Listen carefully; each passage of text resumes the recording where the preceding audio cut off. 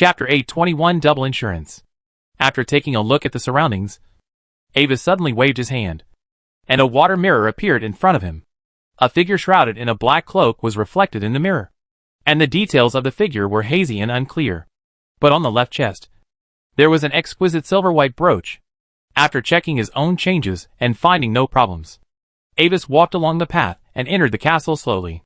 As he entered the door, noticing the color of the brooch on his chest, a handsome waiter in silver-embroidered clothes walked out of the darkness silently and led him to the banquet hall. Avis also remained silent. He could see that although the waiter in front of him looked like a real person, he actually had no independent consciousness in his body, but the effect of some ritual magic.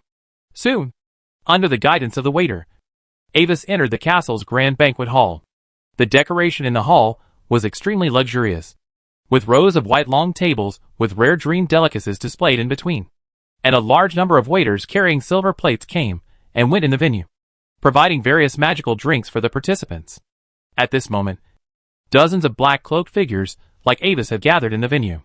However, most of them have copper brooches on their chests, and there are very few cloaked figures with silver brooches.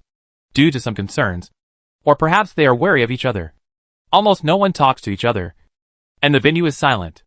As time reaches midnight, the door of the hall slowly closes with a creaking sound. The lights in the venue dim, and many waiters quietly leave. The next moment, several beams of light focus on the second-floor terrace of the hall, on a cloaked figure who appeared there at some unknown time. On his chest, a beautiful dark gold brooch shone brightly. "Welcome, everyone." Facing the silent crowd below, the cloaked figure slowly spoke. His voice was low and hoarse, with a strange echo like some kind of whisper. "No need to doubt. No matter what you are pursuing, you will get the answer at the upcoming dinner. Now, the dream dinner begins." As his words fell, waiters suddenly came to the crowd again like flowing water, each of them holding a tray with a shining crystal ball on it. In Avis's perception, as the waiter approached, the surrounding dream time and space seemed to suddenly solidify, as if it was separated from the world as a whole. Only within the range of the crystal ball on the waiter's tray, time still flowed normally.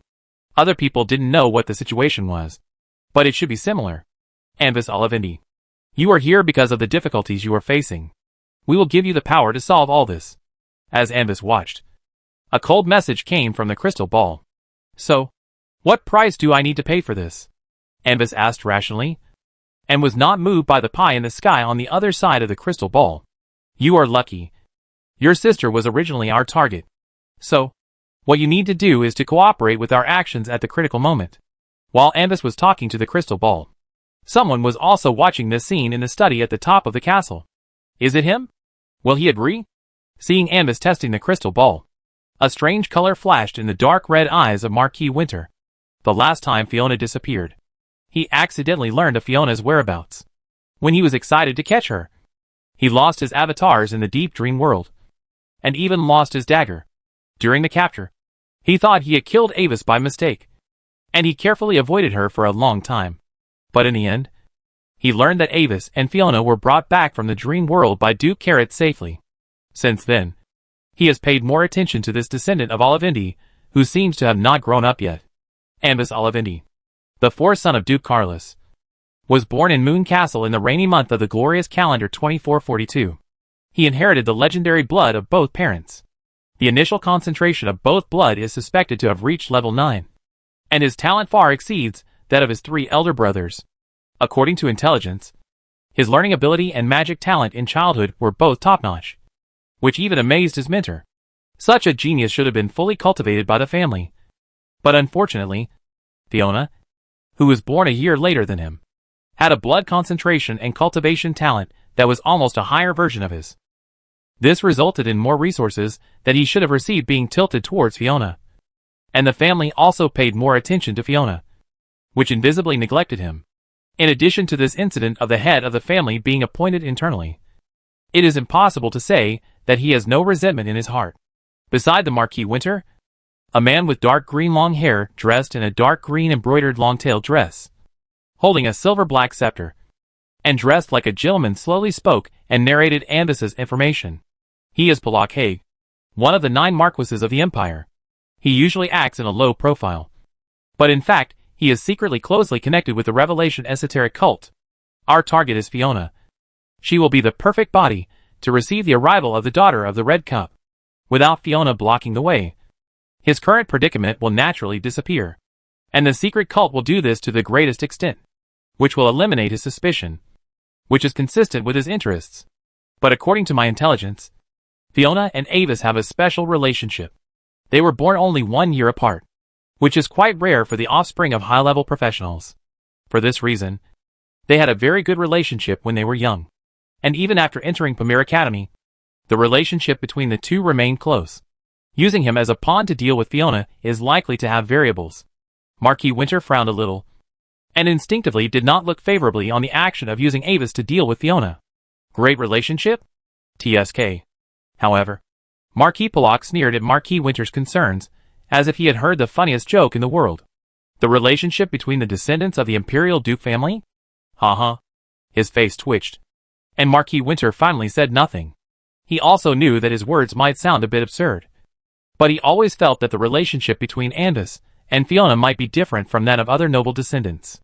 If he really preferred to give up his own interests and the competition for the position of the head of the family, and chose to protect Fiona, then they would have alerted the enemy in advance. After thinking for a moment, Marquis Winter decided to add another insurance for the next action of capturing Fiona.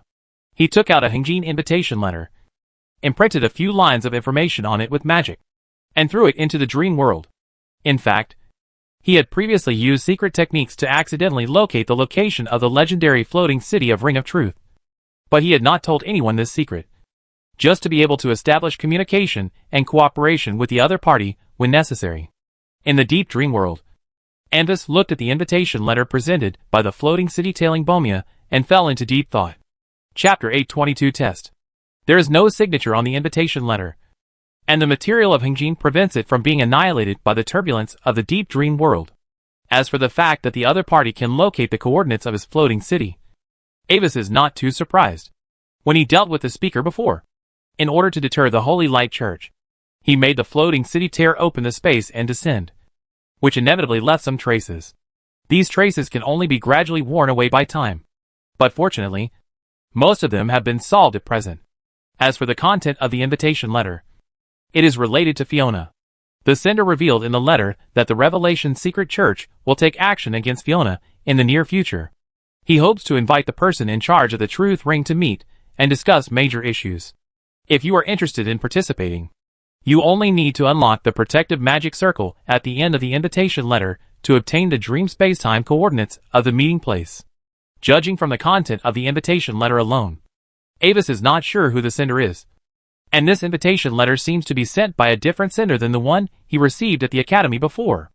However, his original identity had just been invited not long ago, and now someone sent a similar invitation, making it difficult not to connect the two together. Invite the Truth Ring to participate in the special operation against Fiona? Rubbing the invitation in his hand, Avis was silent for a moment, revealing a strange smile. Indeed, every time Fiona was attacked in the past, the people of the Truth Ring were always there, and it seemed that they also intended to take advantage of the chaos to kidnap Fiona. But they were blocked due to various factors and failed. Very good. My Truth Ring attaches great importance to Fiona's existence. And of course, we can't be missing in such an operation. Unlocking the magic circle on the Hengjin invitation, a special deep dream spacetime coordinate was exposed. It is special because its direction points to the bottom of the inversion layer, an unknown area very close to the bottom of the entire deep dream world. This kind of deep regional information is rarely mentioned even in the dream inheritance information of the star civilization. The coordinates on the invitation have a guiding function. Any existence holding it can be naturally guided to the coordinates. Without much hesitation, Avis directly created a temporary clone through the old secret book, and then let it go to meet the inviter with the invitation, with the old secret book as insurance and firewall. Even if the other party wants to plot against him, it is impossible to trace back to his original body. The time flow in the deep dream world is different from that in the main material world. Avis's clone left the floating city with the invitation, and then was wrapped in the faint light emitted by the coordinates, like a floating jellyfish, floating towards the bottom of the deep sea of the dream space. The reason why the inversion layer is called the inversion layer is because of the extreme chaos in it. Just as any creature will inevitably enter death, The independent dream scene bubbles floating in the deep dream world will also die at a certain moment, leaving only a few remnants and sinking to the bottom of the dream world. The inversion layer is the bottom of the deep dream world, where countless wreckages of the dead dream world sink, and has been completely distorted by the heaviness of these wreckages. Here, all perceptions will deceive you. You think you are heading straight to the direction of a dream scene bubble, but in fact your relative position may stop or even go in the opposite direction. The dream turbulence that swept over was probably just a distorted phantom caused by the distortion and refraction of space and time, while the real fatal crisis was hidden in the seemingly calm dream space. To reach a specific area of the inversion layer, it can only be done with the dream spacetime coordinates as an anchor point. With the help of the coordinates on the mysterious invitation letter, Avis's clone entered a special small dream bubble. The sky was shrouded in gray fog, and the ground was made of simple mud and rocks. In the center was an ancient rock table, and 14 slightly vicissitudes of life and rusted bronze high-backed chairs were placed on both sides of the long table. The entire dream scene was even less than 1 square kilometer in size. At this moment, on the bronze bench on the left side of the long table, there were already 3 robed figures with different clothing details, but all wearing hoods waiting silently. I'm sorry to invite you to meet in this kind of venue. In order to maximize the fuzziness of the detection of the prophecy spell, this is a necessary safety measure. As Avis stepped into this place, a black-robed figure, who had been sitting silently at the first place on the left side of the long table, stood up and welcomed Avis. Is it you who invited us to meet here? After a quick glance at the 3 beings, Avis spoke slowly, breaking the pin-drop silence in the venue. Like him, the 3 beings were all special incarnations, and none of them came in person. At the same time, during this short meeting, several different strange waves traced back to Avis's body along the clones, and were then blocked by Avis's counterspells and the old secret book. The Ring of Truth is indeed worthy of its reputation. Seeing that the test failed, the figure sitting in the second seat, with a red cup-like emblem on his black robe, slowly spoke, with a gentle voice and a magnetic and seductive charm, as if it was a woman. People from the Revelation cult? With a slight twitch of his lips, Avis nodded to her with a fake smile. Before in the Federation, Avis had unilaterally had some minor frictions with the Revelation cult, but this had nothing to do with the Ring of Truth. The Revelation cult suffered heavy losses entirely because of the crazy pursuit of the Holy Light Church. However, the other party's next sentence made Avis frown. We come with greetings from the Great Mother of Desire. I wonder which great being you want to awaken. As this question was thrown, the other 2 beings also looked over, and seemed to attach great importance to the answer to this question. Avis could feel that this question was extremely critical, and the answer he gave would determine the attitude of other beings present towards him. I'm sorry, I can't answer your question. With his mind spinning rapidly, Avis finally gave an ambiguous answer. Although he didn't know why the other party thought that the Ring of Truth was secretly trying to awaken the ancient being, he didn't intend to take the initiative to clarify anything, but let them fill in the blanks themselves. Hearing this answer, the presence of the person who seemed to be the representative of the Revelation esoteric cult began to have a bad aura. The other 2 remained silent, and there was no special reaction on the surface. The gods are about to return. The star in the prophecy is the best carrier, which may be important to the camps behind the 2 excellencies, but it is meaningless to fight for its ownership now. Finally, the black-robed man who was still the leader smiled and broke the slightly awkward atmosphere. Then, I propose to invite the Truth Ring to join us and discuss the next plan together. How about it? For his proposal, the other 2 finally nodded in agreement. Although the representative of the Revelation esoteric cult looked a little unfriendly, he did not object in the end. After all, the guardian force around Fiona is very strong. They have failed many times before, and now they must unite all the forces they can fight for. Chapter 823 Secret Message. After confirming that the Circle of Truth would join this secret operation, everyone began to discuss the details of the operation. The Pope of the Revelation esoteric cult recently received a sudden divine revelation. Due to the changes in the entire world, the great beings of the ancient times are about to revive and return, bringing the world back under the shadow of ancient terror. Compared with other ancient beings that were completely asleep and completely lost contact with the Yar continent, because the Song Star esoteric cult has always been secretly and tenaciously continued in human history. The old gods such as the Red Cup and Original Moon worshipped by the major branches of the Song Star esoteric cult still retain a connection with the Yar continent and have not completely fallen into the deepest dark dream. And with the advent of Malem's breath and the expansion of the overlapping area of dreams, the Red Cup was also the first group of great beings to be alarmed and began to instinctively revive. There is no exact record of why the original ancient gods left this world. But now, they are about to return. Moreover, as the dormant will gradually awaken, with the contact with the information of the Yar continent, Red Cup was surprised to find that the web of fate in the main material plane had unexpected changes. In the ancient revelation, they should not have the opportunity to revive at this point in time, but need to arrive in the future. Waking up early seems to be a good thing. But for an ancient existence of the level of Red Cup, the reason for the strange changes in the web of fate is much more important than the result of his early awakening. At their level, even if the previous path did not involve fate, they can instinctively sense the good and bad fortune related to themselves. The originally predetermined fate had unexpectedly changed, and this change caused him to have a rare hesitation emotion. So, he ordered his revelation esoteric cult to find the cause of the change with all his strength, and at the same time prepare the highest level of Advent ceremony in the Yar continent. He wanted to investigate the root cause of the change in the shortest time. From the unintentional words of the representative of the revelation esoteric cult, Ambus learned an important information. The progress of the return of the ancient beings is closely related to the area of the overlapping area. Although the officials of the Holy Light Church and the other two empires have tried hard to eliminate the overlapping areas in various places, the most efficient time was just to barely suppress the expansion of the overlapping areas. Now, with the civil strife between the Idol Federation and the Glory Empire, only the Holy Light Church is still supporting, resulting in the expansion of the overlapping areas that cannot be stopped. However, the total area of the overlapping area currently accounts for a small proportion of the area of the entire world. Before reaching the critical point, the body of the old god still cannot return to the main material world. At this time, some more special coordinates are needed as guidance.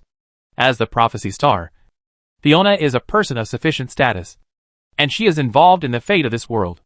If she can be used as a carrier for the advent of the gods, then the body of the daughter of the Red Cup can be accepted by the world more quickly.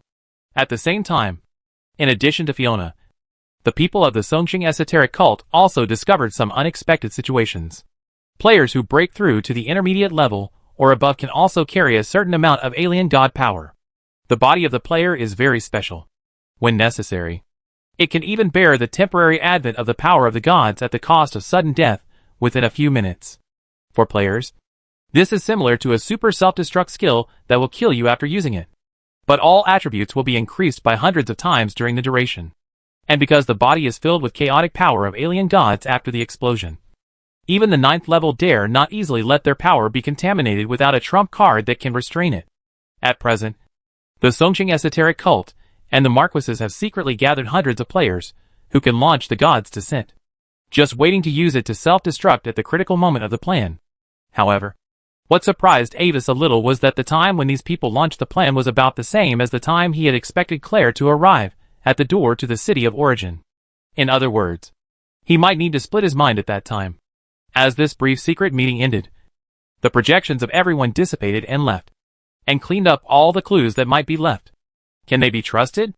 In the main material plane, Marquis Winter, who had taken back his clone, opened his eyes and glanced at Marquis Pollock, who was cleaning up the traces of the clone's dissipation. This question was not only asked about the Ring of Truth, but also the Revelation esoteric cult. What do you think? Glancing at Marquis Winter, Marquis Pollock snorted coldly. These guys who believe in extraterritorial gods are all a little mentally abnormal, but their goals are consistent with our interests. The Olivendi family must not have a star of destiny growing up. This is the consensus of all of us. In addition, I also got a piece of information that is hard to tell true from false. When the overlapping area completely covers this world, the zenith wall will disappear. We don't need to do anything. Just wait until the time comes, and the barrier that prevents us from breaking through the legend will naturally disappear. Are you telling the truth? Where did the news come from? Marquis Winter was stunned and a little surprised. The news came from the Pope of the Revelation esoteric cult. It is said that he received divine revelation and learned this news from it. In order to show his sincerity as an ally, he revealed it to us. The silver-black scepter in Marquis Pollock's hand paused slightly. When he mentioned this news, his heart was not calm. All the 9th level people in the history of human civilization have faced this desperate barrier. This feeling that the road ahead has been completely cut off is difficult to understand for those who have not experienced it. Revelation Esoteric Cult. Is this their strategy to let us sit back and watch the overlapping area expand, and eventually delay until their gods can come back to this world? Marquis Winter instinctively suspected that this was a conspiracy. After all, it sounded quite in the interests of these pagans. Oh, I was worried about this problem for a while. But the reality is that we can't actually stop the overall expansion of the overlapping area. Marquis Pollock smiled coldly. His Majesty disappeared. The princes were fighting for power. The guardians and the 4 major families even took sides. And no one cared about the overlapping areas. After all, they did not have much impact on high-level professionals. Even if we spend all our time from now on to govern the overlapping areas, it would be too late. At most, we would just slow down the expansion of the overlapping areas by several times. Now it seems that since we cannot control the changes in the world, why not leave a way out for ourselves in advance? On the other side, Avis has returned to Pamir College. The cocktail party in the dream world that he attended in his original identity has also ended at this moment. The existence on the other side of the crystal ball seemed to attach great importance to him. After testing him, he generously gave him a diamond-shaped crimson-purple crystal containing powerful alien god power. The divine power in it is quite familiar to Avis, and it comes from the power of desire of the daughter of the Red Cup. According to the description of the existence on the other side of the crystal ball, he only needs to bring the crystal to approach Fiona in the name of visiting at the time of reminder. Chapter 824 Action begins. When the clone returned to the academy with the crystal, the old secret scripture showed an eagerness to try the crystal. However, Avis did not feed the crystal directly to it. According to his speculation, the pagan who gave him the crystal would most likely be able to sense the whereabouts of the crystal. So there was no need to alarm the enemy now. Acting in full, Avis directly sent a communication invitation to Fiona using the crystal ball equipped by the family. Fourth brother? What's the matter? Suddenly receiving a call from Avis. The petite girl holding a blue-gray kitten on the other side of the crystal ball greeted Avis happily. Since the last attack on Xingqian territory, Avis handed over the status of the Lord's adjutant to her personal maid Annie, and has not contacted her for a while. Nothing.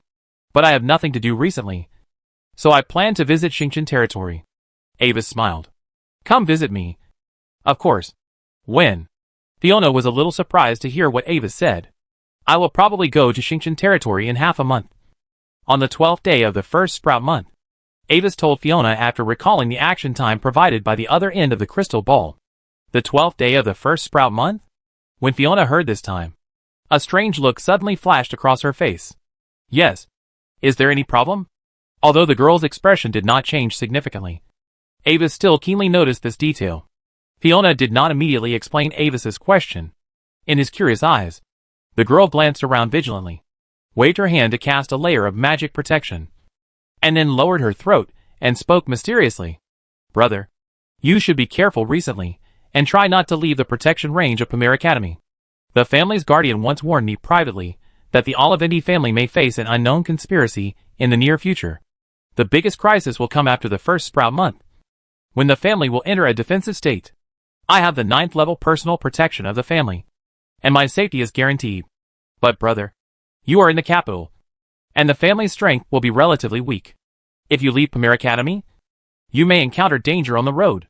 Speaking of this, Fiona wrinkled her white nose, hugged the fat little cat Kate, and her voice gradually became smaller.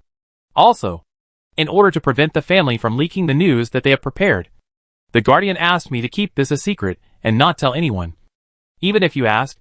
However, if you, the 4th brother, don't know this news, it will be very dangerous to suddenly come to Xingqian territory to play with me. As long as you, the 4th brother, don't tell me, the guardian shouldn't know that I leaked the news. Is that so? Don't worry. Faye, I didn't hear anything just now. After a slight surprise, Avis nodded. That's right. The Olivendi family is one of the 4 major families in the Empire after all. If there are no means to resist various conspiracies, it would not have been possible to continue from more than 2,000 years ago to the present. It's just not clear how much relevant information the family leaders have mastered. Avis is a little concerned about this issue. The family leaders should have noticed something, and are currently taking precautions to let the tribe members temporarily shrink their defenses. But how much they know, and what means they have taken are not clear at the moment. However, if it is as you said, I am afraid that I am not safe in Pamir College. Fiona, you should remember that when we were studying together in Pamir College, a mysterious strong man invaded and took me away. And Wise's eyes flashed, and he immediately thought of a new reason. So, I plan to leave a magic substitute at the college, and the real body will disguise its identity, and go to Xingqian territory to hide for a while. I understand. When you go to Xingqian territory, remember to notify me as soon as possible, and I will let Annie pick you up. Fiona nodded, and made up her mind secretly that she must protect Anwise this time. The last time Anwise was captured by the enemy, Fiona was worried and blamed herself. Wow! When the fourth brother was captured instead of her, he must have suffered a lot of torture at the hands of the enemy. Now that she has a powerful force, she will never watch Anwise being captured by the enemy like last time. Afterwards, Avis continued his daily life as if nothing had happened. Other people who participated in the dream dinner did not show any abnormality, as if the dinner they participated in the dream world that night was really just an illusory dream and did not happen in reality. But Avis understood that this was only the calm on the surface. In the dark, all forces were temporarily dormant, waiting for the best opportunity like predators. As long as the time came, turbulent waves would erupt under the calm appearance. During this period, half a month seemed to pass by unusually quickly, and in a blink of an eye, it was the eve of the start of the plan. The 12th day of the first sprout month in the 2466th year of the glorious calendar. The sun in the sky still rose and set as usual, and everything seemed the same. But for those lurking in the dark, the time had come. As planned, Anvis left a clone at the Pamir Academy as a cover, and secretly rushed to the Star Territory with the crystal. However, unlike the information he told Fiona, it was actually only the clone who went to the Star Territory. He has set off and is ready to start the next step. On a rocky mountain 30 miles away from the Star Territory's main city, Silver Gull City, several beings with illusions covering their figures were looking at the prosperous silver-white huge city in the distance.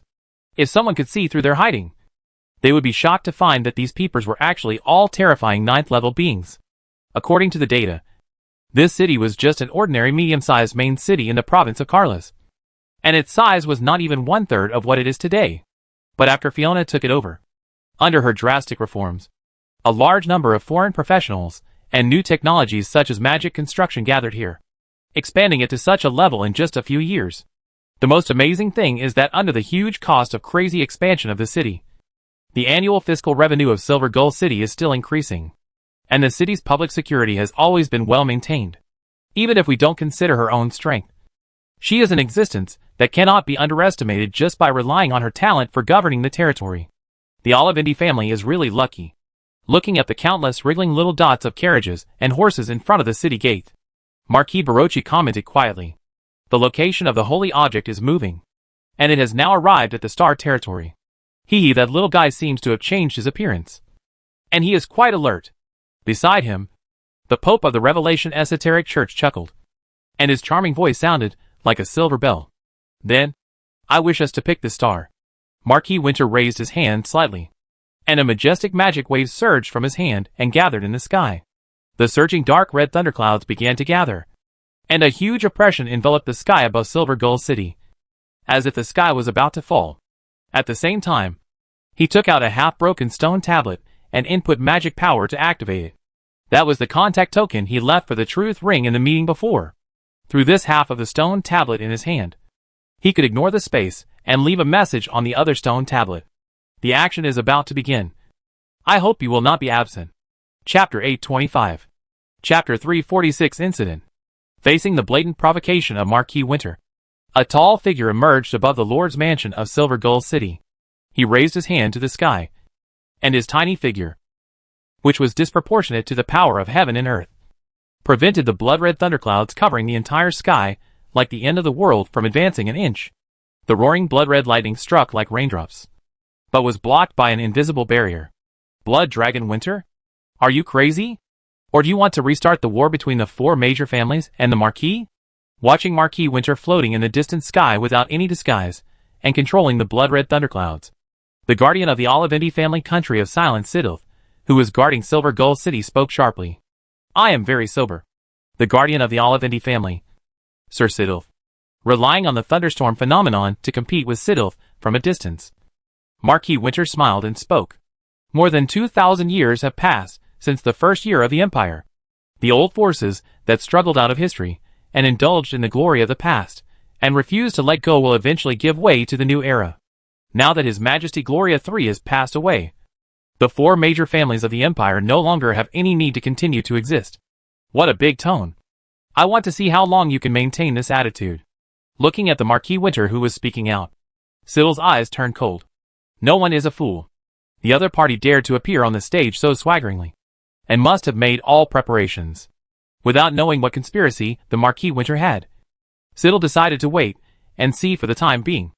Relying on the powerful protective array of Silver Gull City, it would be impossible for Winter alone to attack.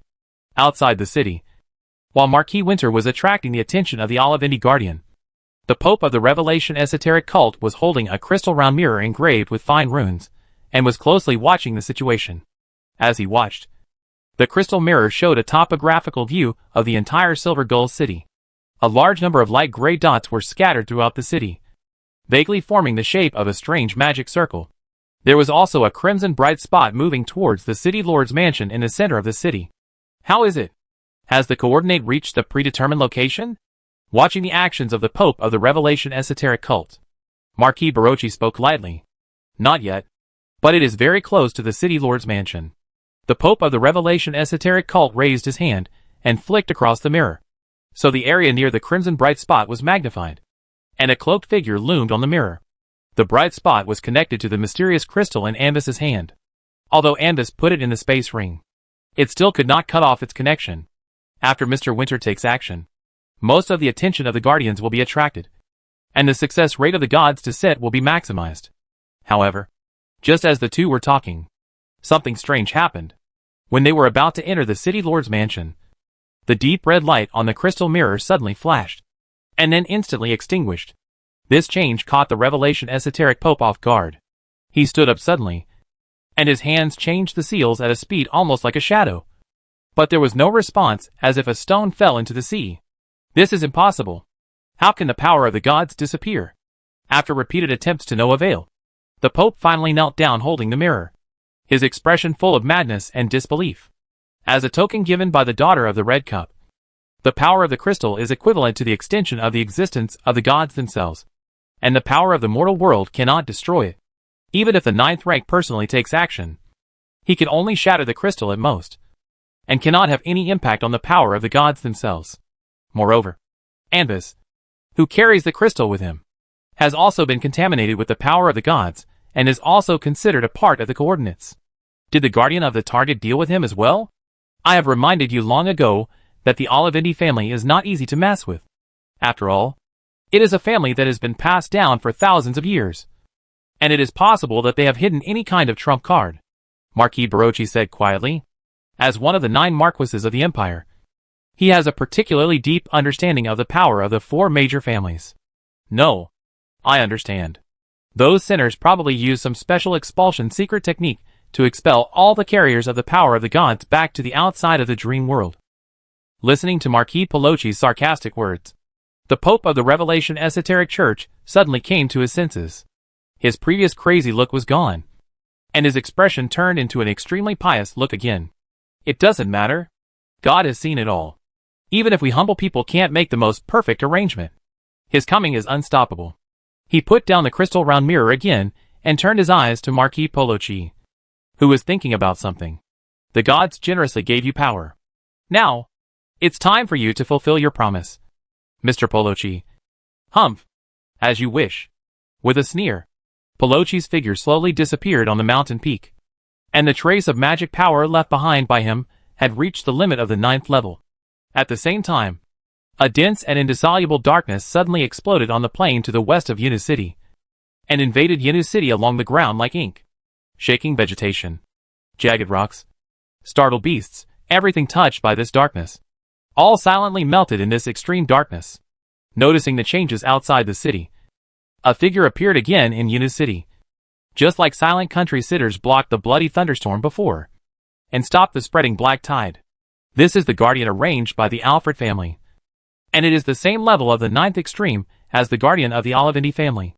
The hard power of the two guardians is stronger than that of Marquis Winter and Marquis Poyochi. And with the blessing of the city protection array, after a short stalemate, the blood cloud and black tide in the sky began to retreat at a speed visible to the naked eye. If it weren't for the need to distract themselves to protect the city, the two guardians might have already started counterattack. While the battle situation seemed to be at a disadvantage, the Pope of the Revelation esoteric cult was still waiting on the mountain peak, staring at the round mirror in silence. After a moment, as he watched, the gray dots scattered on the mirror suddenly lit up and turned light red. At the same time, in a corner in the southwest of the city, a new crimson bright spot suddenly lit up. Has the plan started? Time went back to a few minutes ago, when Marquis Winter took action. Looking at the 9th level battle that broke out in the sky, Avis's clone stopped his steps to the city lord's mansion, took out the crystal and fed it to the old secret scripture. Of course, he couldn't really take this crystal to see Fiona, and the old secret scripture also actively swallowed it. As a contractor of the old secret scripture, Avis could vaguely sense the essence of this crystal. Perhaps others could not do anything with this crystal, but he was different. Then, this clone with the power of the crystal dissipated directly, and the remaining traces were cleared by the old secret scripture, and another new clone was condensed again. Looking at the Lord's mansion not far away, Avis was about to leave when he suddenly stopped and turned his eyes to an alley on the side. As he watched, a white light lit up in the alley, and the figure of a player condensed out. It seemed that there was nothing wrong with this, but Avis sensed a faint but unusually familiar aura on him. At this moment, there were hundreds of players online in Unicity at the same time. Looking from the sky, the scattered positions of the players were exactly the same as the red dots shown in the mirror in the hands of the Pope of the Revelation esoteric cult. Chapter 826, the target of public criticism. In the southwest area of the city, at the point marked by the deep red bright spot on the crystal round mirror in the hands of the Pope of the Revelation esoteric church, a golden-haired elf figure holding a slender staff, wearing a silver-blue interwoven robe, and exuding a faint magical aura, emerged in a white light. Boss! Boss! Seeing the figure appear, several players, who had been waiting on the side disguised as ordinary citizens, gathered and bowed. In terms of equipment quality and personal strength, these players are obviously above the average level. And in front of their names, they all have the guild prefix of Silver Blue Esports. Yeah! Faced with the bows and greetings of the crowd, the elf player nodded as usual. His blue eyes swept the surrounding environment, and then looked up at the sky, looking at the blood-red thunderclouds covering the sky. He is the owner of the Silver Blue Esports Club Blue Galaxy, and also the chairman of the Silver Blue Group. Since the release of Mystic Era, he has been very keen to experience this virtual world where the flow of time is different from reality, especially as an important role, participating in those plots that may change the history of the game. This is his personal hobby. As the esports club ranked first in the country in terms of comprehensive strength, the members of Silver Blue Esports accidentally came into contact with the Revelation esoteric cult, and then successfully established cooperation with it with the help of the plot analysis team. For players, the alien cult is actually no different from other indigenous forces, except that it is more neurotic and dangerous. But compared with the specialties and special hidden professions of the alien cult, these shortcomings are acceptable. How is the plot going now? Has the action of the Revelation cult started?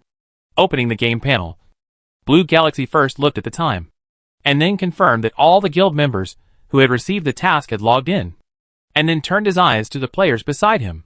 For this action, he practiced for a long time with his elite members of Silver Blue Esports, so that they could accurately grasp the time of their own online. Everything is within the original plan. Boss, the Revelation cult just sent a message, and the action officially started. In addition, there is a problem with the original coordinate crystal, and the backup crystal in your hand needs to be activated. Hearing the boss's question, a team leader player answered respectfully. Good. Very good. Showing a smile, Blue Galaxy was very satisfied with this development. In fact, the club team had analyzed before that the probability of the Revelation cult's plan being successful was not high. After all, the four major families are one of the highest rulers of the empire in the open, and there may be trump cards that cannot be predicted in advance. At that time, They can only activate the backup plan as insurance. The task that these players had received before was to lurk in the designated location first, then go offline, and then go online collectively at the agreed time to activate the God's Descent skill, with the players who have accepted the power of the alien gods as the base points of the array, and the crystal in Blue Galaxy's hand as the core. The human body of the gods will descend. The price is that all the existences that serve as the base points of the array will die afterwards. Obviously, death is not a problem for the players when the benefits are sufficient.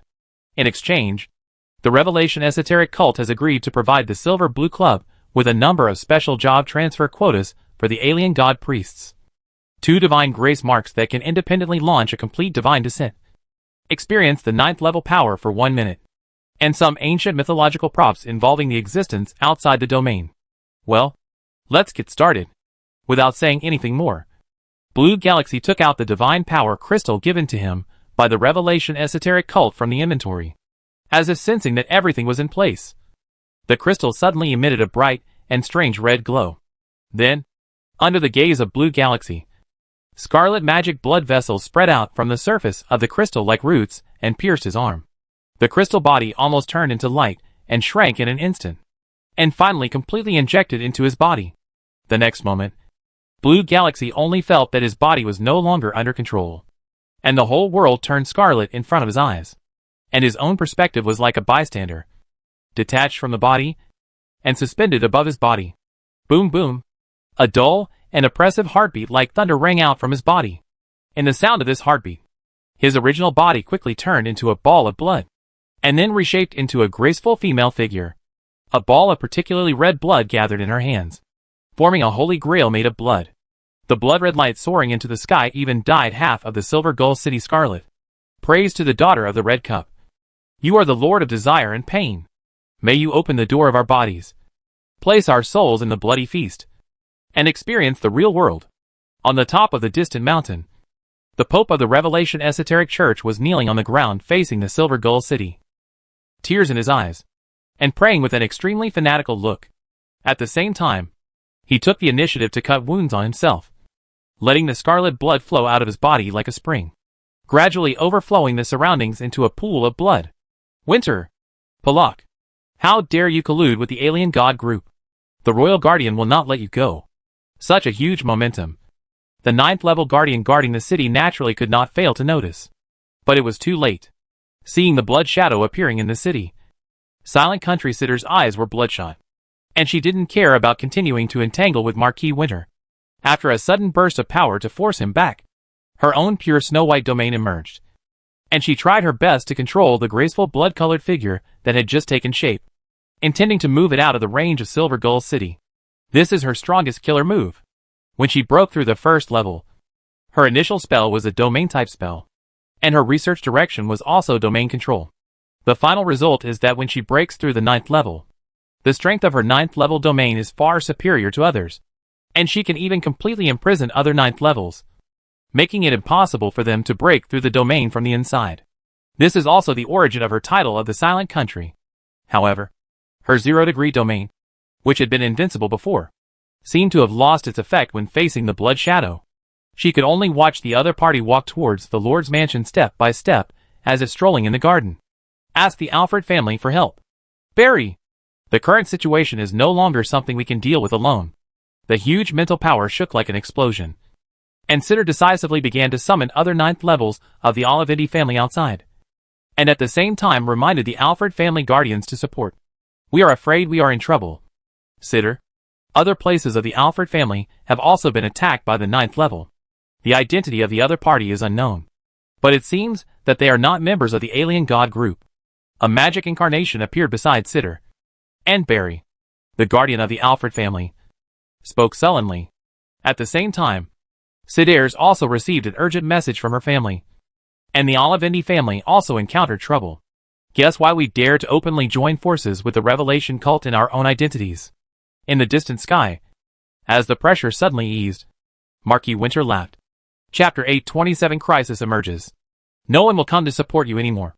Siddle, I've already said that the 4 major families of the Empire no longer need to exist. While remotely controlling the thunderclouds and attracting the attention of Siddle of Silent Country, Marquis Winter sneered. Do you think that our actions today only represent me? When the Aslade family violated the agreement and intervened in the dispute over the throne, everything was irreversible. Humph. Since you have colluded with the alien cult, why do you have to find some hypocritical reasons for yourself? The guardian of the Alfred family roared. Abandon Marquis Polochi, and return to the city urgently to intercept the blood shadow that appeared in the core area of the city with Citadel. But even if the two joined forces, they only slowed down the pace of the blood-colored phantom slightly. At the same time, without the restraint of Alfred's guardian, the dark sea transformed by Marquis Barochi suddenly surged up and washed over the city defense array of Silver Gull City, causing the energy of the entire array to begin to be consumed violently. This won't work, Barry. That is the incarnation of the alien god of the Revelation esoteric cult. I will use the blood-tracing secret technique to delay it for a while. You find a way to stop the two Marquises. The incarnation of the alien god will not last long. Seeing this, Sitters gritted her teeth and took out an exquisite feather that seemed to be made of pure ice crystal from the ring. As soon as the feather appeared, a vivid miniature cold wind crystal bird appeared on it, flying around the feather, and even a faint clear cry could be heard. The feather of the cold wind crystal bird? After a pause, Barry nodded immediately, and at the same time, his figure flashed and teleported outside the city. While doing his best to stop the two Marquises, he cleared the battlefield for them. The bloodline tracing secret technique is a special secret technique that can only be used by those with powerful bloodlines. Through the part of the body structure of the bloodline root as a medium, it can temporarily return to the existence of the bloodline source. When Sidilsi, who has the bloodline of the cold wind crystal bird, activates this secret technique, the source of her power will be traced back to the legendary cold wind crystal bird. Even if she is limited by the spell limit and the carrying capacity of her own body, she can easily exert the power above the 9th level. However, although this is a very powerful secret technique, as a price, the caster will be weak for a long time after the spell effect ends, and it is only suitable for use when desperate. At this moment, the feather of the cold wind crystal bird has already emitted a cold glow in Sidilsa's hand. Bathed in this light, Sidil's originally graceful figure also turned into brilliance, and then gathered into a gorgeous giant bird that spread its wings and soared in the sky, as crystal clear as ice crystals. The proud eyes swept across the blood-colored beautiful shadow on the ground, and the huge cold wind crystal bird slightly flapped its wings, representing the rule power of solidification, freezing, and freezing, which immediately descended on the blood shadow. Unlike the previous disregard, the blood shadow in the figure of a girl made other movements for the first time. She raised her head slightly and held up the red cup in her hand. The red blood fountain gushed out of the cup and spread around her into a bright red blood pool, which offset the rule power caused by the cold wind crystal bird and eroded the body of the cold wind crystal bird in the opposite direction. Under the erosion of the red cup, some feathers on the surface of the crystal bird began to be covered with a faint blood color, and blood vessels appeared out of thin air and spread in the clear feathers. This was a pure battle of rules, and ordinary professionals could not sense the battle between the two. But in the battlefield between the two, the wreckage of the city buildings that turned into ice dust silently warned of the danger of the battlefield at all times. However, as time went on, the crystal bird in the sky gradually began to appear weak, and its body's surface was gradually covered with a layer of blood. The blood-colored graceful figure was obviously in a better state, except that the range of its own blood pool had shrunk a little. There was no change in the rest. When the battle situation quickly slid to the disadvantage of the Olivendi family, the change happened again. Above the sky on the side of the city, a huge silver floating city tore through the space and descended. While the crystal bird and the blood shadow were entangled, various weapon systems were activated and suddenly attacked the Lord's mansion. Ring of Truth? You actually ignored the peace agreement. Sitters was shocked and wanted to stop it. But at this moment, she had fallen into a comprehensive disadvantage in the battle. The power of the incarnation of the Red Cup Girl was more durable than she expected.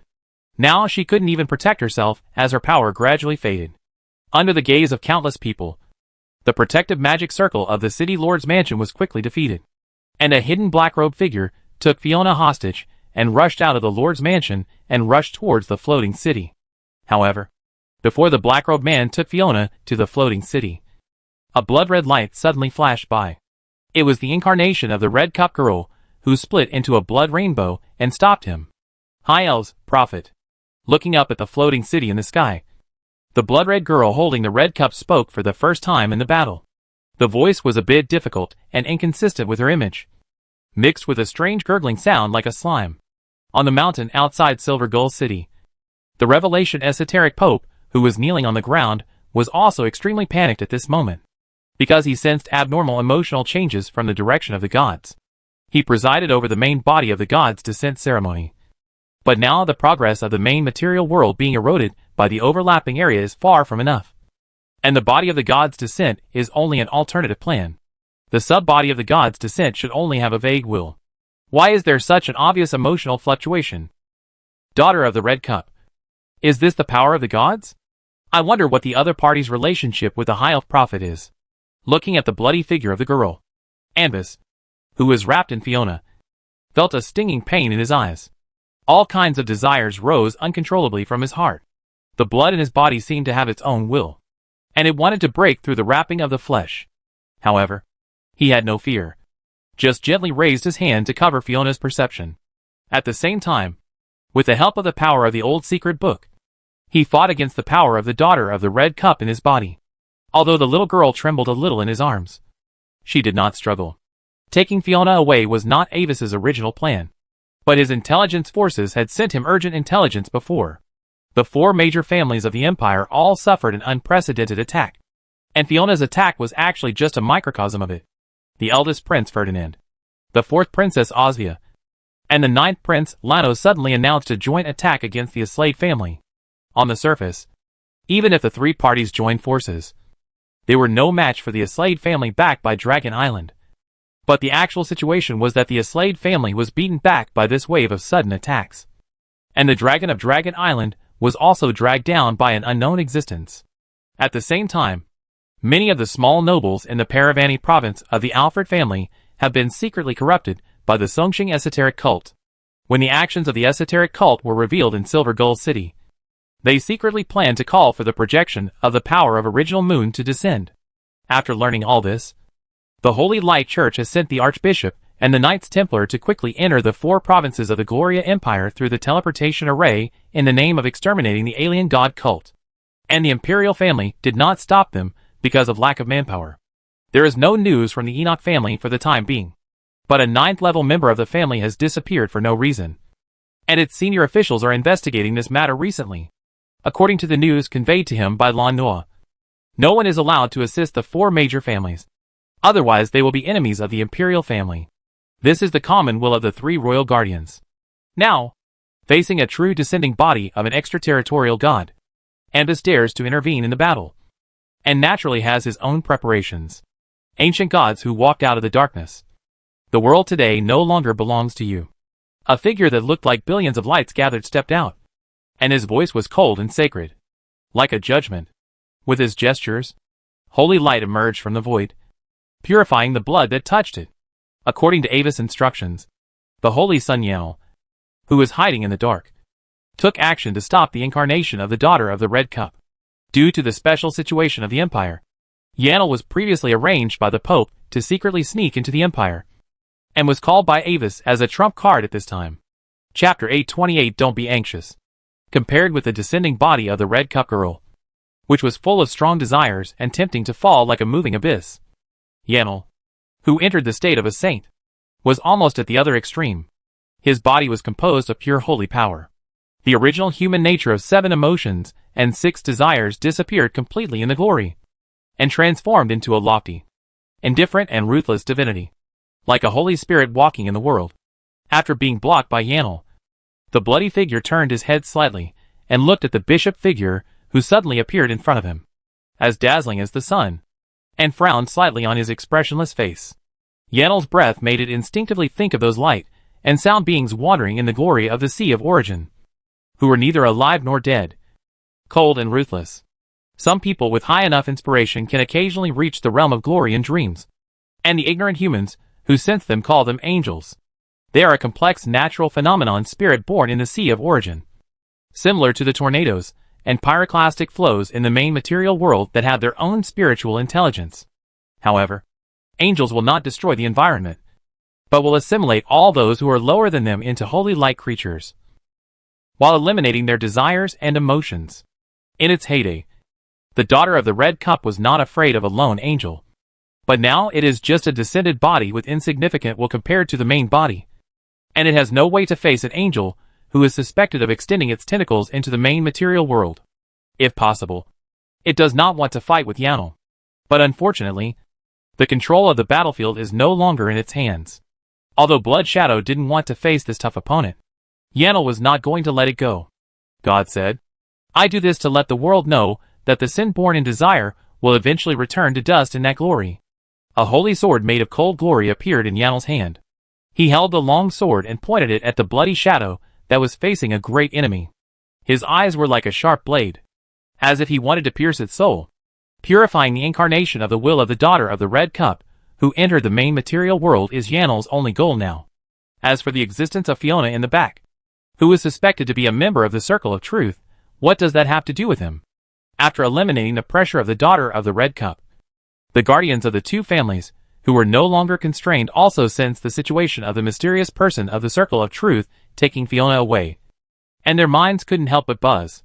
At this moment, they ignored the attacks of Poyochi and Marquis Winter, and attacked Avis at all costs, risking their own injuries, and frantically stopped him from taking Fiona away. Facing the attacks of two 9th level warriors, Avis was not in a hurry. The floating city in the sky lowered the rules of defense to counter the hasty attacks of the two. At the same time, Marquis Winter and Marquis Pollock also took advantage of this opportunity to launch a full-scale attack, forcing the two to distract themselves from defense. As long as the Ring of Truth can successfully take Fiona away, then their minimum goal will be achieved.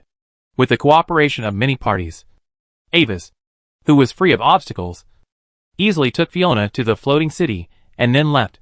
Avis, I'm not kidding you. Don't think that you are the chief prophet of the Ring of Truth and the family can't do anything to you. Immediately, send Fiona back. When Duke Carrot received the latest intelligence from the front and confirmed the authenticity of the intelligence, he felt black in front of his eyes. As a person of the bloodline of the Cold Wind Crystal Bird, it was the first time that he felt the feeling of falling into an ice cave. Silver Gull City was attacked by the alien god cult and two marquises, and Fiona was taken away by the people of the Circle of Truth who suddenly appeared. He contacted Avis through the crystal ball as soon as possible, and told him in an almost roaring tone to put Fiona back. Calm down, father. Being anxious won't solve any problems. Why don't we sit down and make a pot of black tea and talk slowly? Looking at Duke Carrot, who was almost out of control and had "I'm anxious" written all over his body, Avis blew on the ice crystal petals floating on the black tea in the bone china teacup and took a sip elegantly. Unwise. Looking at Avis's pretentious style, Carrot's face turned black, and his fists tightened again and again. He wanted to crawl along the crystal ball immediately and beat this rebellious son to death. However, Avis's next words gradually silenced him. I have a question, father. Even if I find a way to convince the leader to send Fiona back, does the family have the ability to keep her now? You received the news? That's right. Your news channels are often not weaker than the families. Duke Carrot put on a stern face again. The Olivetti family is indeed facing an unprecedented crisis since the founding of the empire. But this does not mean that they have weakened to the point that anyone can come and step on them. Maybe the family is in trouble now, but that is not a reason for you to let the Ring of Truth take Fiona away. Avis, in the hands of the Circle of Truth, she is likely to be in danger. Even if you are now the chief prophet of the Circle of Truth, what should you do if the leader of the Circle of Truth insists on taking action against Fiona? Even if the leader of the Circle of Truth decides to protect Fiona under your advice. If even the Olivetti family can't protect Fiona, how can the Circle of Truth do it? Listening to the Duke's somewhat strong tone, Avis suddenly showed a lazy smile, and did not make further answers to the Duke's questions. Instead, he leaned directly on the sofa behind him, looking like he was in a dilemma. Then you can find a way to save her. Why contact me? You know, I'm just a small 5th level professional. I don't know anything except drinking tea and reading newspapers every day. As he spoke, Avis even raised his teacup to gesture, which made the Duke's heart furious. Humph! I hope you and the Truth Ring behind you can really ensure Fiona's safety. Otherwise the Olivetti family will definitely wipe out the Truth Ring at all costs.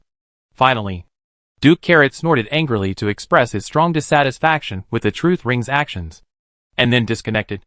There is no way. The Olivendi family really can't rescue Fiona for the time being. The floating city that escaped could not be found for a while. And all the positioning methods on Fiona were found and blocked by a guy who was very familiar with it. After ending the communication, Avis breathed a sigh of relief, put away the relaxed attitude he had deliberately pretended before, and then turned around hesitantly. Stare. Behind him, a little girl holding a cat sat in a corner of the room that the Duke couldn't see. Seeing the crystal ball go out, she didn't speak rashly, but just stared at him quietly with her big watery lake blue eyes, as if waiting for him to give an explanation. Let us not talk about how Anvis explained the situation to Fiona. The two guardians who returned empty-handed returned to their respective families, while using magic to predict Fiona's whereabouts. They also had to deal with the mess they faced, with the secret support of the royal guardians behind them. The Marquises have already taken their subordinates, the small and medium nobles, and began to stand in the open to compete with the Olivendi family. The Revelation cult is also ready to move, and from time to time, they have to make some sacrificial rituals, forcing the 9th level of the Olivendi family to put out fires everywhere. Currently, there is a 9th level of the Olivendi family who is still sleeping and recovering from injuries, and another guardian secretly set out with Claire to find the city of origin. Only 3 people remain behind: Winter Chill Carrot, Zero Ice Crystal Pomona, and Silent Country Sidilsi. Due to the current shortage of manpower, dealing with the harassment of the Marquises and the Revelation esoteric cult consumed a lot of their energy, and Duke Carrot could only pray that Anvis could protect Fiona. However, at this moment, it was not only the Olivendi and Alfred families who were anxious to find Fiona because the Truth Ring took her away. What's going on? Why can't we contact the Truth Ring? The Pope of the Revelation esoteric cult rubbed the crystal ball in his hand anxiously, but after receiving no response for a long time, he finally had to admit a fact that the Truth Ring seemed to have really taken Fiona away and disappeared. Damn it. We have clearly signed a contract under the witness of the gods. Don't they worry about the punishment for violating the contract? Marquis Polochi was also a little unbelievable. They signed a rule contract witnessed by the power of the gods outside the domain. Even if the 9th level limit intended to violate it, they would have to pay a very heavy price. Moreover, even if the Ring of Truth was really prepared to breach the contract in advance, taking Fiona for itself would also mean a fight to the death with them. Chapter 829, Powerlessness. If they had not signed the contract, they would not have worked so hard to help the Circle of Truth delay time. As a legendary resistance organization, the Circle of Truth is a natural enemy of the ruling class of the 3 empires on the continent. It has been hated by everyone, and now it dares to violate the contract again and offend the Revelation esoteric sect. Is the Circle of Truth crazy for offending both the black and white worlds? The great god has passed down the will that the Circle of Truth is related to the High Elf Prophet and is our irreconcilable mortal enemy. At this time, the Pope of the Revelation esoteric sect, who had been silent before, suddenly spoke, and the content surprised the 2 Marquises slightly. High Elf Prophet? Mortal enemy? The name of the High Elf Prophet. As 9th level people, they have naturally heard of it. The leader of one of the 3 ancient legendary races, the Transcendent, who is suspected to have embarked on the road above legend, and the group of elf professionals from the Federation who suddenly came across the ocean are also looking for traces related to each other. Now it seems that what the elves are looking for is probably related to the Circle of Truth, and it is even possible that it has fallen into their hands. As for the hostility shown by the Revelation esoteric cult, it is obviously related to their gods. I am afraid that some unpleasant events happened between the 2 in ancient times. For example, a tragic war. Considering the final disappearance of the ancient hundreds of tribes and the mysterious Great Rip incident, the result of the war is probably a loss for both sides. But such existences naturally have a backup plan. Now it seems that the founder of the Circle of Truth probably obtained the legacy of the High Elf Prophet, so that he could rise suddenly like lightning without any signs. Unlike the Revelation cult, which wanted to call for the return of the old gods, the existence of the Ring of Truth actually had more advantages than disadvantages for the Marquises. Although they verbally denounced the Ring of Truth for violating the contract, the Revelation cult, which could truly connect with the gods, still needed some checks and balances. Otherwise, how could they show the importance of their allies? After exchanging glances secretly, the 2 Marquises had the same idea in their minds. The news that the Ring of Truth was suspected of obtaining the remains of the High Elf Prophet was revealed to the natural elves from the Elf King's court. No matter how those elves who were arrogant would react after receiving this news, they would not lose out by choosing to forcibly take back the remains of the High Elf Prophet, or to reach a cooperation with the Ring of Truth. The news that Silver Gull City was attacked by the alien cult again, and Fiona was taken away by the Ring of Truth that suddenly inserted into the battlefield soon caused some waves. However, for the current situation of the Empire, this originally explosive news can only be regarded as a wave in the stormy ocean. Even though Fiona is the legendary prophecy star, she has not yet fully grown into a strong person who can stand on her own and cannot directly influence the situation in the Empire. 2 days after the attack on Silver Gull City, a more important news took the headlines of all newspapers. Marquis Alk, who was originally believed by everyone to have died in the Life Forbidden Zone a long time ago, has miraculously returned. According to his confession, after he fell into the Life Forbidden Zone, he was accidentally involved in a space-time turbulence. After getting out of it with great difficulty, he was trapped by various dangers in the Life Forbidden Zone for a long time. So he only successfully returned to the Yar continent recently. And the most important thing is that his fall was not an accident, but a conspiracy of the Enoch family, one of the 4 major families in the Empire. Now that he has returned, the first thing he did was to find a way to take revenge. The missing 9th level member of the Enoch family was his handiwork. The 3 royal guardians were very angry about the tragic experience of Marquis Alk, and ordered the Enoch family to give an explanation. Otherwise they would be severely punished. For the Enoch family, this is bad news that cannot be worse. Now that they have suffered a big loss, they can only deal with the royal family's accusations in official language, while trying to contact allies to protect themselves. In fact, Marquis Alk was a chess piece supported by the royal family behind the scenes. After all, the total amount of territory and resources in the Empire is limited. After the 4 major families took half of it, the royal family's reward of 9 marquises was already the limit. And making Alk, who had just broken through the 9th level, the 10th Marquis was the royal family's attempt to take back some rights. At that time, the Enoch family was chosen as the target of action. And at the same time, some conflicts between the 4 major families were tried to divide the 4 major families. The result is also obvious. Not long after taking office, Marquis Alk suddenly became interested and went out for an adventure. Unfortunately, an accident happened, and the number of marquises in the Empire became 9 again. But this chess piece left in the time of Gloria 2 has played its original role again now that even Gloria 3 has disappeared. With the support of the Royal Guardian, Marquis Alk has declared war on the Enoch family. Many small and medium-sized nobles, who were originally loyal to the Enoch family, have turned against them and joined the Marquis Alk camp, making the Enoch family very anxious. Drifting in the Sky City in the Deep Dream World. Looking at this information, Avis rubbed his eyebrows. When the perspective is high enough, it is not difficult to see that the 4 major families of the Empire were almost simultaneously attacked with premeditation. Perhaps the forces that launched the attack belonged to different positions, but it is hard to believe if it is completely a coincidence.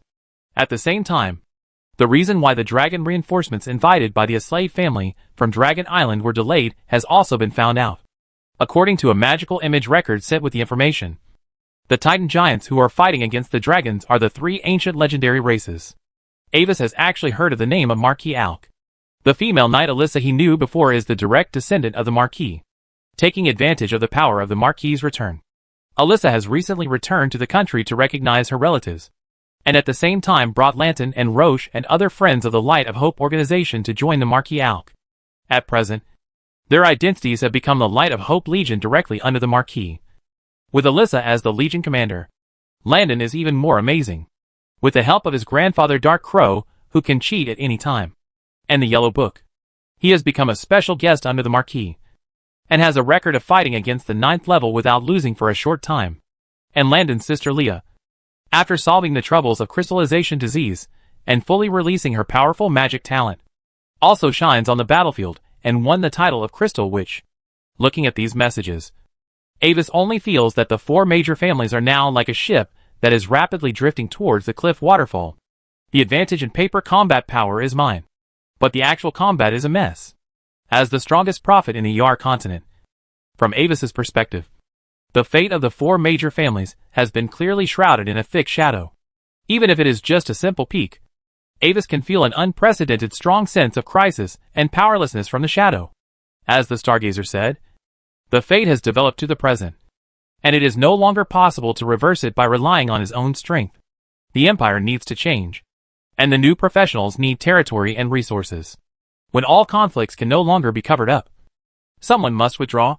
After the Marquises openly attacked the territories of the four major families, the Gloria Empire has now undergone a substantial split, and the four major family camps and the royal faction camp are fighting against each other. After sorting out the power he has, Ava silently simulated the result of his intervention, and finally found that even if he exposed all his cards, he could only delay the failure of the four major family camps for a while.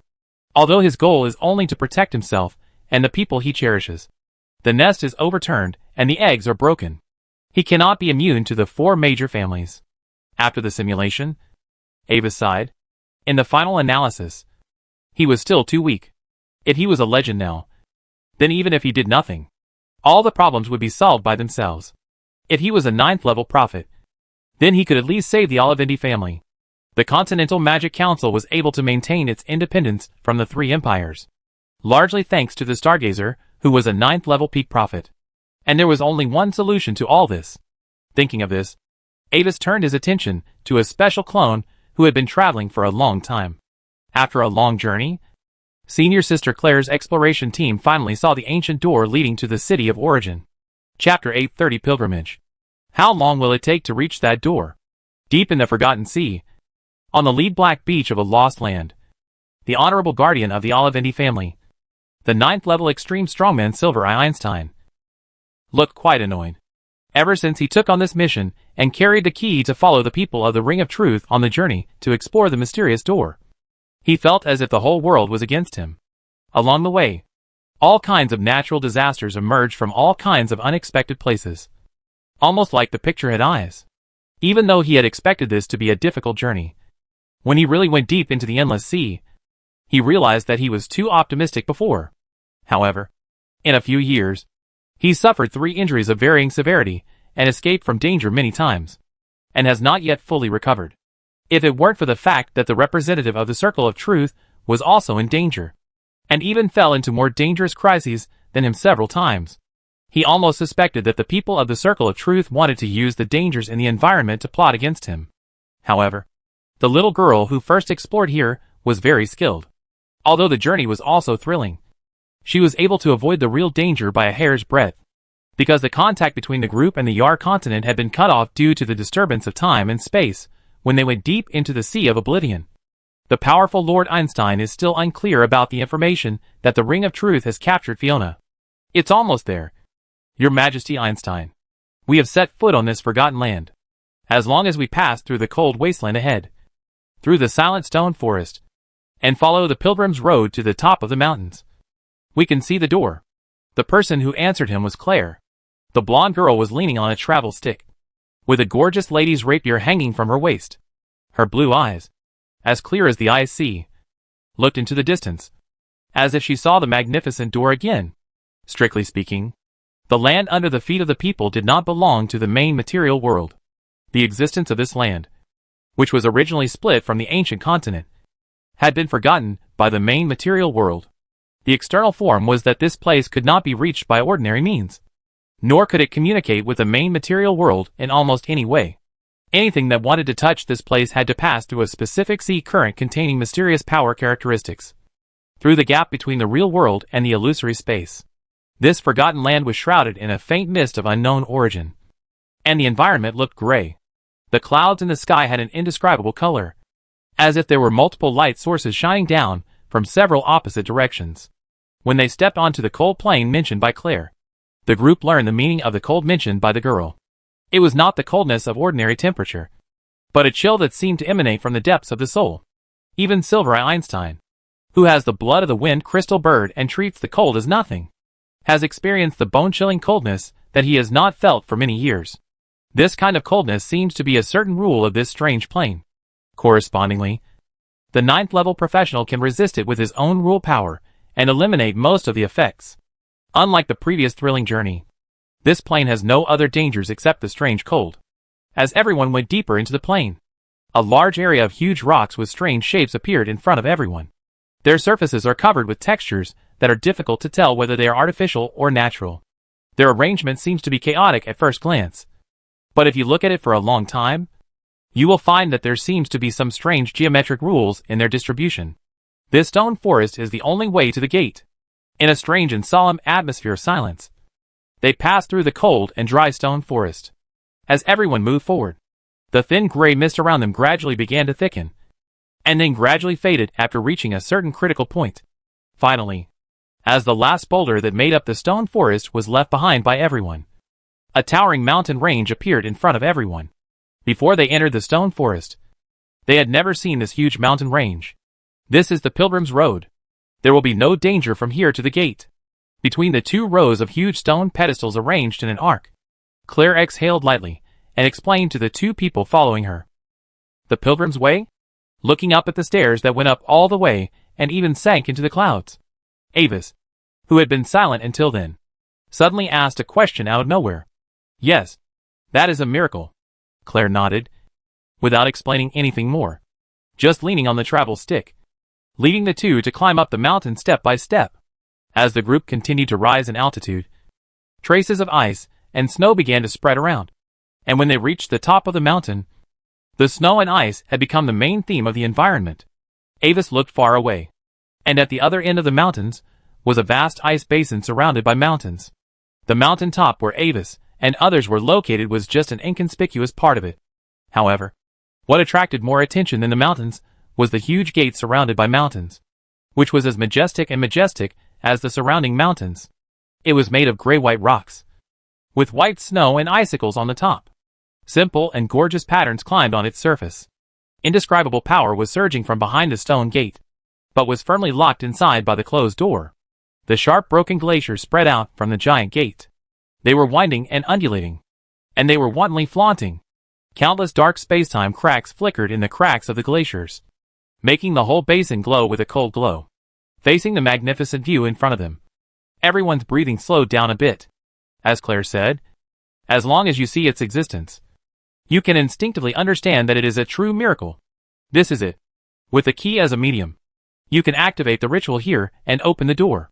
At this time, Claire had walked to the side of the mountain top, in front of a low gray-black nice altar that was mostly covered with ice and snow.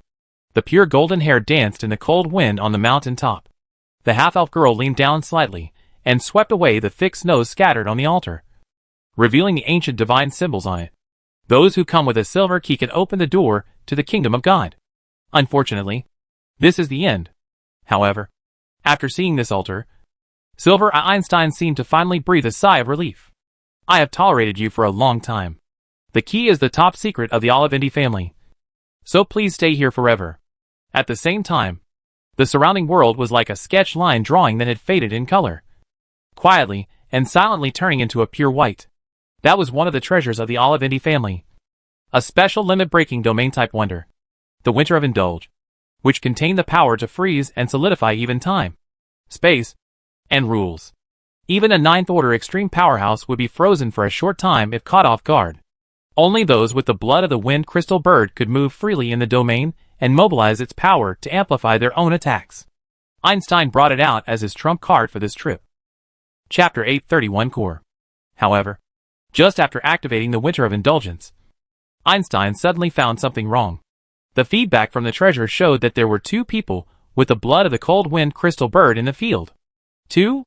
At this time, Einstein suddenly remembered that before setting off, the half-elf girl named Claire seemed to have met Avis privately. Could it be? Shocked by his own vague guess, Einstein looked at Claire's belly with inquiry and hidden expectations. But he quickly withdrew his gaze in disappointment. Not to mention being pregnant. The girl is still pure now. It can't be her. So, did the Ring of Truth use some means to confuse the treasure's induction? Please stop, respected Silver-Eyed Guardian. Under the vigilant gaze of Silver-Eyed Einstein, Avis slowly took off his hooded cloak that concealed his identity and restored his original appearance and aura. What did you do to Avis? Einstein's expression turned cold. He didn't believe it was true at all. He just thought it was a disguise of the Circle of Truth. My father left a magic video for you. You will know after you see it. Avis had expected this situation. At this moment, he took out a magic crystal ball that he had prepared in advance. After activating it, the image of Duke Carrot was projected. After confirming that it was indeed just an ordinary magic crystal ball, Einstein restrained the domain power, with some doubt, to allow it to play normally. So, you are now an 8th level prophet, and are about to break through to the 9th level? After reading all the contents in the crystal ball, Einstein was silent for a moment, and then looked at Avis almost in astonishment, as if he was looking at some kind of illusion. In the image of the crystal ball, Duke Carlotte explained to him in detail the situation of Avis, and why he had kept this information secret before. At first, Einstein didn't quite believe the content of this magic image. But the last part of the image was that Duke Carlotte came to him with the crystal for the image, and told him that everything in the crystal ball was a real picture. He had been confused for a long time before, and didn't understand what Carlotte wanted to do by saying this mysteriously. But now, everything is finally clear. Good. Very good. Gods. My Olivindi family will finally have a 9th level prophet of its own. Carlotte is right. This news must be kept as secret as possible. With a surprisingly kind look on his face, Einstein carefully checked Avis's body to make sure that he was not injured by his actions just now. Even if the winter of indulgence would not cause harm to the bloodline of the cold wind crystal bird. No need to explain anything to me. Since you are an 8th level peak prophet, you must have sufficient reasons for what you did before. Your joining the circle of truth is not a bad thing for the family. It is just a normal split bet. Waving his hand to stop Avis, who wanted to explain something, Einstein turned his eyes to Claire, who seemed to be still frozen. Do you want to silence her? In this area, I can ensure that no information can be transmitted. Please don't do this. Your Excellency the Guardian. She is trustworthy. In the guidance of fate, she is very important to us. A bit helpless about the old-fashioned noble style of killing Einstein at the slightest disagreement, Avis once again used the prophet's universal reason and successfully persuaded the other party. Then, in order to dispel Einstein's doubts, Avis restored the disguised appearance of the mysterious true circle high level. And then Einstein took back the domain of winter of indulgence and let the world flow again. Nothing. Just a little accident just now. You can continue. Noticing Claire's somewhat vigilant and surprised eyes, Einstein took the initiative to speak and handed the silver key directly to her. Okay. The beautiful eyes wandered between Avis and Einstein. Knowing Avis's true identity, Claire could probably guess some of what had just happened. Skipping this episode, the half-elf girl held the key with both hands, bowed her head in front of the altar, and posed a strange posture similar to praying. As the girl moved, the center of the black-gray altar suddenly lit up with silver-white glowing lines like vines. They climbed and meandered as if they had life, and finally made the entire altar brightly lit like a crystal. The huge stone gate standing in the center of the basin exuded an indescribable brilliance, covering the mortals who broke the silence of this miraculous place for thousands of years. Bathed in this brilliance, Ava seemed to see the giant door trembling and slowly opening. But at the same time, the vision conveyed back that the door did not move. This extremely contradictory perception. Then, the brilliance strengthened again, submerging the altar and the mountaintop. When everything returned to silence, the figures of the 3 people had disappeared on the spot. When Avis regained his normal perception, the figures of the group had already appeared in a vast desert. Endless yellow sand was swept up by gusts of dry wind, and then fluttered and scattered. According to the description of the altar engraving, the place they are in at the moment is the so-called Kingdom of God. But in Avis's opinion, this place actually feels closer to the mirror world. A huge city was built in the desert. There are ancient towers that have weathered for hundreds of millions of years in the city, and 36 large libraries as heavy as mountains. Reciting the prophetic fragments of the old secret scripture in his heart, Avis slowly floated into the air and looked around. In fact, there is no need to look too much. The remains of an ancient, dilapidated, oppressive giant city stand very conspicuously in the endless yellow sand. Many black towers that pierce the sky stand in the city. Some of the towers are tilted, but they are quite stable and have no intention of collapse. Without a doubt, this is the ruins of the legendary Great Race, the city of origin Yaina. Without much hesitation, the 3 of them quickly entered it. Avis and Claire's goal is the silver-white hemispherical building in the center of the city, which looks the largest and most magnificent. The great library of the star civilization mentioned in the prophecy. Einstein is very interested in the strange and huge buildings in the city that do not seem to be prepared for humanoid creatures, and the black towers that reach the sky. But when he was about to explore it, an invisible sense of crisis prevented him from acting rashly. Even if the ancient beings who once lived here have disappeared, it does not mean that this place is safe. In fact, when the group stepped into the scope of the city's ruins, they always felt a special kind of depression in their hearts. It seemed that some strange and evil sights were staring at the three uninvited guests, who broke into the city from some obscure angle. After passing through a road that was dozens of meters wide and covered with yellow sand, they arrived at the core area of the city, in front of the special hemispherical building that was as tall as a hill. It was made of some unknown silver metal, and even the weathering and erosion of the long years could not cover up its former glory. The two metal doors of the building were closed, and some invisible protective power permeated them. And in the center of the two doors, a striking circular gap appeared there. Looking at this gap, Avis took out the repaired astral stone disc and found that its size was just right. With the correct key inserted, the door opened silently. Unlike what Avis expected, there were no books placed inside the library, but an open area like a square. On the inner wall of this hemispherical building, there are a large number of doors with different materials and textures. Avis counted them and found that there were a total of 36 such doors, excluding the entrance. At the center of the hemisphere, there is a hexagonal rock base, on which is placed an extremely smooth and perfect silver sphere. With the help of the vague induction of the starstone plate, Avis observed the silver sphere from a distance. It is very likely his target this time, the so-called ultimate weapon of the star civilization. Is this the great library of the star civilization? Looking at the environment here with some doubts, Claire walked to one of the ancient marlstone doors with withered moss on the surface, looked up at the closed door, and read the logo written in the ancient characters of the star civilization on the top of it. Snakeman Civilization, Agu Era 3104 Agu Era 4215. Avis also walked to another door. This one was made of smooth metal with exquisite patterns. The color was as deep and elegant as silver. There was also a sign on the top of the door. High Elf Civilization, Old God Era 5024 God Fall Era 10012. Chapter 832, Monument of Civilization. What does this mean? Looking at the mark on the door, Claire tried to push the door marked with Snake Civilization, but finally found that the door seemed to be locked by some force, and did not move at all. Maybe some key is needed to open it. Avis tried to shake the astral stone plate in front of the door, but finally found that it seemed to be unable to open these doors. Snake Civilization, wait. I seem to remember something.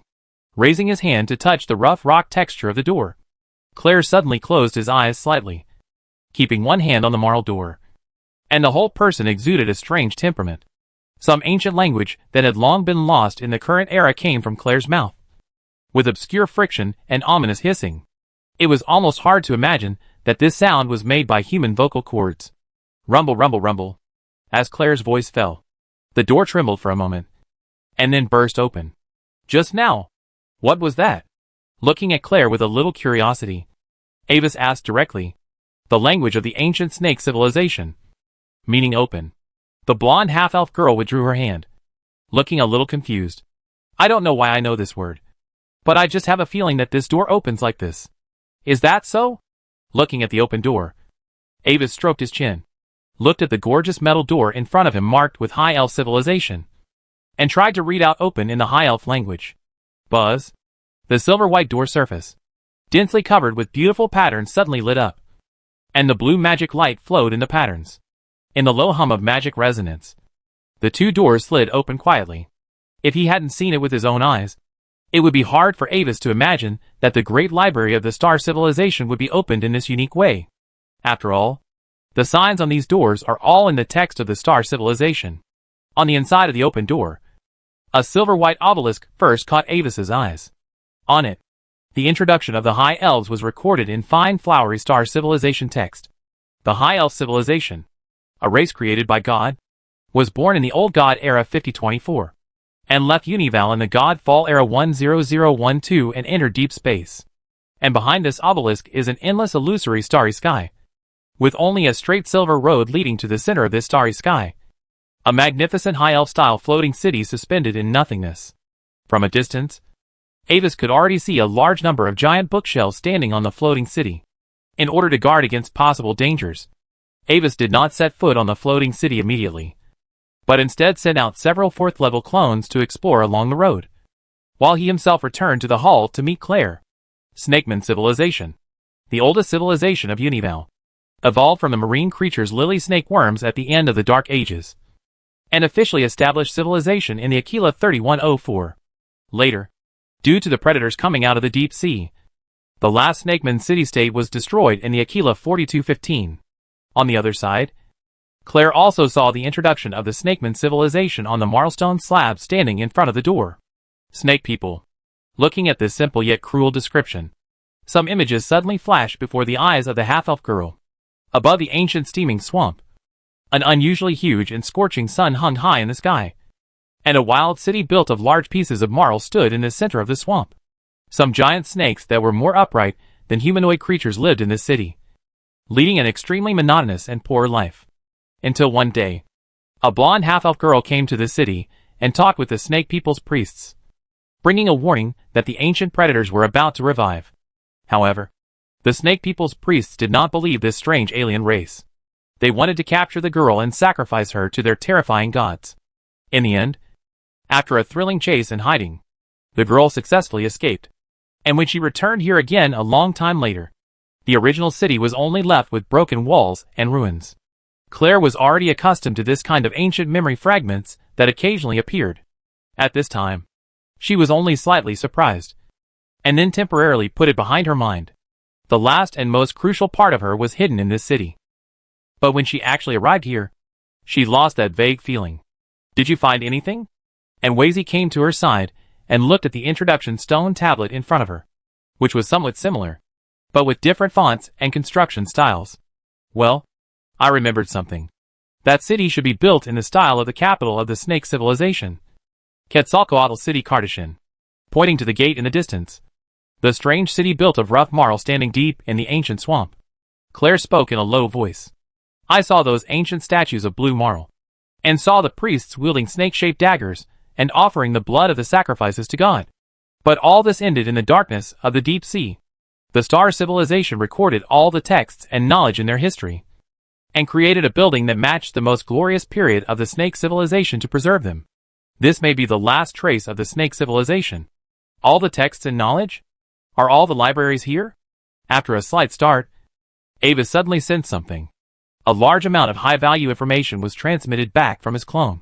There was no danger inside the floating city library of the High Elf civilization. It was just like an ordinary library, recording various knowledge of the High Elf civilization in different categories. However, the scale of this library was a bit too large, and the knowledge recorded in it even included the legendary magic of the High Elves, and the manufacturing drawings of the Seer-class floating city that surpassed the Silver Moon-class floating city. Yes, those who are qualified to enter this great library are all civilizations that once had a huge impact on the history of Unival and have now disappeared. Every door here is the last memorial monument of a civilization. Claire nodded gently, her voice as pleasant as a spring. I think those ancient secrets that were once lost in time should be of great help to you. At this time, knowing the amazing situation that there were legendary spells recorded in the High Elves library, Silver Einstein couldn't help himself. After secretly leaving a message for Avis, he could not wait to enter and began to collect all kinds of cutting-edge magic knowledge eagerly. Ignoring Einstein's actions, Avis turned around again and came to the center of the hemispherical building, in front of the silver sphere, almost synchronously with Claire. So, dear senior sister Claire, is your goal also here? Looking at Claire beside him, Avis smiled and said, after really entering here, my memory told me that I had been here before, but not in any civilized library. Claire nodded lightly, and her blue eyes reflected the silver sphere containing the power of time and space on the pedestal in front of her. It was not so clear at a distance, but when you walk in, you will find that this one-person high silver sphere is really too perfect. Even so perfect that it doesn't seem to exist in this world. Chapter 833. What? My Qin dynasty is dead? Also, although its surface looks extremely smooth, when the two walked next to it, there was no reflection of the two on the surface of the sphere. There is a circular vacant position on the hexagonal base of the sphere. Obviously, the astral stone plate needs to be placed there. Keeping vigilant, Avis carefully put the stone plate on it. This is exactly the ultimate goal of his trip. First, he explored the surrounding gates just to prevent any danger. Avis did not forget that every previous prophecy of the old secret scripture would eventually be accompanied by the terrifying existence of the ancients. But this time, he has not encountered anything related to it yet. After the astral stone plate with a faint glow was placed on it, the hexagonal pedestal shook slightly, and its entirety suddenly emitted a faint blue glow. In this light, the originally dark basalt pedestal quickly became transparent, like a huge aquamarine. A large amount of light flow was running rapidly and precisely in it according to a specific trajectory. The silver sphere on it also began to emit silver-white light, and the space-time power flowing in it began to become active, as if it was about to open the door to a different world. Avis, I don't know why. I suddenly feel a little uneasy. Bathed in this light, Claire suddenly raised his hand to press his chest, and looked around with an uneasy look. Uneasy? Avis frowned. He didn't feel anything. For him as an 8th level peak prophet, this was a very abnormal situation. If Claire's perception was not wrong, then the dangerous things hidden in the dark were of extremely high status, even high enough to block his instinctive spiritual perception. Avis quietly placed his hand on the old secret book. The heavy dark green magic book was now in its true form, ready to deal with crisis at any time. However, the next problem was different from what Avis expected. As if due to years of disrepair, the base, which was originally operating in an orderly manner, suddenly made a slight click sound, and a hair-thin crack appeared on one corner of it. However, the appearance of this crack was like the first domino to fall, causing the magic operation trajectory of the entire base to start out of control. And even the light of the silver sphere began to flicker. Taking a step back with some caution, Avis instinctively wanted to take off the starstone plate and stop the operation of this strange sphere. But in the next moment, the brightness of the out-of-control silver sphere suddenly increased sharply, and instantly increased from the original brightness similar to the silver moon to even 10 or 100 times brighter than the sun. At this moment, Avis instinctively activated the old secret scripture-like spell, trying to exchange the position of his body with the clone far outside the city of Yaina. But the old secret scripture, which had never let him down in the past, was no longer effective at this time. The extremely huge chaotic space-time energy had completely locked Avis, and even his thoughts were instantly stilled, like a flying insect frozen in amber. At this moment, it was not only the clone standing in front of the silver sphere that was affected. Those who were reading books in the High Elf Library, those who stayed in the main material plane to handle affairs, and even Avis, who was hiding in the floating city in the deep dream world to accompany Fiona. Everything, including the clones and the main body of the concept of Avis, was completely solidified by the abnormal space-time energy that erupted from the silver sphere. At the same time, what Avis didn't know was that Claire, who was standing next to the silver sphere like him, and Fiona, who was standing next to him in the floating city, were also affected by the abnormal space-time energy that erupted. In Avis's own perception, the whole world was still, and only the silver sphere in front of him was still getting brighter, until a certain moment, when its brightness reached a critical point. A deep black spot emerged from the center of the sphere, and then expanded rapidly, completely engulfing the entire sphere. At the same time, this expanding black sphere seemed to have some kind of unstoppable attraction. Avis felt that his consciousness suddenly began to move uncontrollably, and was caught in the darkness that even light could not escape. Weak, cold. When Avis regained consciousness, these were the first feelings he felt. He didn't know how long he had been wandering in the endless darkness before he got out of it and returned to the normal world. Perhaps it was impossible to calculate it by normal time. Moreover, Avis couldn't feel his body. In his remaining perception, everything around him had lost its color and was gray, like a black and white photo. He knew something about this state. In the magic of the necromancy school, there was a 4th ring spell called Soul Vision, which made the caster temporarily become a ghost and observe the world from the perspective of the soul. And after becoming a ghost, the perception would become exactly like it is now. In other words, he had lost his body for some reason and was in a state similar to a ghost. The weakness and coldness in his soul were also instinctively reminding him that without the protection of his body, his fragile soul was inevitably slowly dissipating and needed to find a place to live as soon as possible. Avis looked around and found that he seemed to be in a cemetery at night. Some pale white flames that could only be seen from the perspective of the soul emitted light, floating between tombstones of varying heights, some of which still had crows standing on them. They were the soul fragments of people who had just died and had not yet completely dissipated. Although he was a little confused about what happened, Avis still cast a spell to gather all the corpses in the cemetery and the soil and stones contaminated with negative magic. Then, according to the necromancy secrets in his memory, he began to temporarily create a body suitable for his soul. As a professional whose basic attributes have reached the 9th level, even if only the soul body is left, he can easily do all this. Soon, a huge dark green transformation array with a very evil style appeared in the original cemetery.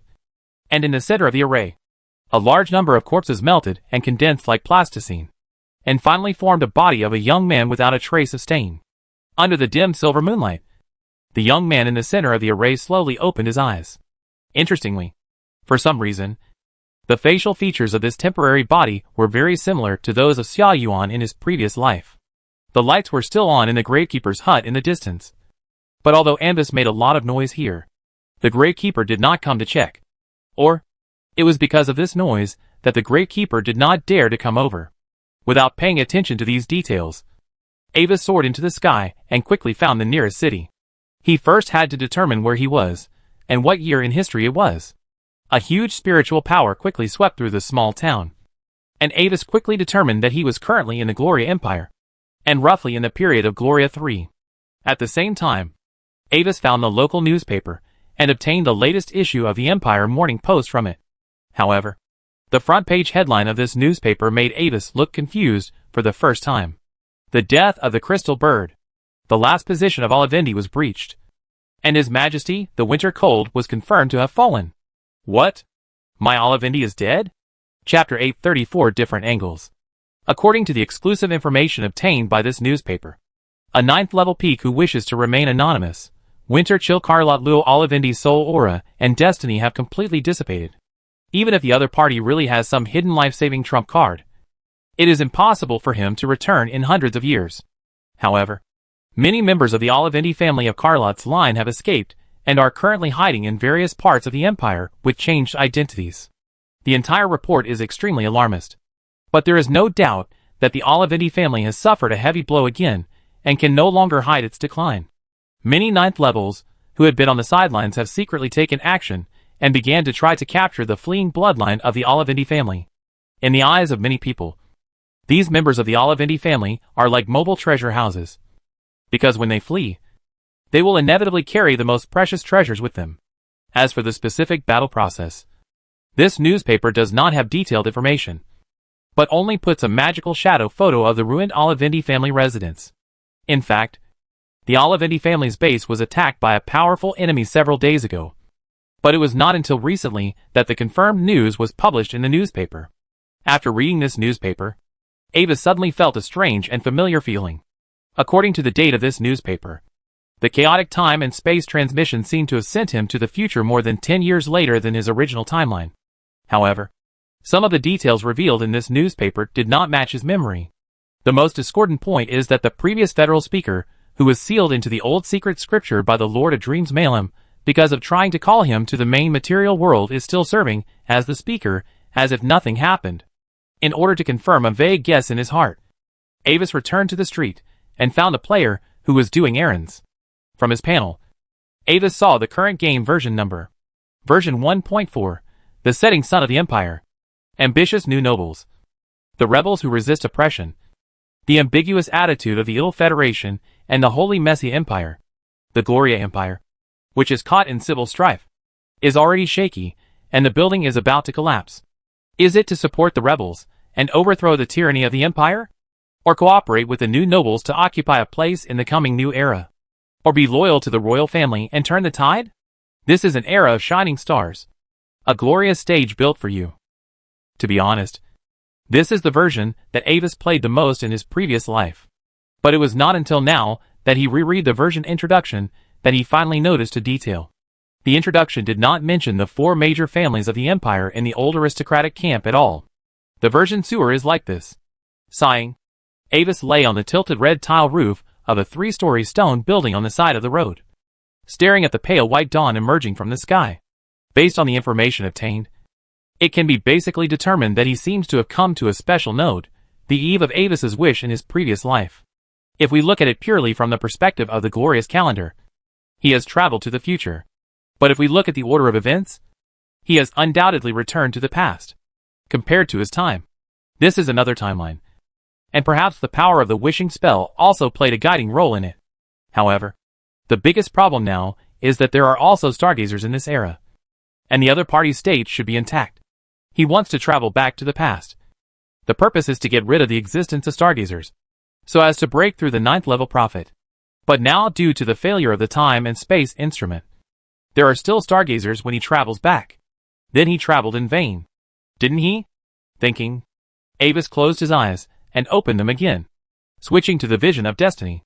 Everything in sight is starry, and the magnificent continental destiny web is eternally shrouded above the head, making people unconsciously realize the vastness of the world and their own insignificance. However, the moment he saw the web of destiny, Avis noticed a special thing.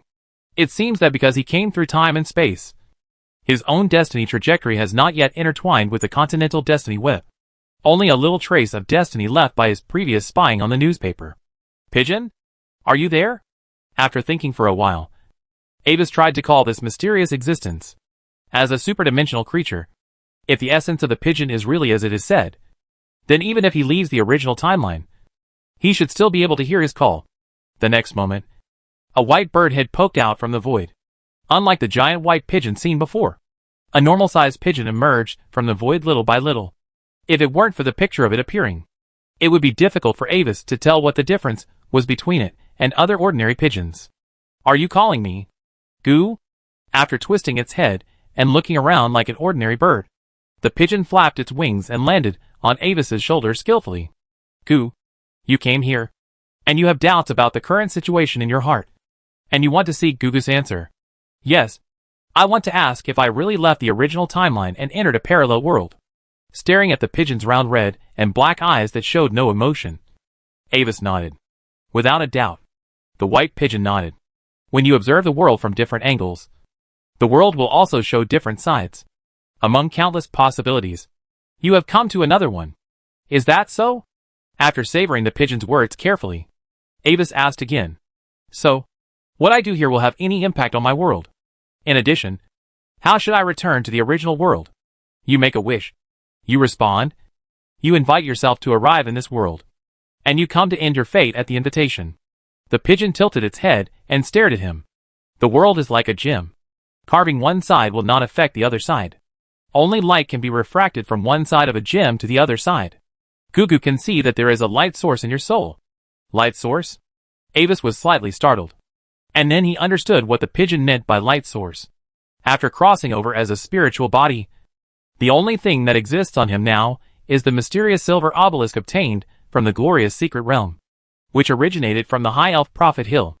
According to Hill's phantom, this obelisk contains a trace of his transcendent essence when he jumped out of the long river of time and space. If he can find the right way to use it, then there is indeed hope to return to the original world. After a moment of silence, Avis made a major decision. Right now, break through to the 9th level prophet. His own accumulation is already enough. The only two problems are the obstruction of the Stargazer and the fear of unknown disasters that will be caused when breaking through the 9th level prophet. But now, before he is intertwined with the web of fate, the Stargazer cannot detect his existence, let alone target him in advance.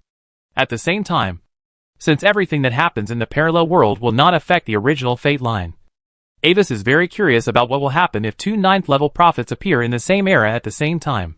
Chapter 835 Breakthrough in Beacon. After deciding to break through, Avis no longer hesitated. He entered a deep meditation state directly, and his mind began to communicate with the core of the continent's web of destiny. According to Avis's observation, the relationship between the Stargazer and the continent's web of destiny is actually a bit like a firewall and a system. Every prophet who is just born and touches the web of destiny will be marked by the Stargazer, the firewall. In the future, when one of them reaches the limit of the 8th level and wants to break through the 9th level, as long as they want to try to connect to the core of the web of destiny to break through the 9th level, they will be directly discovered and intercepted by the Stargazer. The only way to break through the obstruction of the Stargazer is to act quickly and catch the Stargazer off guard. Although it sounds a bit absurd to catch the 9th level peak prophet off guard, with Avis's current special state, he is indeed very confident of doing this. As long as he successfully touched the core of the destiny web of the continent and obtained its recognition, even a strong person like the Stargazer would not be able to forcibly interrupt the breakthrough process by manipulating the destiny web. because the two have the same authority level in the destiny web. Just like the gray fog in the previous life.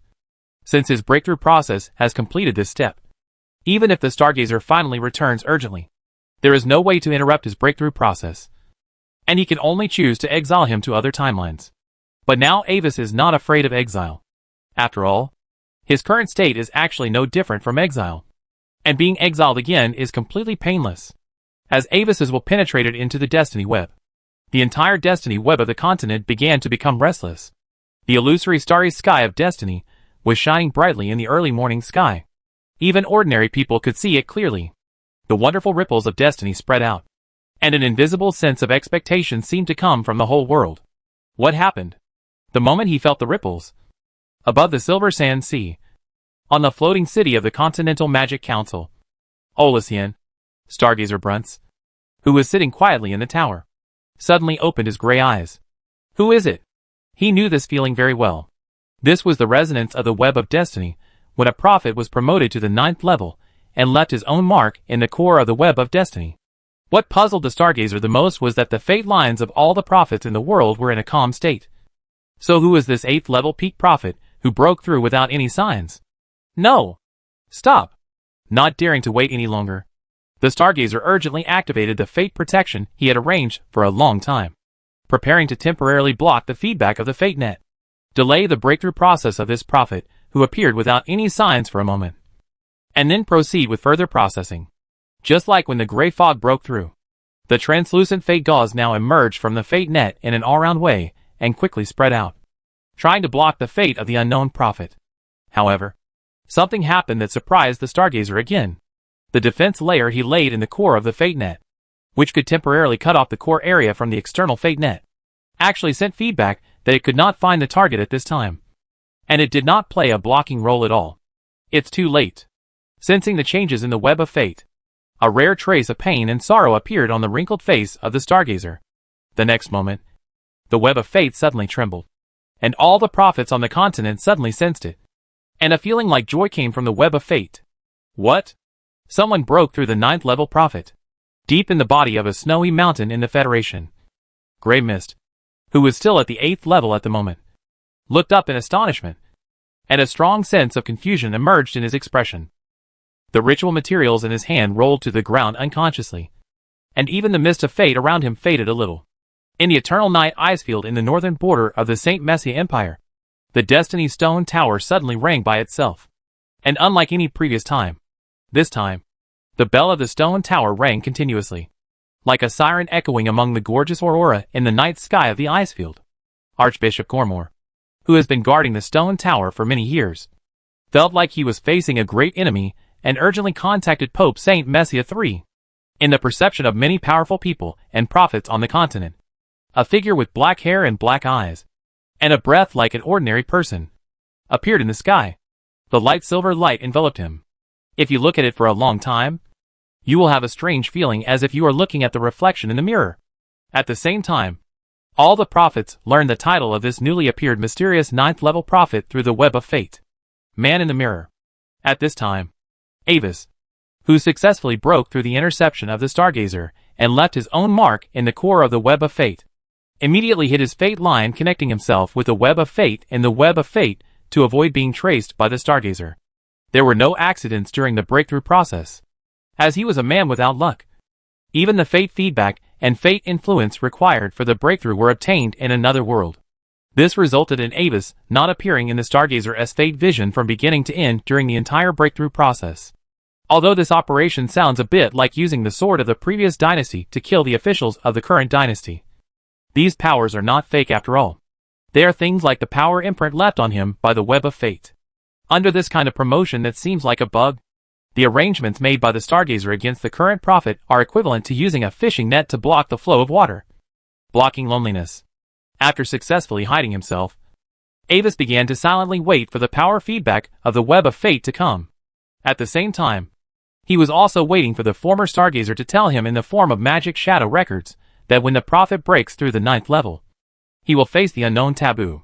What exactly is the taboo that can make Stargazers choose to forget? Avis's wait did not last too long. As the web of fate trembled, A strange power that Avis had never felt before gushed out from the depths of his soul like a spring. It was the power of miracles born from the interweaving and collision of countless destinies. It was the power that allowed mortals to glimpse a glimpse of the realm of gods.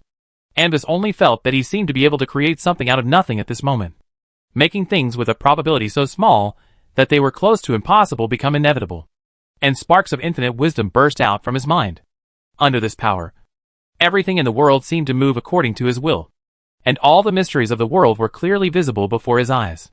But when Avis was immersed in this state of omniscience and omnipotence like a god, a deep darkness that seemed to come from the bottom of the world suddenly emerged from this miracle power. What Avis didn't know was that when he obtained this miracle power, his breath was as dazzling as the starlight that suddenly burst out in the darkness when he sensed certain things. From the darkness, a chaotic and incomprehensible gaze suddenly focused on Avis. At this moment, under the state of insight brought by the miracle power, Avis inevitably saw the owner of this obscure gaze along the angle from which the gaze came. A deep fear could not be suppressed and seized Avis's heart. And he suddenly understood everything. The breakthrough of the stargazer awakened some dark existences that descended on the world of Unival in the cold nether era. They were once lost in the endless darkness between reality and dreams, and slept in the chaotic ocean for countless years. But at that moment, they woke up and saw the stargazer. And the stargazer also saw them. And information is the signpost. But at the most critical moment, the stargazer resolutely chose to forget this memory, cut off the gaze of the master of the gaze, and left them without guidance in the endless chaos and darkness. But the shining starlight in the darkness has finally alarmed them. In the state of just reviving, they failed to find the direction to return to the main material world through the short and unexpected guidance. But if the second one appears, it will be enough to lock it. Chapter 836 Stay. After the first gaze, more gazes from the darkness locked onto Avis. However, among these gazes, the owner of one of them gave Avis a strange sense of familiarity. With the help of the miraculous power of the continent's web of destiny, Avis felt coldly that the gaze that burned faintly like a blaze had stayed on him for a long time. The same green tongue of fire that he had seen in the glorious secret realm of another world rose from his heart and licked illusorily. The cruel reality was in front of him. The decisive action of the stargazer did delay their steps. But it was by no means a permanent solution. They had already been alarmed. And even if they lost the beacon of the stargazer, they could still gradually find the way to the main material plane in a long time. And the stargazer who chose to forget this memory, although it delayed their steps for thousands of years, could no longer make more preparations. In fact, Avis could understand the stargazer's choice at that time. Humans who have not yet reached the legendary level are absolutely unable to resist the return of the ancient terrifying beings. The only way is to delay time as much as possible, until humans break through the barrier of the 9th level limit and give birth to true legendary strongmen. But after understanding all this, Avis found that the situation he is facing is different. The actions of the stargazers did slow down their return. But this is by no means a permanent solution. Moreover, in his original timeline, the arrangement of the stargazers had been completely disrupted by him, coupled with the inexplicable overlapping area and the suddenly active alien god cults, all of which gave him a sense of crisis. The real distance between the extraterritorial existence and the main material world may be much closer than everyone expected. The more he thought about it, the more serious the problem seemed to Avis. Originally, with his strength as a 9th level prophet, as long as he could return successfully, it would be easy to save the Olivendi family. Even the 3 major forces on the continent had to weigh whether it was worth fighting to the death with a 9th level prophet for the territory of the Olivendi family. But if the enemy was replaced by those terrifying existences that had been rampant in the world since the dark age of the ancient underworld, then the problem would be completely different. When the extraterritorial existence truly returned to the main material world, no one could be immune. At this time, Avis's breakthrough state also came to an end.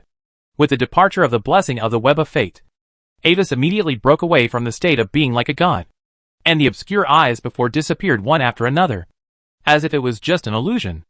Only in the depths of his own spiritual sea, the miraculous power constantly reminded him that all this was true.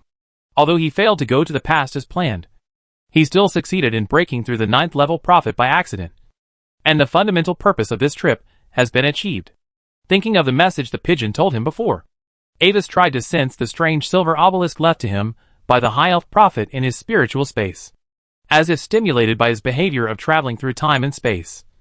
The obelisk was shining with an unusually bright silver light. After Avis's spirit touched it, an illusory bright spot suddenly appeared in the obelisk. Avis had a feeling that as long as he touched the bright spot with his own will, he could return to the original time and space node. But at the same time, the power of the obelisk will be completely consumed. Looking at the slightly flickering bright spot, Avis's movements suddenly fell into hesitation. Do you really want to go back like this?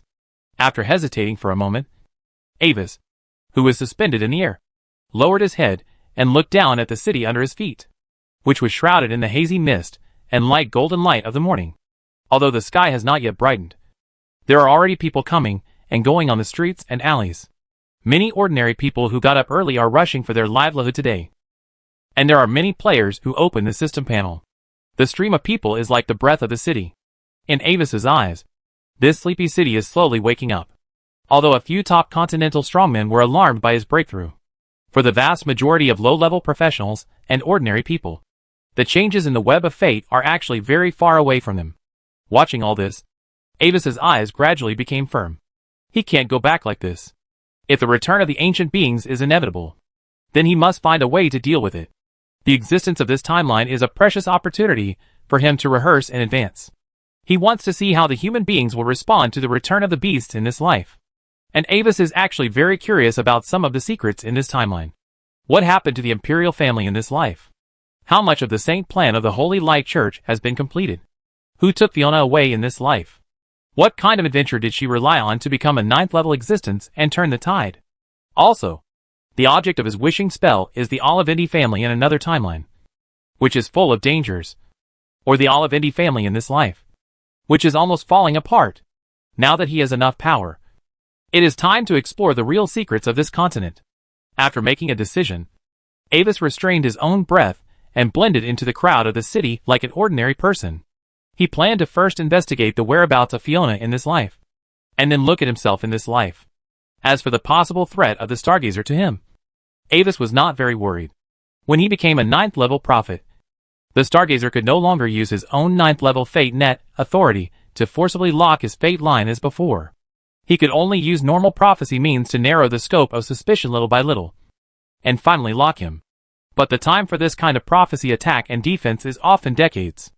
In this era when the dark existence is about to return, the Stargazer may not have so much free time. Following the guidance of prophecy magic, Avis finally appeared at the top of the main peak of a branch in the Valchenko Mountains Federation. With a sweep of his mental power, Avis immediately found that the middle of the mountain seemed a little strange. As Avis's eyes flashed, a cave hidden under the profound illusion suddenly appeared. After hanging a prophecy spell on himself, Avis walked in without any defense. Although this fragile temporary body did not have legendary blood, it inherited his own explosive four-dimensional attributes. Chapter 837 Battle. The cave is full of secrets. As Avis moves forward, the rock walls gradually turn into a magic metal structure, and various patrol guards, hidden spell traps, and early warning arrays emerge one after another. However, for Avis, who has become a 9th level prophet, all this seems futile. At the level of the web of fate, Avis directly obscures the fate line that intersects between himself and this base. Although he just seems to be moving forward normally, all the guards and protective arrays have no reaction to his arrival, as if they are in two non-interfering worlds. This way of sneaking in as if entering an unmanned area was finally discovered until Avis was close to the real core area. Stop immediately. This is the top secret base of the Imperial Marquis. Please leave immediately. Otherwise it will be regarded as a provocation to the majesty of the Empire. A young man with blood-red eyes and a noble costume with embroidered gold edges appeared in front of Avis and issued a serious warning. It's you? So that's it. Seeing the appearance of this figure, Avis suddenly showed a look of realization. This figure is the magical clone of Marquis Winter, and his appearance here means that the real mastermind behind Fiona's disappearance is these Marquises, who took advantage of the situation. As representatives of the new noble camp, they took advantage of the fact that the power of the Olivendi family was dragged down by the rebels and secretly kidnapped Fiona. This also explains why even the family guardians failed to defend Moon Castle. At the same time, the gray fog seemed to be involved, completely twisting and covering the web of fate related to it, making it impossible for the Olivendi family to find out the whereabouts of Fiona after her disappearance. When Avis figured out the key, the projection in front of him finally solidified. Using the projection as a coordinate, Marquis Winter teleported his body here as soon as possible. Although he was very wary of the unknown 9th level who invaded the base. The things hidden in this base must not be exposed. I will only give the last warning. I have notified the other Marquises of the Empire. No matter who you are, if you don't leave, we will have to start a 9th level war. Staring closely at Avis, who had black hair and black eyes and a very unfamiliar face, Marquis Winter was very nervous. He had already recognized that the unknown 9th level in front of him with black hair and black eyes had the same aura as the newly promoted 9th level prophet who had caused the network of fate to shake before. Although in order to ensure that everything was foolproof, Marquis Winter had already notified other Marquises in the same camp when he teleported here. But facing a real 9th level prophet in person, he was a little unsure. Normally, the prophet's body is their biggest weakness.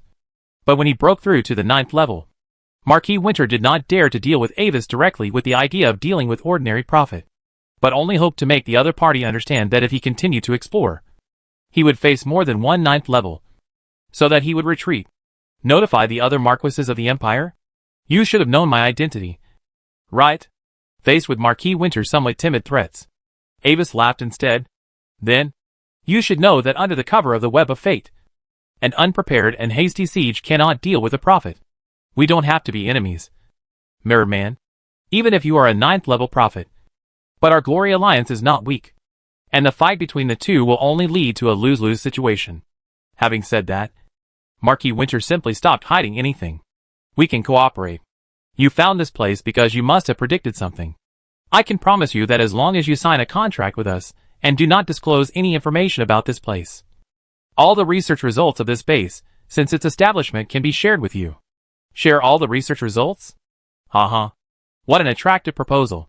Listening to Marquis Winter's invitation, Avis showed a strange smile. Just when Marquis Winter thought that the matter had been settled, he heard words that made him furious. But, you know, I don't really care what you have researched. Are you determined to be our enemy? Man in the Mirror? Seeing that the negotiation failed, Marquis Winter also turned cold. Maybe I can't stop you today, but you will face multiple 9th level pursuits afterwards. The Empire's foundation is beyond your imagination. Don't try to delay time, Lord Winter. Avis waved his hand and condensed a magic mirror beside him, reflecting several different 9th level figures on the mirror. However, at this moment, some of them closed their eyes.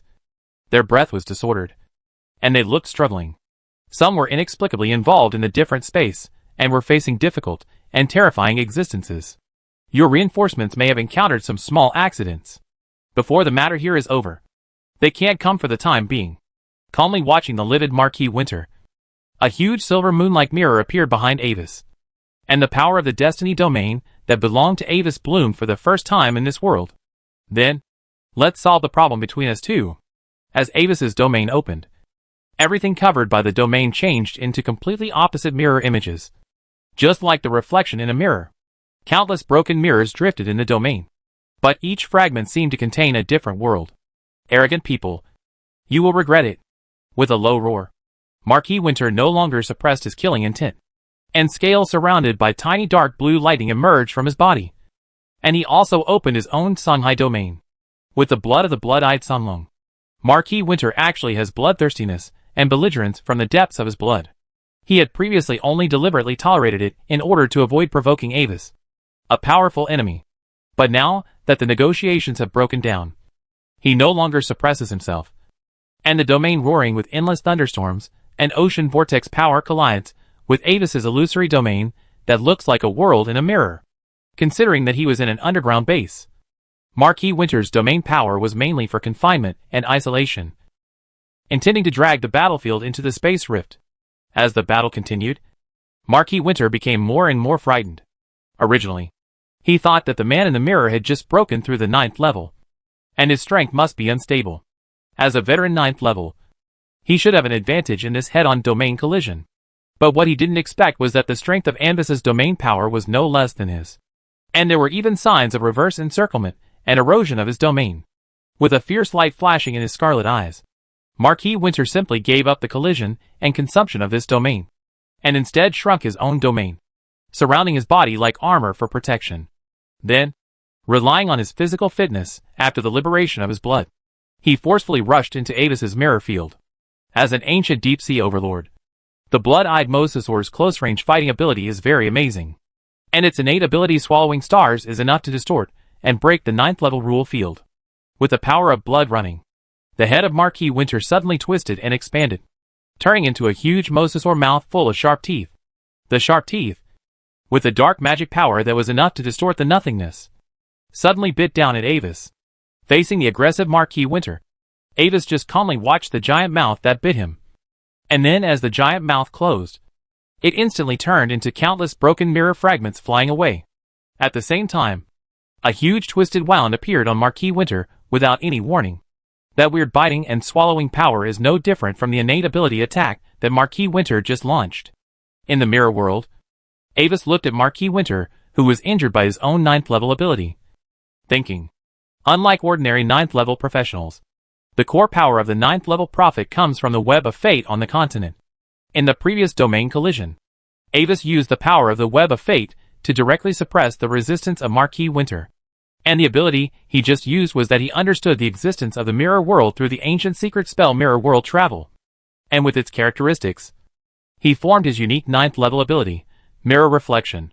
With the miracle power of the 9th level prophet, Avis can reflect the enemy's attack back intact. Chapter 838 Spacetime Mirror. This kind of power, using the force field to seal the wound on his body, Marquis Winter sensed the invisible pressure coming from the surroundings, and his scarlet eyes scanned the broken mirror-like world around him, his eyes full of solemnity. This was the first time he had fought against a 9th level prophet head-on. After all, there was only one 9th level prophet in the entire continent before, the Stargazer, and there was no one for him to practice with. And the power that Avis had just used, which could even completely reflect back his 9th level talent skills, was something he had never heard of before. At this moment, realizing that Avis was weird and difficult, Marquis Winter actually had the intention to retreat in his heart. But he couldn't let go of the secret of the space, and couldn't help but feel a little dilemma. Avis didn't know the entanglement in Marquis Winter's heart. He was actually just testing the various abilities he had gained after breaking through the 9th level prophet. For example, he had previously shown the images of several other Marquises in front of Marquis Winter, as if he could easily drag several 9th level Marquises by flicking the web of fate, preventing them from coming to support. But the actual situation was that Avis only blocked the request for help sent by Marquis Winter, and those images of several 9th level Marquises being entangled by various accidents, which were displayed in the magic mirror, were a kind of future possibility deduced by prophetic magic. In other words, these Marquises may encounter these troubles in the future, but when they will encounter them is still unknown. And, according to the feedback sent back by the Web of Fate, Avis can only delay Marquis Winter's request for help for half a magic hour at most. Without much hesitation, Avis tried to activate another special ability of his mirror field. Under the vigilant eyes of Marquis Winter, mirror images of Avis suddenly emerged from countless broken lenses floating in the void. Moreover, the aura emitted by each mirror image was almost the same as that of Avis. The next moment, a large number of Avis began to prepare various completely different attack spells. The increasingly strong sense of crisis made Marquis Winter temporarily unable to distinguish the location of Avis' true body. He could only activate his strongest defense ability after launching a large-scale attack. A huge thunderstorm vortex condensed around Marquis Winter, firmly protecting his figure. The terrifying blood-colored rule lightning was like countless sea snakes, winding towards the numerous Avis figures. But what shocked Marquis Winter was that although his attack annihilated some projections, many projections did not dissipate after enduring his attack, but instead released a 9th level attack spell to him. These mirror images are not simple clone magic, but the space-time mirror images of himself at different time points that Avis summoned with the power of the Web of Fate and his understanding of the timeline after traveling through time and space. Unlike the magic clones that shattered at the touch, the strongest part of these projections is not even weaker than his original body, but as a price, they cannot stay in the present for a long time. Each space-time mirror can only exist for 1 minute from the beginning of its appearance, facing the attacks of countless Avis. At this moment, the retreat in the heart of Marquis Winter completely overwhelmed the idea of keeping the secret here. The enemy's means are too weird. He is a 9th level noble, and there is no need to fight with an unknown existence for a possible secret. While Avis and Marquis Winter were fighting fiercely, In the core secret room deep in the base, a petite girl in a white dress was tied tightly to a strange device. The main body of the device was made of high-strength magic-averse alloy, and a high-level magic forbidden ring engraved with dark blue runes was tied to the girl's slender white limbs and neck, firmly imprisoning the magic power in the girl's body, making her look more fragile and pitiful. Along her wrists on both sides, 2 transparent catheters pierced deeply into them, and a strand of blood with brilliance flowed out of the catheters and flowed into the blood pool whose function was unknown. The magic effects on the surrounding devices always maintained the girl's minimum vital signs. The girl closed her eyes, and her waist-length light golden hair flowed down naturally, but the ends floated in the air, presenting a strange state like anti-gravity. Fiona had a dream. In her dream, she came to a quiet forest, where some strange little animals were running around, and countless white bellflowers were swaying in the wind in the woodland sprinkled with broken golden sunlight. Following a winding path, the girl walked into the depths of the forest, where a strange and magnificent huge castle appeared in her eyes. Unlike the moon castle she was familiar with, this castle had a more fantasy-style cone-top tower connected by a large number of floating flying arches. The bright sun hung motionlessly in the sky, coating this fantasy castle with a layer of light gold. Passing through the tall door, the girl saw the castle's garden with silver-leaf roses in full bloom. At this moment, a strange tea party was being held in the garden. At the long dining table covered with a white tablecloth, small animals in formal attire were enjoying afternoon tea and chatting with each other leisurely, their postures as elegant as humans. In the middle of the long table, a petite girl holding a white porcelain teacup in one hand and a book in front of her sat there, flipping through the book with her slender hands. She wore the same pale white dress, a big pale blue bow on her head, and her long light golden hair fell down as softly as the afternoon sun, beautiful as a painting. As if sensing her gaze, the girl stopped flipping the book and gently raised her head. The surprised face of the person was reflected in her beautiful big lake blue eyes. "Who are you? Where is this?" When the girl sitting at the dining table looked up, Fiona suddenly felt as if she saw herself in the mirror. "I am Fiona. This is my dream." Behind the long table, Fiona tilted her head and looked at the other Fiona, who came with some curiosity. When Fiona was unexpectedly swept away by the time and space power of Avis, she didn't feel much. She just felt that her eyes suddenly blurred. And then she appeared in a chaotic and unknown place. Realizing that the situation was abnormal, she immediately launched the power of Fiona's dreamland after merging with the inheritance land, and forcibly assimilated the surrounding environment into her home. Before the arrival of another Fiona, the girl just thought that she was involved in a special dream for unknown reasons, and was trying to find a way to return to Avis. However, when she saw the other self appear in front of her, she finally realized that the situation seemed to be much more complicated than she had imagined. Because, when the two looked at each other, some brand new memory fragments suddenly began to quickly and synchronously emerge in their minds. Unlike Avis, Fiona's consciousness descended on herself in another world. This situation means that for some superficial memories, the two can synchronize directly. As the memory synchronization ended, Fiona quickly understood her current situation. "So, I don't know how long it has been since I was caught." After reading the memory of Fiona's experience in this world, Fiona was surprised. Chapter 839 To Me in Another World. Not only that, the other Fiona's memory had many experiences that were completely different from hers, which also confused the girl. If she was caught, she could still explain it by falling into a deep sleep, which made her unable to perceive the passage of time in the real world. But those memories that were completely different from her own, but extremely real, made her unable to think of any reasonable answer.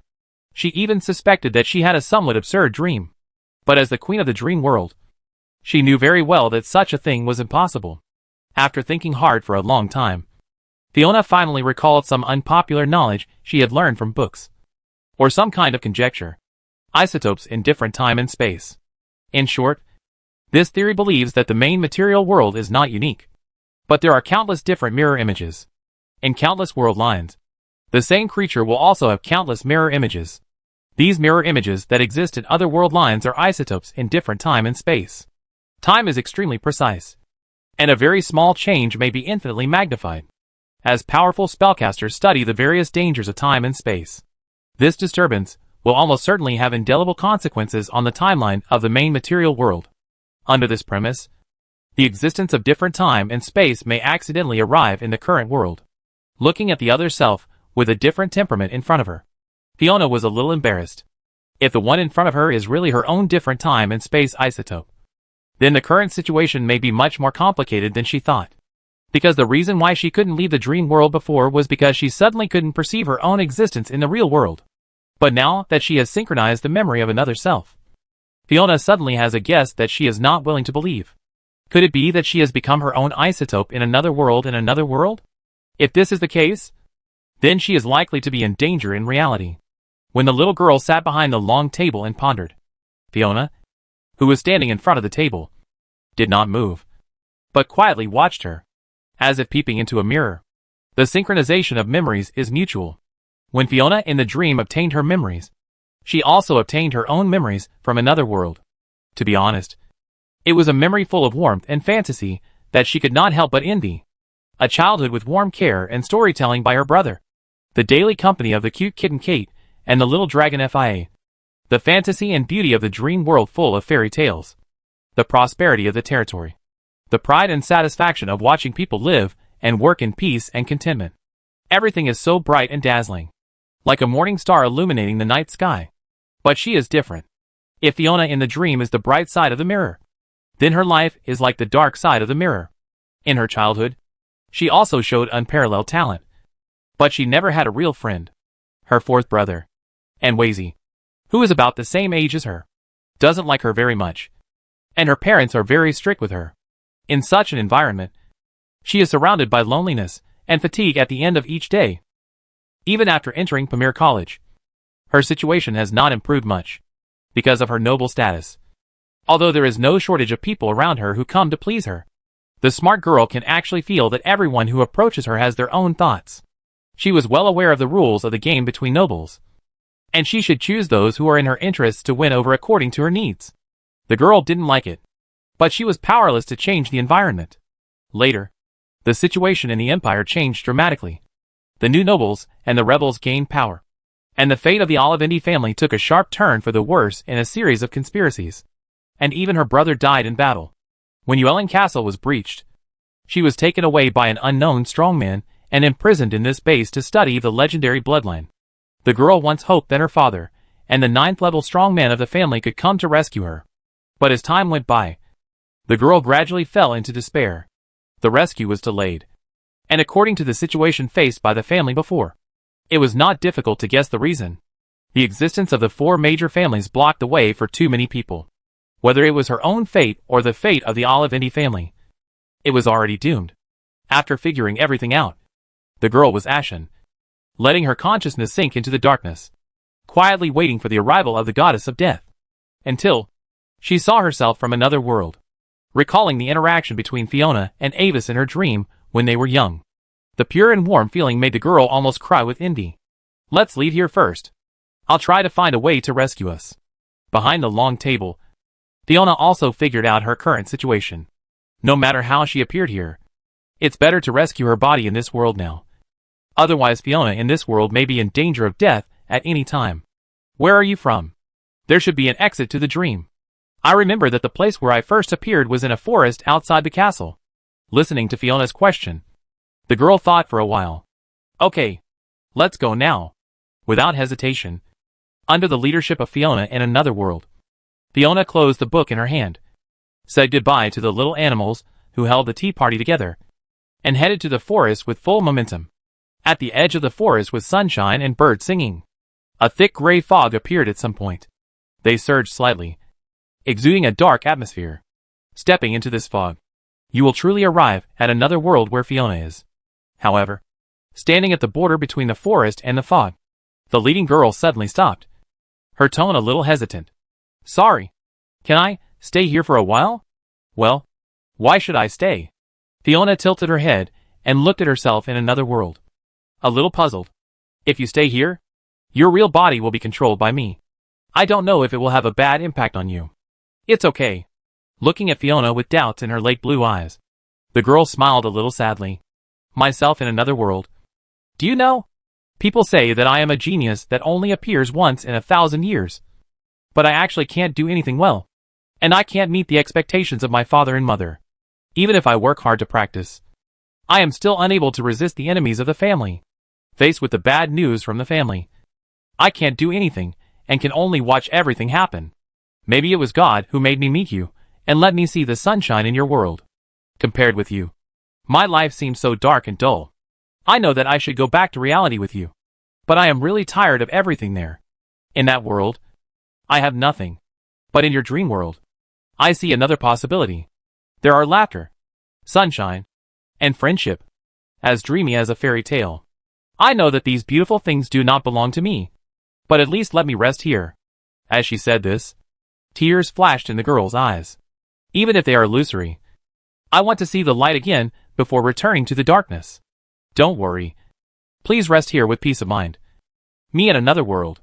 Looking at the girl in front of her, who was similar to herself but completely different, Fiona could clearly feel the distressing loneliness and despair in the other person.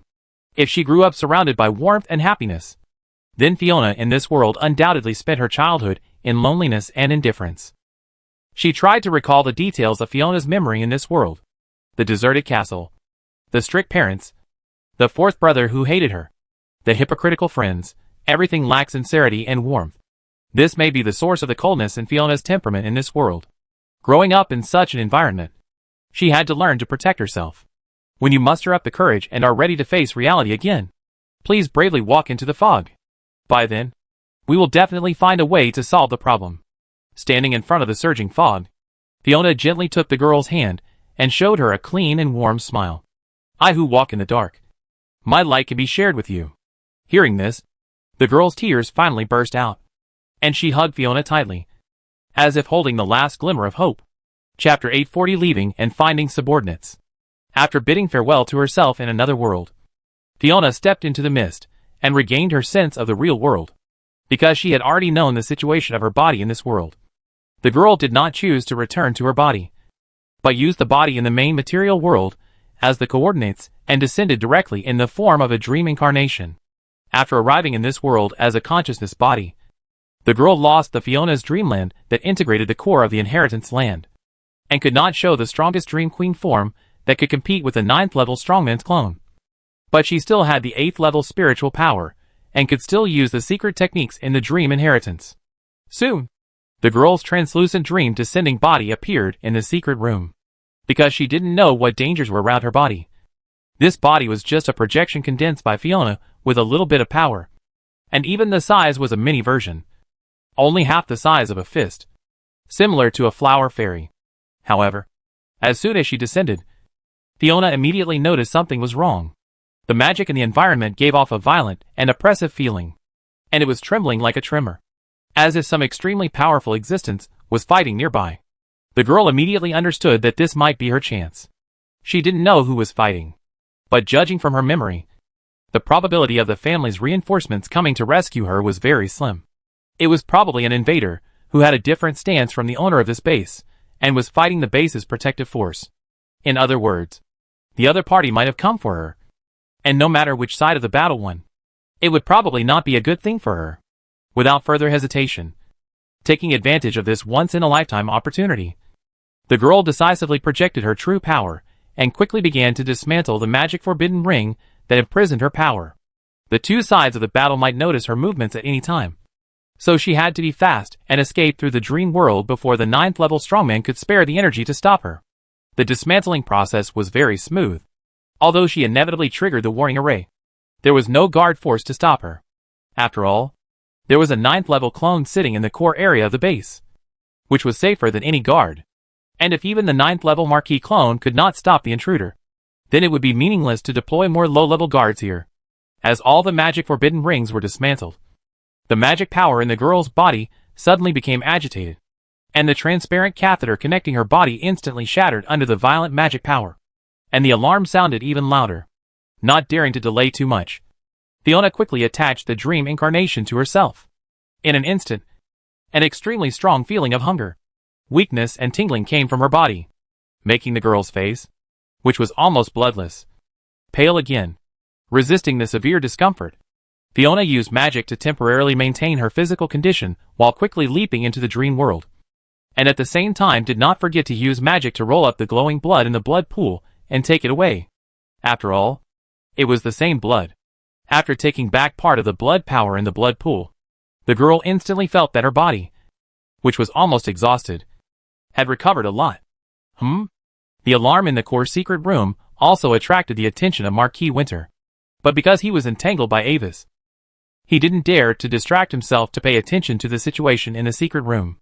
Moreover, seeing the unresponsive appearance of this mysterious 9th-level prophet, Marquis Winter instinctively regarded the existence that broke into the secret room as Avis's accomplice, and was even more afraid in his heart. Although he couldn't get away because of the battle with Avis, his perception ability was not affected much. Avis's accomplice was able to sneak into the secret room without him noticing, and even perfectly simulated Fiona's breath in his perception, making it impossible for him to distinguish the real identity. This was no longer a level he could stop. It was very difficult for him to face this 9th-level prophet alone now. If the opponent's accomplice came to support after robbing people, he might even die here. The more he thought about it, the more scared he felt. Marquis Winter finally stopped holding back. After fighting with the same mirror clone of Avis again, Marquis Winter suddenly jumped back without warning, roared to the sky, and a breath of almost breaking the limit instantly came from him. In the mirror world, Avis thought that Marquis Winter was going to use some powerful moves, so his expression became serious. The mirror clone stopped attacking and took a defensive posture. He could naturally sense that something seemed to have happened in the secret room nearby, but he was very familiar with that breath, as if Fiona in this world was trying to escape, so he didn't pay much attention to it. But what Avis didn't expect was that after he stopped attacking, Marquis Winter suddenly bit into the sky, and a big hole was bitten out in the empty space in an instant, swallowing Marquis Winter's figure. After a moment of hesitation, unable to figure out the intention of Marquis Winter, Avis maintained a defensive posture while communicating with the web of fate, and then found speechlessly that Marquis Winter actually ran away. Coincidentally, if Marquis Winter continued to hold on for a moment, it would be Avis who would run away. But before that, Marquis Winter would definitely not be able to protect Fiona. Entering the secret room, checking the remaining traces here and the fluctuations of Dream Shuttle, Avis roughly deduced what had just happened. Staring at the fluctuations for a moment, Avis finally did not choose to continue to follow, but just erased the remaining traces here to avoid being followed by others. He was not going to interfere too much with the fate of Fiona in this world. At most secretly observe. After all, according to the normal development of fate, Fiona would inevitably become the white princess of the 9th level limit. If he rashly interfered, it might go wrong. After cleaning up the last head and tail, Avis's figure reappeared on the surface and then teleported away. Behind him, the snow-capped mountain suddenly shook violently, and the underground plates wriggled like earthworms, completely burying the original secret base.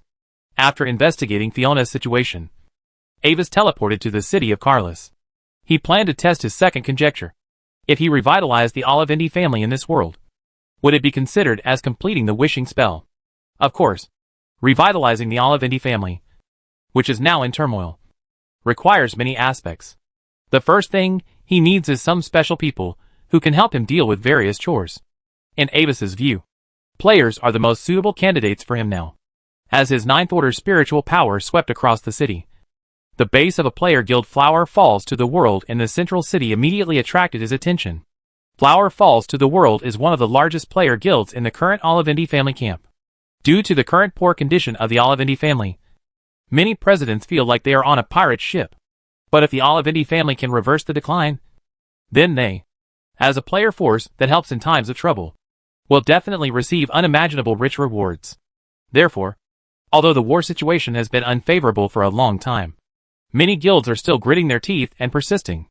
At this moment, in the president's office of the Flower Falls to the World base, a cold-looking silver-haired half-elf lady is sitting behind the desk, listening to the subordinates in front of her reporting the frontline situation. Since our frontline has long been plagued by the problem of chaotic command, we have newly hired a master commander player to coordinate the battle situation and command the player's large forces to fight. It is said that the player is familiar with military books such as 36 Stratagems and the Art of War, and has had many experiences in commanding large guilds to fight. Very good. What's the result? Behind the desk, Xiao Shuiran nodded calmly, signaling the human player in front of her, Zhu Ling Yuxiang, to continue. Unfortunately, the current battle situation is still very tense. and the enemy's offensive is too fierce. Although the new commander fought back and made a series of ingenious plans, they were all seen through by the enemy commander, and thus failed to achieve his goal. Wipe the sweat off her face. Zhu Ling Yuxiang considered her words and spoke carefully. Hearing this, Xiao Shuiyiren looked at Zhu Ling Yuxiang's eyes meaningfully, and when the latter couldn't help sweating on her forehead again, she finally spoke. Speak human language. Our front line retreated 36 kilometers, and we were beaten like grandsons. Not daring to hide it anymore, Kikurai Yuka lowered her head and whispered. Chapter 841 Helping in Times of Need. As Kiku Ling Yuxiang finished speaking, the room suddenly fell into a long silence. The air seemed to freeze, and he almost had difficulty breathing. Okay. After a long and depressing silence, Xiao Shuiyiren finally nodded. Bring the commander player here. The guild will reimburse the cost of the round-trip transfer. Understood. I'll do it right away.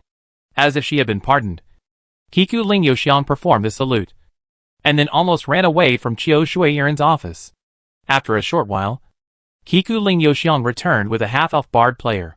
Your Excellency, Vice President. Seeing the cold-faced queen sitting behind the desk, the commanding player lowered his head slightly and greeted her with some trepidation, giving him an ambiguous look. Xiao Shuiyiren spoke calmly. I heard that our situation on the battlefield is a bit unfavorable.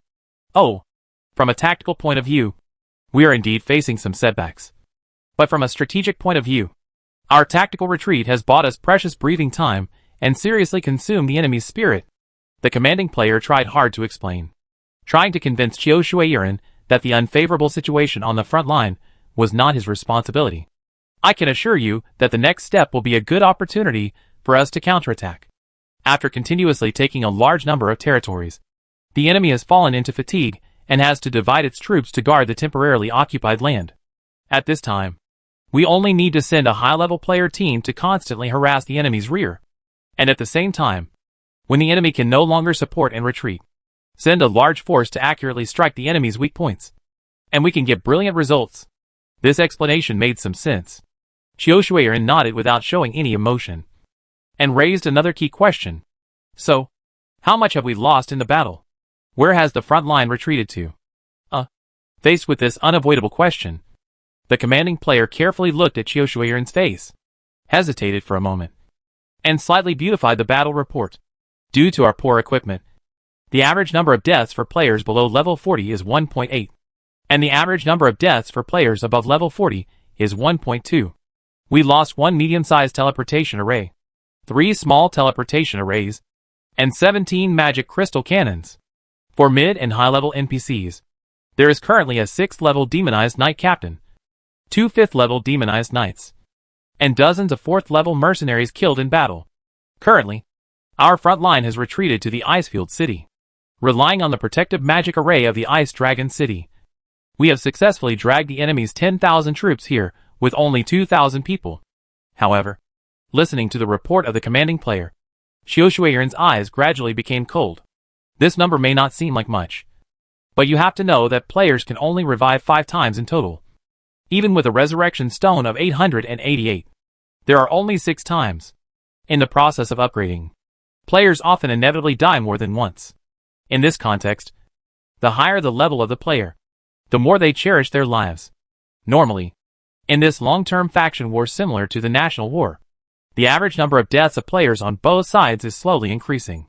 Before this commanding player took over, the average number of deaths of players above level 40 was still around 0.5 to 0.6, and the number of deaths of players below level 40 was only 0.9 to 1.0. But now, the average number of deaths of players above level 40 in the guild has exceeded 1, and the number of deaths of players below level 40 is close to 2. As for the Icefield City, it is even more of a joke. The city is located on the Northwind Plain and has no defenses at all. More than 10 kilometers away is a branch of the Manorchenko Mountains. After the guild lost it, the enemy army defended the only natural pass, their Ice Dragon Pass, which was completely invincible. I understand.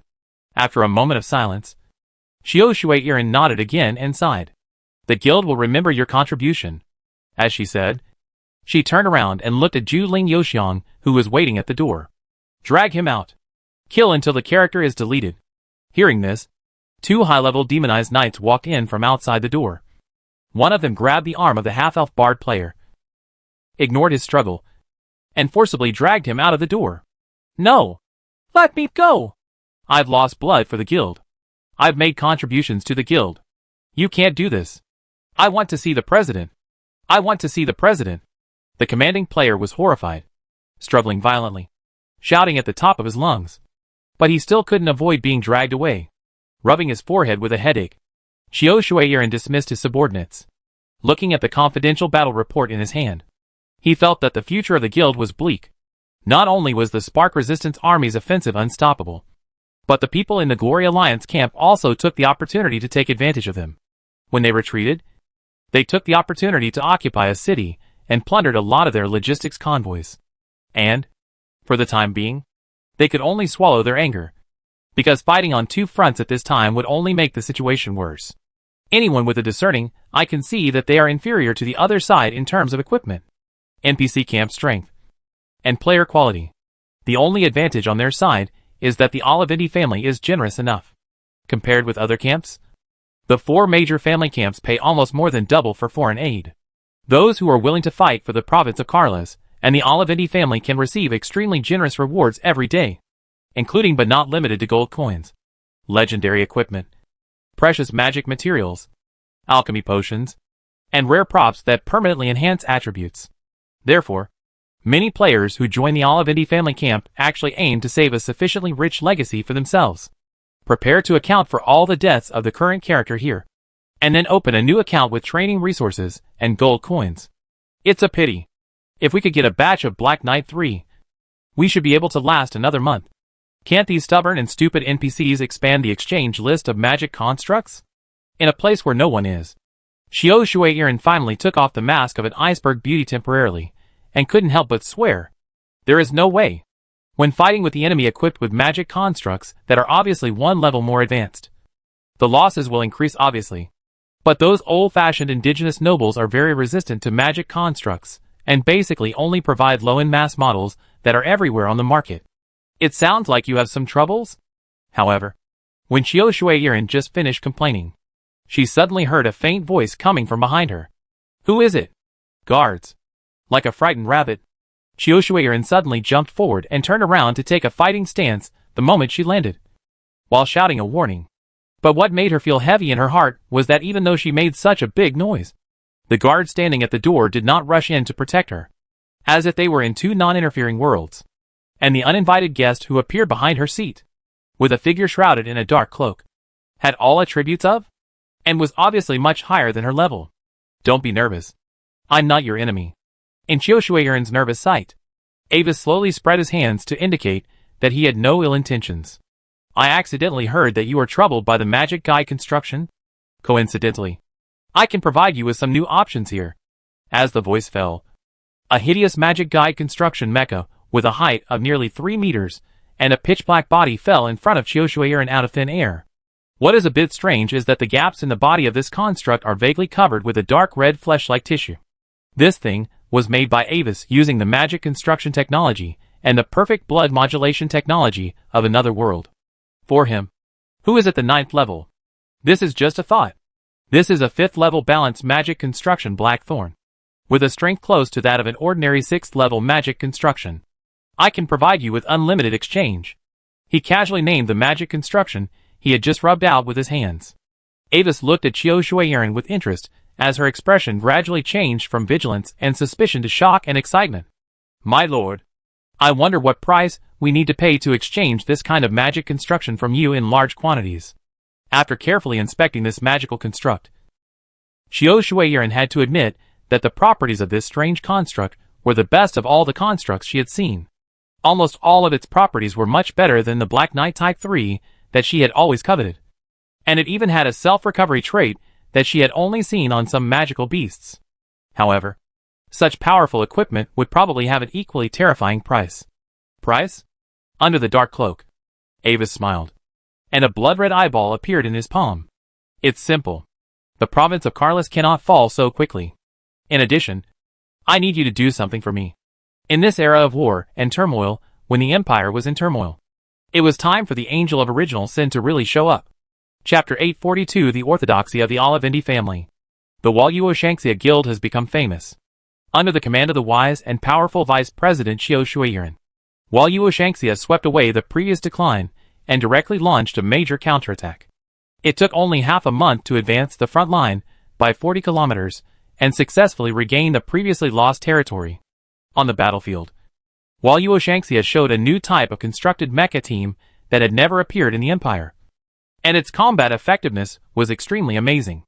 According to the commander who had fought with them on the battlefield, those dark constructed mechas were like unstoppable giants, and their constructed troops were almost defeated at the first touch. Those weird black constructs had strong defense and seemed to be invincible. Even if they were injured by concentrated fire, they could gradually recover themselves in a way that they could not understand. This amazing record obviously attracted the attention of some senior professionals. Soon, the information about Walyuo Shangxia was placed on the table of nearby noble lords and some major forces. This new type of construct unit is interesting. I need more information about them. It seems that a new force has intervened. Let's investigate who is behind them. After learning about Hualuo Tianxia's record, some small and medium-sized nobles adjusted their attitudes slightly and prepared to wait and see how the situation develops. Soon, more surprises were presented to everyone, as other forces in the Olivindi camp were losing ground. Hualuo Tianxia's behavior of being the first to stand out immediately attracted the attention of the Spark Resistance. A 7th-level resistance commander in charge of this area secretly led his troops to attack, intending to personally block Hualuo Tianxia's offensive, dampen their spirit, and seize some of this new type of construct for research. But the accident happened again, when the leader of the rebel army just showed up and was about to start a massacre on the battlefield. A hidden unknown powerful existence in the army of Walyuo Shangxia's camp took action. The attacking 7th-level professional was forced to use his life-saving trump card after only a few moves, and barely escaped after paying a tragic price. According to the information he revealed afterwards, the opponent looked similar to those strange constructed troops, wearing a black armor and several meters tall. But his strength was very close to the 8th level, and he was suspected to be a magic swordsman who was about to break through. In fact, it was the 3rd-generation demonized soldiers created by Avis through the perfect blood technology. They had no chance to show up before, and it was just right to conduct large-scale actual combat tests here. As soon as this news came out, the major forces were greatly alert to this medium-sized foreigner organization that suddenly emerged. Obviously, this is no longer an ordinary foreigner force. There must be a high-level strongman behind him, using the Walyuo Shangxia Guild as a white glove. As it was not clear who was behind this, some noble forces sent invitations to the head of the Hualuo Union. They politely proposed to meet with the person in charge, or more tactfully invited him to attend the dinner. Under the instruction of Avis, Qiu Shuiran agreed to some invitations. And then, under the kind witness of Avis, they had more allies. I am the Orthodox of Olivindi, Avis said to these wavering fence-sitters. On the other hand, the survivor Marquis Winter had already held urgent consultations with other marquises to discuss how to deal with this 9th-level prophet who was suspected to be hostile. Although the other party broke through the secret base and snatched Fiona away, all the people present here are old monsters who have lived for thousands of years. So they would not fight to the death with a real 9th-level prophet for this. For other 9th-level professionals, the biggest threat of the 9th-level prophet is that they can ignore the cover-up and find most or even all of the resurrection tricks hidden by the 9th-level means. If the main body dies unexpectedly once, it may be eternal sleep, which is unbearable for any 9th level. And now, a new 9th-level prophet has appeared. They are eager to know which force this 9th-level prophet belongs to. As for the fault of Marquis Winter's poor defense, which led to Fiona's kidnapping, the Marquis has finally decided not to pursue it. Perhaps Marquis Winter's description of the other party's strength would be exaggerated, but the other Marquises thought to themselves that facing a 9th-level prophet, if any of them met alone, the result should be similar. After many discussions, the Marquises finally reached a consensus that they could try to communicate with him and try to establish cooperation. Since they didn't know the origin of this mysterious 9th-level prophet, they initially planned to entrust their own high-level prophet to communicate on their behalf. But they learned that the other party had hidden his own destiny line, and no one could find him through the network of destiny. In connection with the previous situation of the prophet group, the Marquises also understood that this new 9th-level prophet should be hiding from the Stargazers. So, they began to spread the news of their desire for cooperation through their own information channels. Soon, From the new issue of the Empire Morning Post, Anvis saw a message from Marquis Winter, one of the honorary members of the Glory Alliance. He claimed that what happened at the Snow Mountain base was just a misunderstanding. He would wait for a long time at the manor outside the capital, hoping that the two sides could have another exchange meeting to resolve the previous misunderstanding. Marquis Winter, Glory Alliance camp. Sitting on the recliner, Avis read the invitation in the newspaper, and a meaningful smile appeared on the corner of his mouth. Well, then let's meet them. Thinking carefully, the conflict of interest between them is not so sharp that it cannot be reconciled. In this timeline, Avis has planned to completely let go of himself and make the largest attempt to revive the Olivindi family. Well, according to the time, it should be almost time for the senior sister to be on the news. Looking at the date on the newspaper, Avis folded it up and put it into the space ring. In the previous life, after the Olivindi family's residence was breached, the Holy Light Church, which should have made greater moves in the Empire, suddenly disappeared. The reason was that senior sister Claire arrived at her loyal old god ruins and brought something out of it. Then, due to the collapse of the ruins, some ancient existence that lost its restrictions broke out of the seal, and its information pollution directly affected half of the Saint Messia Empire, causing the Pope to withdraw all his power to suppress it. Anvis suspected that the ruins where Claire was in this incident were probably the remains of the city of Yaina, where the star civilization originated, which he had explored in his previous life and sent him to this timeline. Speaking of which, when he was dragged by the time-space device to travel to this timeline, Claire was also by his side. I wonder if she was affected in any way. That night, the manor of Marquis Winter welcomed an uninvited guest. Looking at the mysterious carriage parked in front of the metal fence gate of the manor, the gate guard tightened the control lever in his hand, somewhat hesitant. The other party did not have an invitation letter and did not reveal his identity. Logically, he should not be allowed to pass. But the two mysterious black-armored figures driving the car exuded a trembling breath. However, soon, a command from the manor quickly solved his problem. Let it pass immediately. Wiping the sweat that had oozed from his forehead at some point, the gatekeeper immediately pulled down the control lever and watched in awe as the carriage rumbled into the open gate. Welcome the respected Mirror Man to my manor. Thank you for giving us a precious opportunity to clarify the misunderstanding. In the fountain square in front of the main gate of the manor, Marquis Winter was already waiting here in person. Seeing Anvis get off the carriage, he laughed and walked forward, while his eyes swept the two demonized soldiers driving the car without a trace. These two things gave him a strange feeling. Not like people, nor like alchemical items. We did have a very regrettable misunderstanding before.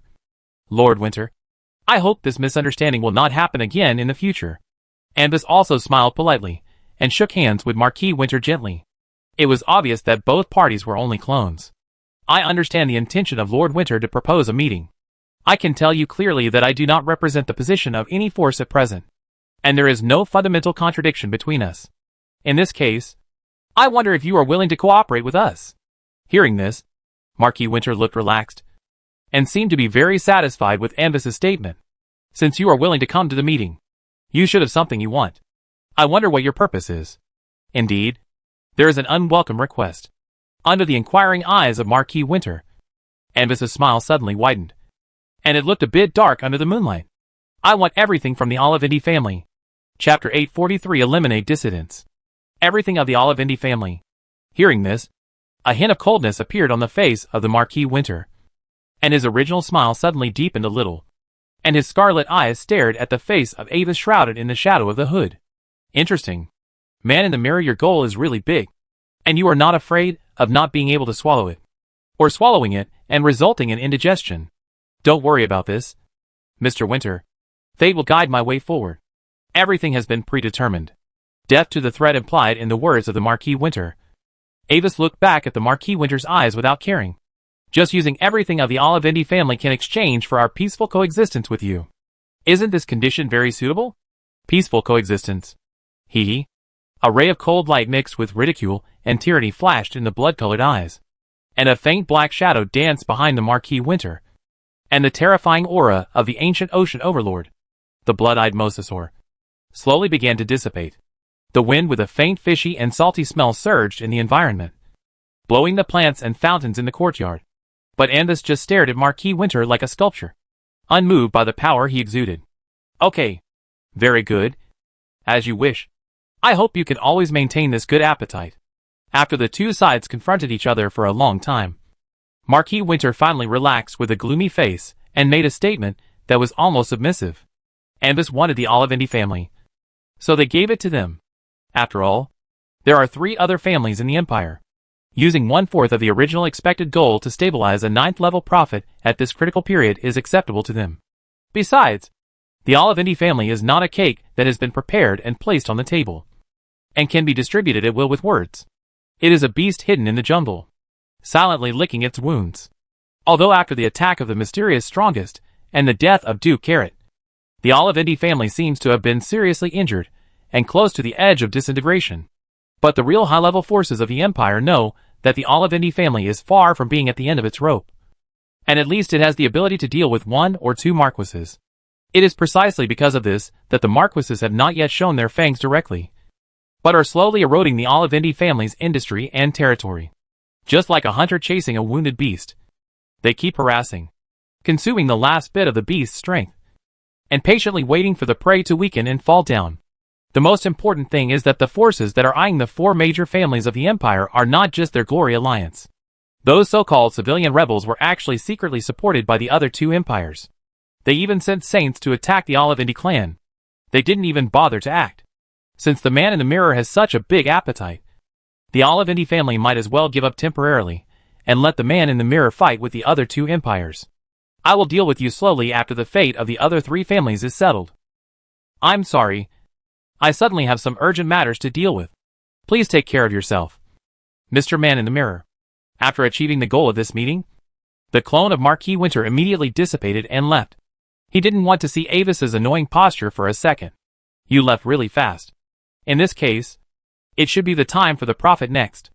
Looking at the stone fountain flowing quietly under the silver moonlight, Avis suddenly spoke without warning. Are you right, Mr. Stargazer? As Avis' words echoed, the originally dim starlight in the night sky suddenly lit up strangely, and the invisible starlight lines scattered like a gauze net, covering the entire square. At the same time, in the fountain square that was originally empty, the figure of Stargazer Bruns, who was dressed in a gray robe and had a strange spiral beard, quietly emerged under the moonlight. How did you find it? Facing Avis with a serious look, the Stargazer's tone was rarely cautious. It's just a guess. When I have a high probability of appearing here, Mr. Stargazer should not miss this opportunity to find my body. Spreading his hands slightly, Avis spoke in a relaxed tone. You are not a being in this world? Facing Avis with a relaxed attitude, the Stargazer was silent for a moment, and finally said his conclusion. After breaking through the 9th level prophet, you should have seen those things that wandered in the darkness and spied on this world. How do you know what I saw? Without admitting or denying, Avis just asked back. Every breakthrough of a 9th level prophet will guide them in the direction. I once chose to forget these things, but when the second 9th level prophet appeared, the memories that were sealed by me in the past were unlocked again. Brents raised his hand and touched his spiral beard. His eyes shining with starlight seemed to reflect the thread of Avis's fate.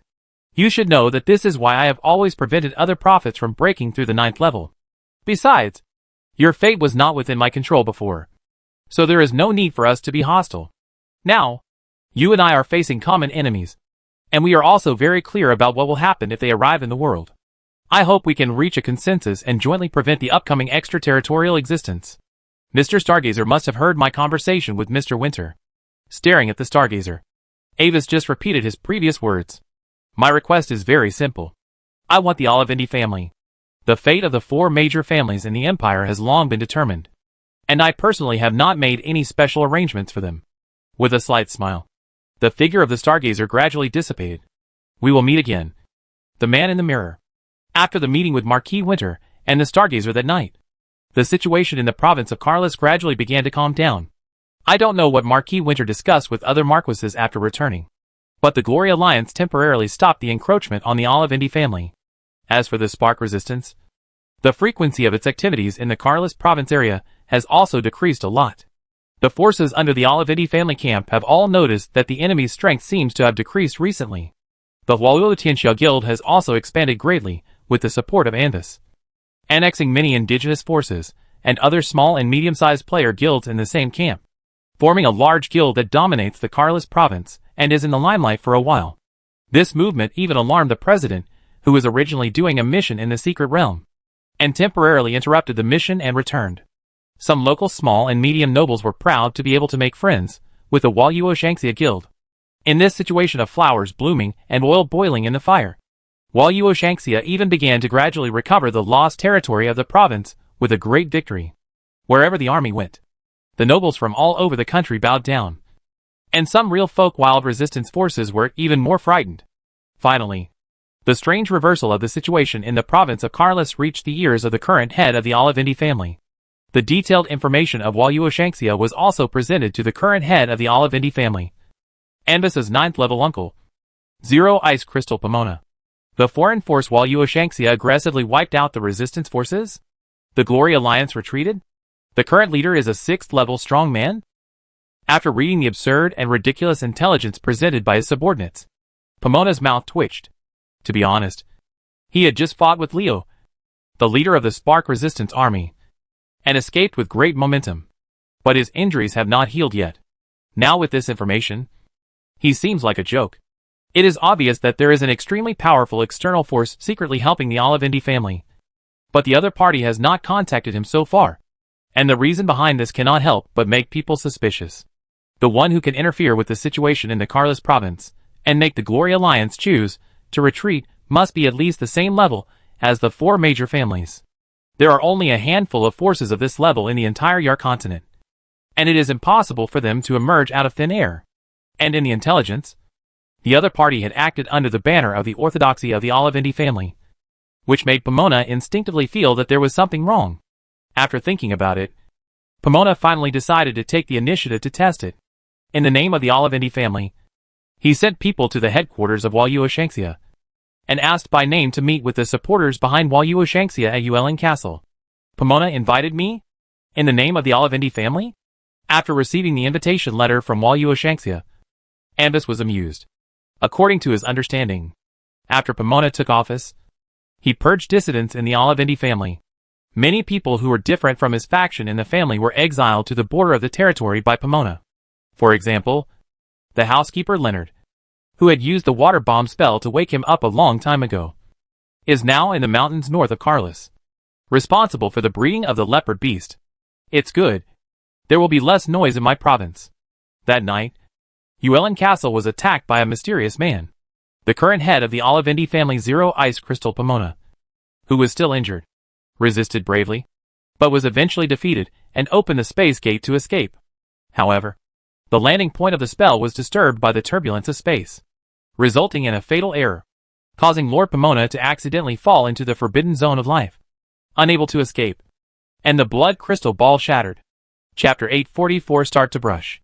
In Moon Castle, after dealing with a little small trouble, Avis did not leave as casually as others imagined, but temporarily took over the maze of the entire castle with the spell key in his memory. Zero Ice Crystal His Majesty Pomona is probably dead. Although he experienced a struggle before his death, he was already injured.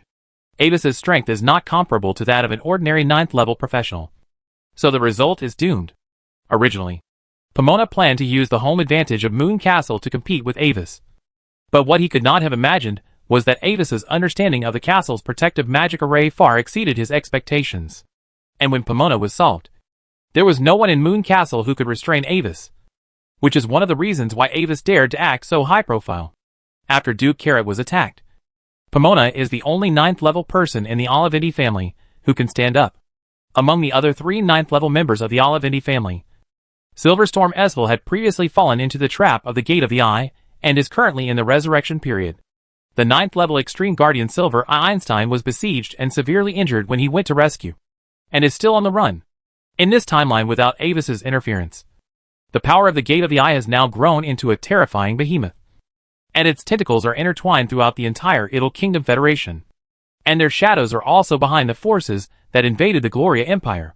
As for the last 9th level Extreme Guardian, he is not in the Olivindi family at the moment, but is exploring the edge of the life-forbidden zone of the first of the 3 Jedi on the continent. Due to the chaotic rules of the life-forbidden zone, no one can contact her, and no one knows where she is. This is also one of the reasons why the Marquises still dare not act too blatantly even though the Olivindi family is on the verge of collapse. If the other party suddenly returns, The destructive power that a 9th level limit, who has no worries, and hides in the dark can exert is extremely amazing. However, Avis doesn't care about all this. As a 9th level prophet with no worries, he is naturally invincible. Walking in the library of Moon Castle, under the bright silver-white magic glow, Avis stepped on the soft crimson mountain goat carpet and walked towards the miscellaneous area with a clear goal. He wanted to take back something that once belonged to him. The secret scripture of the old days. He remembered very clearly that the Avis in this life was not aware of the existence of the secret scripture of the old days, and had never noticed it. Then, if no one else noticed its secret, the book should still be in place. With a slightly anxious mentality, Avis walked around the tall bookshelves that reached the ceiling, and finally arrived at the place in his memory again. Then, he saw the spine of the familiar dark green thick book again. No one had noticed it. In fact, in the hidden state, its aura was no different from other ordinary non-magical books. Avis pulled it out of the bookshelf with a little excitement, opened it, read the familiar poems written by the High Elf Prophet Hill, and then separated a trace of mental power and injected it into the book. As Avis' mental power touched the pages of the book, familiar changes unfolded before his eyes. The dark green thick book floated up, and the shadows surged out like water, swallowing the light silver elven text on the cover, and finally formed a slightly wriggling black character. As the book changed, a strange whisper sounded in the depths of Avis's heart. But unlike the first time he activated the secret book of the old days, since Avis's strength has reached the 9th level at this moment, he can clearly observe the real impact of the display of the secret book of the old days on the surrounding environment. Whether it is the distorted colors of the surrounding objects, the distorted and blurred light, suddenly becoming disordered and crazy, like the rustling sound of the hourglass ringing in the ear, all of this is just appearance. The root of everything comes from a strange chaotic force field that constantly escapes from the book. The rules of the material plane are interfered and distorted by this force field, resulting in various illusions in perception. As the true appearance of the secret book of the old days is revealed, Avis opened it again. However, there is a difference from what he expected before. There is no prophecy page in the secret book of the old days in this life. In other words, the pages that originally recorded the prophecy were now completely black. Relying on his breakthrough to the 9th level prophet, Avis tried to find the reason for the change in the pages through the web of fate. But all he got back was nothing. Fortunately, although the prophecy part was completely black, the state of the subsequent pages was normal, and he could still activate the spells attached to the old secret book. Taking out some void silver from the warehouse of Moon Castle, Avis casually kneaded it into a chain and hung the old secret book around his waist as usual. After finding the old secret book again, he was more confident. Since his rebirth, Avis actually relied on the power feedback given by the old secret book to achieve this almost incredible speed of strength improvement. And now after changing a world line, the boss he had sealed before has now been refreshed. Moreover, after his strength has been raised to the 9th level, he can now use the power of the continent's destiny network to lock the ancient existences needed by the old secret book. That night, Avis left a clone to sit in the city of Carlis, and the main body left the Carlis province and began to search for the sealing target for the old secret book.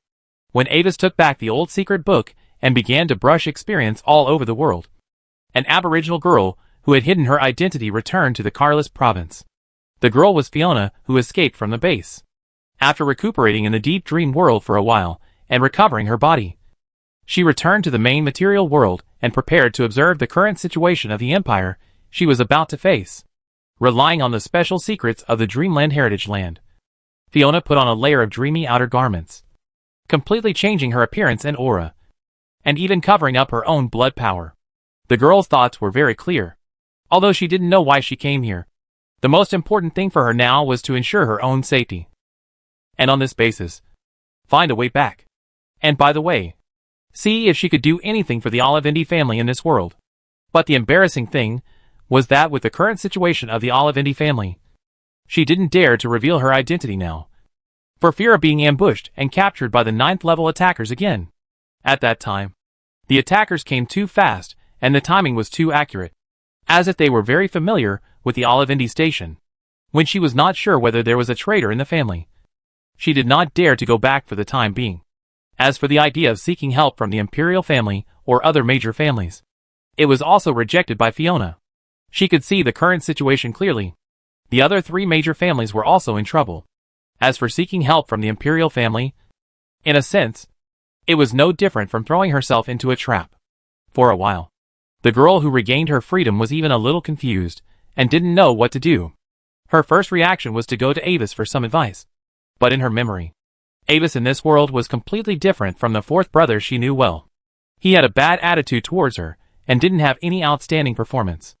After finding the whereabouts of Avis through the blood secret technique, and secretly observing for a while, the little girl left disappointed. After the other party disguised his identity, he was hanging out with some ordinary nobles every day, participating in some strange dinners and parties, with an attitude of self-destruction. Finally, Fiona decided to stay in the province of Carlis temporarily, to see how the situation in the Empire would develop. However, when she was in seclusion, bad news came one after another. Something happened inside the Olivendi family, and they suddenly began to quickly withdraw their forces to defend. Many of their territories and industries outside were abandoned, and then taken over by other forces. At the same time, although the situation in the province of Carlis is relatively calm, the war situation in the other three provinces is getting more and more intense. And there are even scenes of public fighting between the 9th level. And these wars have one thing in common: that the four major families of the Empire are always the ones who are losing step by step. The royal family, which should have come to mediate the civil war in the Empire, is now silent and quiet as if it does not exist. Chapter 845: The Coming Day of Judgment. The most prosperous capital of the Holy Mercia Empire is undoubtedly the city of Holy Songs located in the Great Plains of Holy Songs. But when it comes to the Holy Land of the Holy Light Church, we have to mention a small rocky city located in the northwest of the Empire, surrounded by many steep mountains, the place where gods descend on Savalin. This city is very small, with mottled and low walls covered with moss and weathering marks, without any traces of magic. The buildings and sculptures in the city also generally present a yellowed ancient texture, except for the church in the center of the city, which always maintains a spotless white. Such a slightly simple small city is a holy place in the hearts of countless believers of the Holy Light Church. And it is also the only place where every pope takes over. Just because this place once welcomed the advent of the god, it is also the place where the first Holy Light Church was built. For thousands of years, although this holy city is slightly dilapidated, it still attracts thousands of devout pilgrims to come and worship. Even if the road here is dangerous and long, it still cannot stop them, just to see this place where the gods touch the world with their own eyes. However, due to its special status, only true devout believers can be allowed to enter. At this moment, Pope Saint Messiah III is alone in the Pope's prayer room deep in the church, facing the altar, the pure and flawless light contained in the golden cup, holding the silver-white holy emblem of light on his chest with one hand, praying silently. He has been a little uneasy recently, and a strange feeling of upset has always lingered around him. Even if he prays to the gods, he can't get rid of it. This is a very dangerous sign. As one of the strongest people in the Yar continent, this kind of mysterious sense of danger almost means that some kind of huge disaster is about to strike. For this reason, he abandoned all worldly affairs and came here to pray to God for guidance. The Lord we believe in, the master of billions of brilliance. You are the beginning. You are the end. May your brilliance spread throughout the world. May your ways be practiced on earth, as in your kingdom. Under the slightly dim and towering dome of the prayer room, a hazy and white halo was cast from the three huge arched gemstone windows behind the altar, which were more than 10 meters high and depicted sacred scenes, and enveloped the young pope, making his figure bowing his head in prayer appear particularly holy. This prayer seemed to have attracted the attention of God. As Saint Messiah III continued to pray, strange power dissipated from the light on the altar in front of him. The holy white light in the Holy Grail began to gradually brighten, and a warm and sacred breath enveloped Saint Messiah III's whole body, as if to expel all the abnormalities in him. But in the next moment, a change that almost shocked Saint Messiah III occurred. The three huge jeweled windows suddenly turned black as if stained by ink, and nameless darkness surged out from them. They surged, crawled over his white papal robe embroidered with gold patterns, and enveloped the light on the altar. Saint Messiah III wanted to stop it immediately, but he was shocked to find that he seemed to have become an ordinary person in this darkness, and could not sense any sacred power. As he watched helplessly, the dense darkness gradually enveloped the light. Even though the holy white light tried to pierce through countless layers of darkness, it still gradually extinguished under the erosion of this seemingly endless darkness. The next moment, Saint Messiah III suddenly woke up and realized that everything just now seemed to be just an illusion. There was no darkness, and the light on the altar in front of him was still soft. However, under the triple crown on his head, sweat had soaked his golden hair, which was slightly sticky and hung down. The end of darkness. A trace of lingering fear flashed at his eyes, and Saint Messiah III let out a long breath. It was not an illusion, but the guidance provided by the gods. Although the glory of the gods exists in every church, the first church is different. This is a mystery passed down from generation to generation by every pope. Walking out of the prayer room slowly, the young pope frowned. Although there are already guesses, it does not mean that the problem has been solved. Or it can be said that this only lets the shepherd know that the wolf pack is about to arrive. Even in the corner of his heart, there is a trace of almost blasphemous thoughts that he dare not think about. In the revelation seen just now, does the extinction of light mean that even the gods are also in danger? Yanel, Saint Messiah III called out in a low voice. And the next moment, a young man with blonde hair wearing a cardinal's robe and white eyes appeared in front of him. Your Holiness the Pope. The latter saluted the Pope, but there was no emotion in his expression or voice, as if he had lost all emotions. The day of judgment is approaching. How is your current state? Looking at Yanel, Saint Messiah III suddenly asked without knowing the reason. After becoming a saint, my strength has completely surpassed the 9th level, but I still cannot really reach the legendary realm. The latter was not surprised by the Pope's question, and he calmly explained his feelings. There is no way ahead. Some rules of this world seem to be missing, and a large part of them are missing. Even the power of faith cannot support me to stay in the state of a saint for a long time. If this part of the rules cannot be completed. Okay. Nodding, the Pope ended the topic. This is the natural barrier in front of all professionals who attempt to break through the legend. After countless years of research and speculation, the conclusion that the rules are missing is also one of the conjectures that modern 9th level professionals cannot break through the legend. However, this conclusion also has obvious problems. The magic guide structure that has lost some parts cannot operate normally. How can the extremely precise existence of the world rules still operate normally when a part is missing? Unless the rules are not missing at all. They are just hidden, but they are still working. The existence that can do this can only be a true legendary powerhouse. And this is a dead end. The hidden means of the legendary powerhouse are almost impossible for the 9th level existence to see through. But now, they don't have much time left before the day of judgment recorded in the Holy Scriptures arrives. If no one in the church breaks through the legend, then they will have no choice but to fall. Suddenly, in the distant sky, a stream of holy white light suddenly flew into the church at a rapid speed, and then hovered in front of the Pope and dissipated, revealing a silver-white holy emblem of light. Frowning and taking it, the Pope glanced at the urgent information in it, and his expression became even gloomier. A strange disaster suddenly broke out without any warning in the Holy Messiah Empire. An amorphous existence that came from nowhere invaded many cities in the northwest and southwest of the empire. They have extremely strong plasticity, usually appearing in a series of bizarre, supervisual concept aggregates, and can disappear for a short time. If they still have some breath that can be sensed, they may even be mistaken for some strange events. Low-level clergy scattered in the 4 places have been seeking support from the Holy See. These existences spread very quickly, and can infect ordinary people in an incomprehensible way and assimilate them into one of them. At present, several archbishops in the empire have been alarmed and are fighting against them with all their strength. At present, it can be confirmed that this is an ancient foreign existence. The holy power has a good effect on it, but because it spreads too quickly and has strong power, the holy power of high-level clergy can only play a decisive role in governance. Faced with this sudden disaster, the defense of many cities in the empire has become weak. Yanel, you must go to the city of judgment immediately, and find the source of the disaster as quickly as possible and eliminate it. I will try my best to stabilize the situation during this period. With a gloomy face, the Pope issued an order as quickly as possible. And then the figures of the two disappeared in an instant. Chapter 846. Does God exist? When the Holy Light Church is fully operational, the power it can unleash is extremely terrifying. Even the terrifying ancient and strange existence cannot compete with it.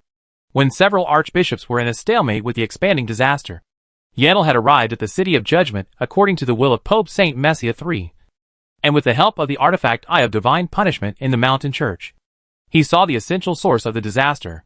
They Or rather, it did not originally belong to this world, but followed certain existences to the New York continent after the Great Tear. All the disasters in the Holy Messiah Empire at present are only caused by its instinctive stretching of its body. In the former star civilization, it was called palimpsests, which means star energy hologram. It feeds on the thoughts emitted by intelligent life to fight against its own spreading disorder. Prometheus does not have an actual form in the material world. The various strange phenomena related to it that people have observed are actually just some kind of interference caused by its existence on the material plane. After the star civilization discovered this Prometheus, it was bound and divided into multiple parts, sealed in a dark tower, and suppressed for countless years. It was not until the ruins that sealed it collapsed for some reason recently that it took the opportunity to escape. Countless years of confinement have made it hungry to a degree that is almost crazy.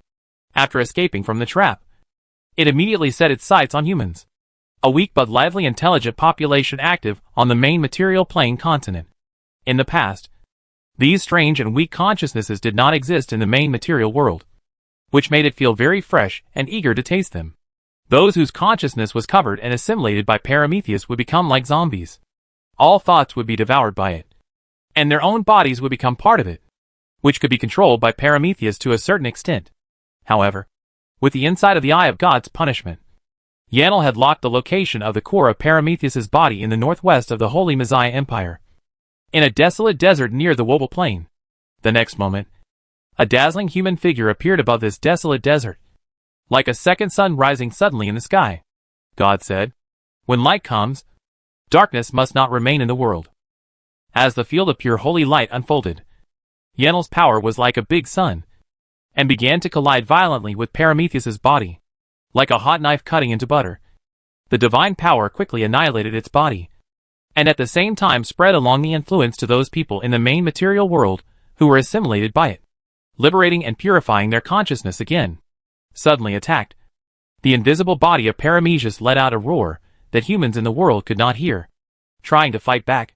But because it was in a weak state, it was no match for the saint like Yanel, because the scope of this disaster was too wide. All parties were paying attention to the movements of the Holy Light Church. The scene of Yanel's strong move to suppress the strange existence was immediately noticed by many powerful people. It is worthy of the foundation of the Holy Light Church. Such a powerful force is so amazing every time I see it. On a dead tree in the far desert, a young man with black hair and black eyes, carrying a long silver staff, a dark green mysterious book hanging from his waist, and a brown planeswalker cloak, was sitting on the treetop with interest, observing the fierce battle in the distance. This young man who looked like a traveling wizard was Avis in disguise. He had been away from the province of Karas for more than 2 months. During this period, in addition to letting the old secret book devour the existing ancient beings according to the plan and improve their strength through feedback, he also traveled around the Yar continent on the original timeline and witnessed the difference between the two worlds with his own eyes. Without his intervention, the overseas island where the incarnation of the old gods was once exiled has now become the base camp of the old existence. And the former moon shadow seal has been unlocked, and the things in it have disappeared without a trace. But in contrast, the gods wandering on the island are actually not bad. And there are more than one. The power feedback from the old secret book after they were sealed is very rich, which makes Avis very satisfied. As for the whereabouts of his unfortunate second sister Evan in this life, Avis did not find it, and it seemed that she had been taken away in advance. But is the saint in this life also Yanel? Watching the battle in the distance, where the holy light gradually gained the upper hand, Avis's fingers stroked the old secret book hanging around his waist. He could sense that there was a subtle difference between Yanel in this world and the other timeline he was in. The most obvious thing was the feedback from the old secret book. When sensing the existence of Yanel, the old secret book sent back a strange feeling mixed with desire and rejection, which was a scene that Avis had never felt before. In the previous life, the old secret scripture had almost no reaction to Yanel, and at most there was only a vague sense of rejection of the rich sacred power in Yanel. Perhaps, due to the experience on that island, or the subsequent experience, Yanel's own existence has changed. Even the fact that he can control the sainthood in this life is probably due to this reason. After thinking for a while, Avis finally came to the most likely conclusion. At that time, Yanel was ambushed by the priest. If he hadn't intervened, then there would be an accident that allowed Yanel to return to the mainland alive. or something that looked exactly like Yanel returned to the mainland. But for the Holy Light Church, the strongest force in the entire continent, Avis didn't think they would be unaware of this. Even letting Yanel participate in the sainthood experiment later might also be a test. If such a high concentration of holy power is disguised by the old existence, it is no different from an ordinary person jumping directly into a boiling oil pan, playing with the faint light of holy power that silently emerged from his fingertips. Avis was a little dazed. The holy power of the Holy Light Church is a kind of extraordinary power, with a very special nature. They come from the power of faith, and are essentially the embodiment of people's fear of darkness, evil, and transcendent cognition. With this power, the Holy Light Church is almost naturally the nemesis of foreign beings. However, as his personal power increases, Avis becomes more and more suspicious of one thing. Is there really a God behind the Holy Light Church? A God with this kind of power nature cannot be unknown. But even the Star Civilization, which is known as a great race, and even the legendary High Elf civilization in the ancient Golden Age, have no records of it. Unless, he appeared very late. So late that only humans noticed it. Forget it. Whether the God of the Holy Light Church exists or not. When the darkness in the prophecy comes, everything will naturally be revealed. Not considering this matter for the time being, Avis stared at the battlefield in the distance that seemed to be about to end. Ready to move. He came here to watch the battle for so long. In fact, he came for the unsealed Palameges, and the old secret scripture was very interested in him. Presumably, after sealing it, he can get rich power feedback. At present, his true strength has surpassed many old 9th level masters. If this crazy speed of strength improvement is spread, it will probably shock many 9th level masters. As for the terrifying alien existence that is about to return in the prophecy, Avis is not worried, because in recent period of time, he has vaguely figured out how to return to the original timeline. The mysterious obelisk in his spiritual sea seemed to be in a slow charging state. By now, it had accumulated a small amount of space-time energy. When the space-time energy was fully accumulated, he could use it as a medium to open the space-time gates of 2 different world lines, allowing his consciousness to jump back to the original timeline. Chapter 847, The Fear of the Past. At this time, the battle between Yanel and Prometheus has entered the final stage. The ancient existence that was unsealed could not resist the power of holy light after all.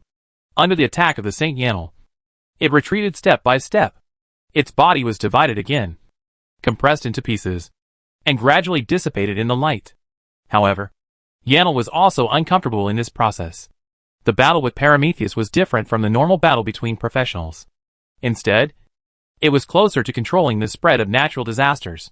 In fact, Prometheus was not fighting with Yanel, but rather just reflexively wriggling and stretching his body, trying to cover and assimilate Yanel. As a special existence similar to the information state, Prometheus's body cannot be destroyed by ordinary attacks. All Yanel can do is to use his own divine power close to the legendary qualitative change to assimilate its body, and then control it to force itself to dissipate, so as to keep approaching the opponent's true core. Under such operation, the consumption of divine power is very amazing. Although the saint state can gather a huge amount of holy power, it is not infinite. If it is consumed too much, it will only cause him to exit the saint state directly. However, what made Yanel slightly relieved was that when his holy power consumption was gradually approaching the danger line, he finally found the true core of Prometheus. It was a group of ripples gathered together, dimly appearing under the reflection of holy light, showing all kinds of strange and bizarre light, sound, shape and color. But at this moment, Yanel suddenly felt something in his heart, and his spiritual sense reminded him that an uninvited guest had joined the battlefield. The newcomer was also surrounded by a ball of holy light, and exuded a clear 9th level aura. It seemed that a strong man from the Holy Light Church had solved the problem, and came to support him.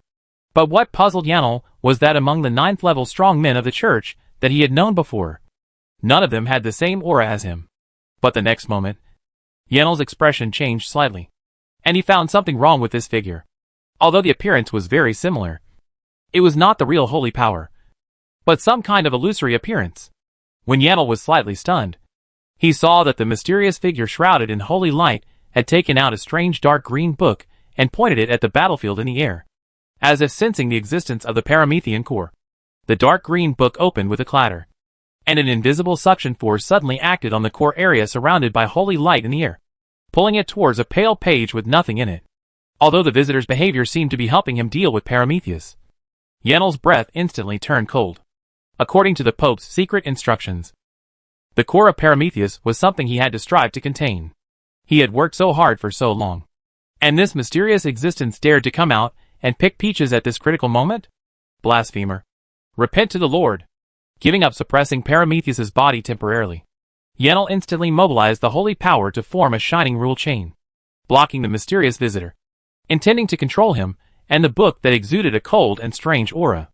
But what made Yenal's heart sink suddenly was that in the face of his holy power blockade that had exceeded the limit of the 9th level, the figure only blurred for a moment. The next moment, the holy power chain slid past him without any effect, as if the figure holding the book was just a ball of untouchable air. The power of destiny? 9th Order Prophet? Seeing this scene, Yenal instantly understood the reason, and his breath couldn't help but become a little colder. At that moment, the figure cut off the fate line between himself and the holy power chain, isolating the possibility of his attack from the fate level. What a terrifying oppressive force. When I really face it, even now, I still feel a little trembling. It is worthy of being the most feared existence I once had. At this time, the figure suddenly turned his head slightly, staring at Yenal's body composed of materialized holy light, and said something that made him a little difficult to understand. Fortunately, your power has become much weaker. While confronting Yenal, Ava secretly sensed the progress of the sealing of the old secret book, and found that the progress had been completed for the most part, and would soon be over. Want to delay time? I want to see how many times you can dodge this way. Aware of Avis's intention, Yenal spoke in a cold tone, and at the same time, the sacred domain was fully deployed, covering Avis. In the territory of the Holy Messiah Empire, he was naturally invincible. The Eye of Judgment on the side of the Holy See monitoring the battlefield could not have failed to notice the changes here. As long as he delayed for a while, reinforcements would surely arrive, making it difficult for this mysterious existence suspected to be a 9th level prophet to escape.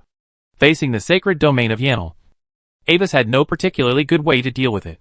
After all, the opponent's hard power was indeed stronger, and he could only watch himself fall into an unfavorable battlefield environment. However, the reinforcements that Yenal expected would not arrive in a short time. The members of the church responsible for controlling the Eye of Judgment encountered some problems, causing them to be temporarily distracted and not paying attention to the battle, or the Eye of Judgment was disturbed by the aftermath of the battle, causing the observed images to be distorted, mistaking Avis for his own strongman. Everything is possible. As a 9th level prophet, he could not fall into a situation of being besieged without any intention. When the two fought, the old secret scripture finally completed the final seal, and a complex ripple shape with a strange sense of geometric order was imprinted on the pale page. Palameus, an extraterritorial existence, followed the footsteps of the star civilization to arrive in this world. Recently, he broke the seal and was attacked by the power of alienated faith, and was in a weak state.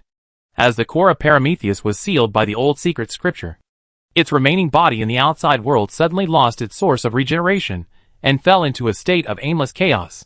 Other clergymen who were blocking the spread of the disaster could also clearly feel that the wave of strange existence that had been spreading aggressively suddenly stopped, and then became like a headless fly, without any reaction to their attacks, allowing themselves to be quickly purified by the holy power.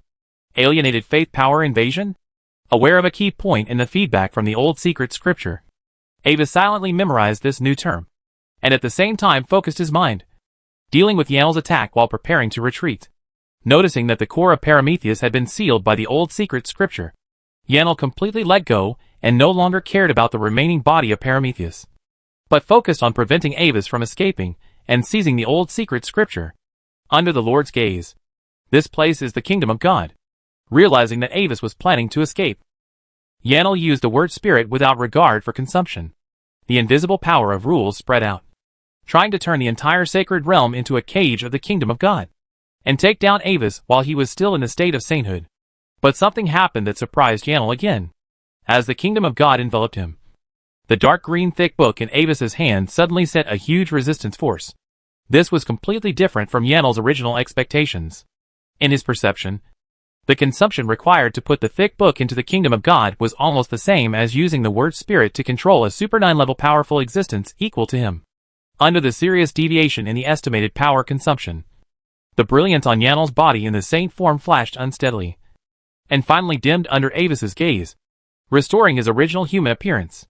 Without the support of Yanel's power, the kingdom of God without the source of power also collapsed. No need to look like that. We will meet again in the future.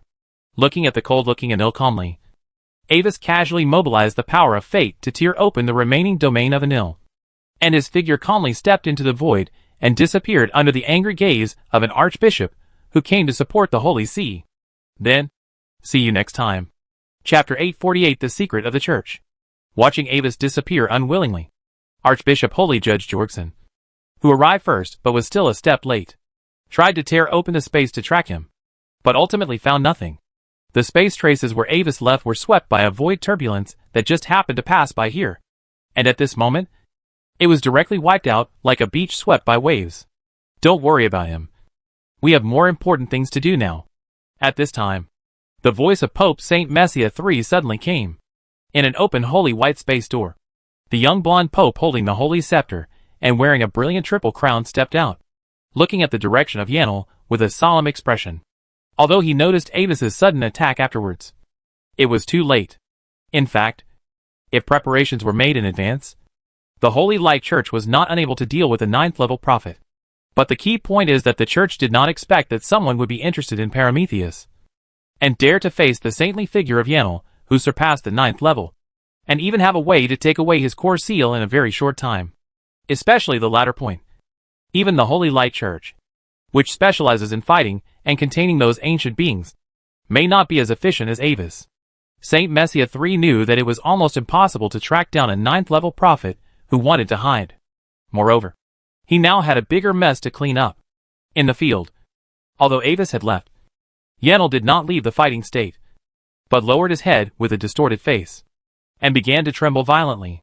If you look closely, you will find that his skin suddenly began to wriggle, as if countless worms were rolling and crawling under the skin, and the color began to turn gray and dark. The holy light surrounding his body began to flicker, as if the black and dirty alienated tissue of oil spread on the surface of Yanel's body, and the ominous atmosphere gradually spread. But the strange thing is that under this change, Yanel's aura, which was originally weakened due to the excessive consumption of holy power, suddenly began to rise sharply, as if some terrifying existence was about to revive. Keep yourself. Seeing this, Saint Messia III suddenly shouted in a low voice. The voice containing the spirit of words sounded small to others, but to Yanel, it was like thunder and deafening. In an instant, Yanel's gray eyes suddenly regained a trace of clarity. Although the time was short, it was enough for him to understand the current situation. Regardless of the alienation phenomenon on his body, he suddenly raised his hand and inserted it into his heart without hesitation. Puff! With the sound of a finger entering the flesh, Yanel's breath, which was originally rising endlessly, instantly shrunk. Even if the body of a 9th-level existence no longer has fatal weaknesses, the heart, as an important source of power for the body, will still make the body weak after being destroyed. Taking advantage of the opportunity when Yanel was willing to hurt himself to suppress himself, Saint Messiah III and Holy Judge Jorgsen attacked at the same time, summoning multiple white seals surrounded by angel hymns, sealing Yanel, whose body had begun to significantly alienate, and gradually shrinking to the center. Bang! Under the solemn gaze of the Pope and others, a huge force suddenly erupted from the inside of the seal sphere. The seal, which was originally a perfect sphere, instantly bulged out a cone-shaped bulge under this blow, and then reluctantly subsided under the suppression of the holy power. Finally, with the joint efforts of 2 9th-level extreme priests, the seal was successfully imprinted on the surface of Yanel's body, causing him to temporarily enter a calm state. Next, you will be responsible for the aftermath. Jorgsen, I need to deal with Yanel's condition urgently. Carrying Yanel's body, the Pope left a word and immediately opened the space door and rushed into it. At the other end of the space door, the buildings of the holy city of Gonzavalin were vaguely visible. Your will, Your Holiness the Pope. After saluting deeply in the direction where the Pope left, Jorgsen raised his head and looked at the deadly battlefield around him. A hint of complexity and hesitation rose in his eyes. Lord, Are we really on the right path? On the other side, after returning to Gonsaverin urgently, Saint Messiah III and the alienated Yanel quickly entered the altar behind the main hall of the First Holy Light Church. A secret door that only the current pope has the right to enter. Behind the door is a long corridor that slopes downward. As the pope quickly moves forward, the surrounding walls gradually darken and finally become as deep as the night. But holy stars flicker from time to time. The faint hymns linger on both sides of the road, distant and ethereal, giving people the illusion of walking among the stars in the kingdom of God. Finally, the Pope arrived at the end of the corridor in front of a simple and gray stone door that looked like a mural carved on the rock wall. There was no lock on the stone door, only a simple circular holy emblem of light on it. But as the Pope approached, the holy emblem of grace and light on his chest, which symbolized his identity as the Pope, suddenly lit up, and the symbol on the door also shone, splitting into two from the center, driving the stone door to slowly open. The next moment, pure and brilliant light poured out from the crack of the open door, as if the sun suddenly rose in front of him.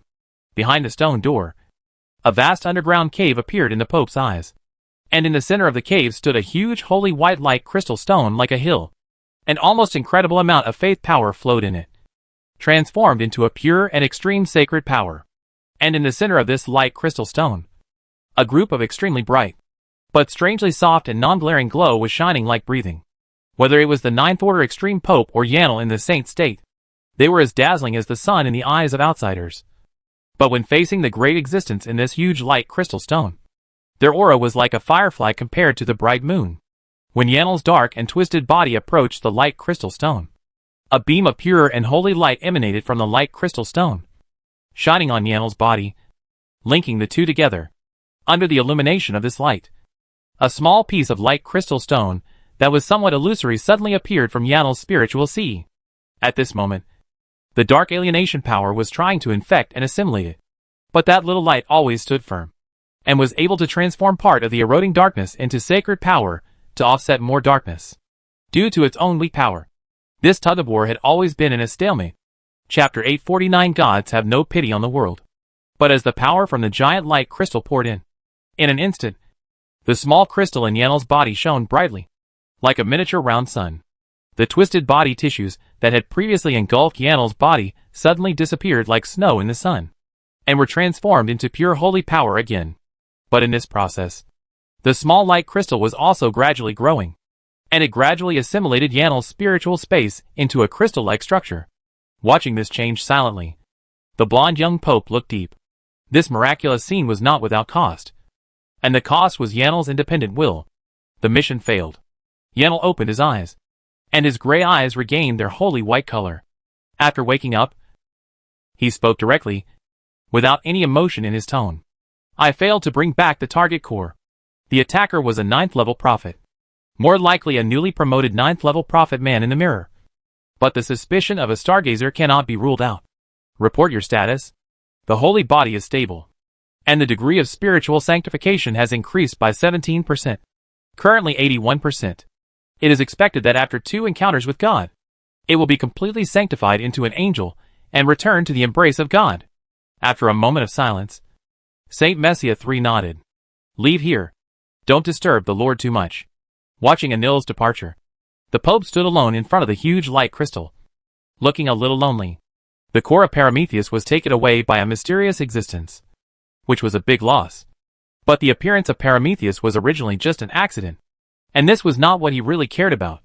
Yanel's state in this battle exposed serious problems, which is also the key problem faced by the Saint Project. Angelization. In fact, Yanel is already the most perfect experimental subject he can find.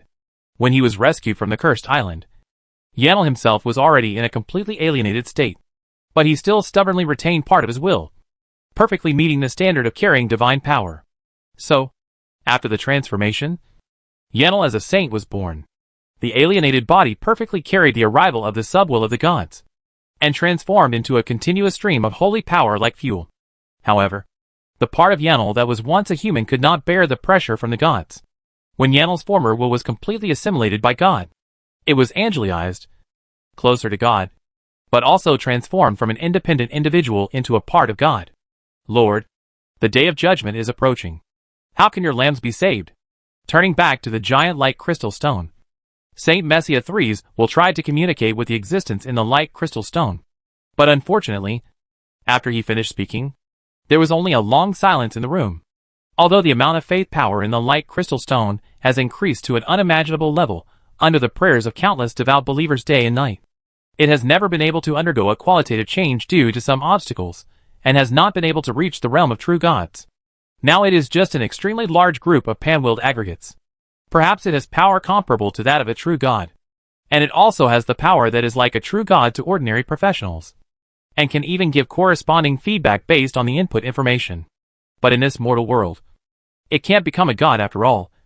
Nor can it really face those ancient beings who once ruled the world and spread darkness and terror throughout the era and were lost in the unknown. The world needs gods. But gods have no pity on the world. Facing those dark beings beyond legends described in the Pope's heart, the grand will in the glow conveyed a cold and realistic answer. Unstoppable. On the other side, Anvis, who had left the battlefield, had returned to the province of Carlis. After the old secret scripture sealed Palameges, the power feedback sent back was extremely abundant.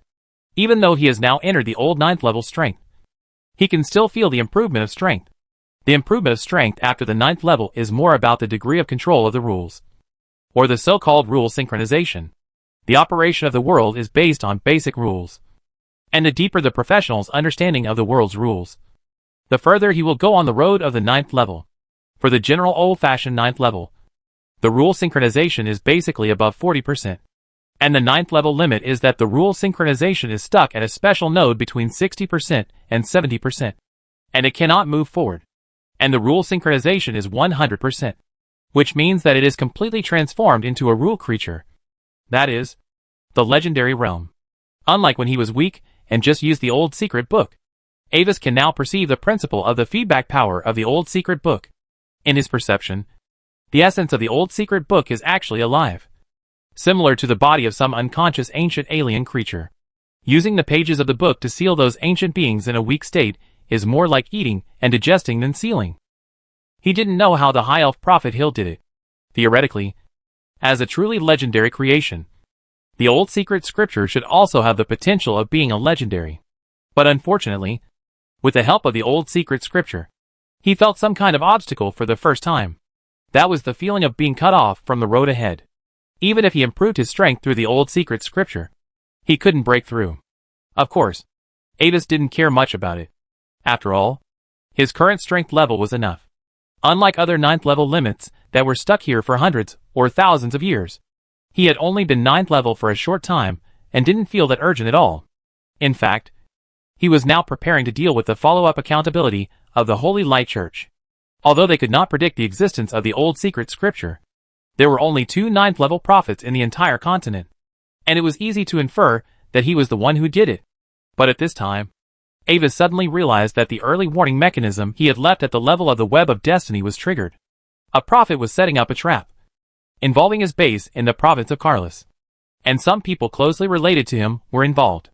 A little surprised by this, Anvis followed the guidance of fate and arrived at Silver Gull City on the southwest side of Carlis province. This was once the territory directly under the Olivindi family, but as the 4 major families of the empire gradually lost power, it was once occupied by the rebels, and then recaptured by Viscount Nisfim of the Glory Alliance. As for why Viscount Nisfim was able to capture Silver Gull City overnight, it must be that the warriors were particularly brave. Those rumors that the rebels who attacked the city were disguised as Viscount Nisfim's guards were pure slander. At present, Fiona, who has hidden her identity, lives here temporarily, as her territory in another world. She still has a good impression of this city, although the Silver Gull City in this world is very different from that in another world. But today, something special happened.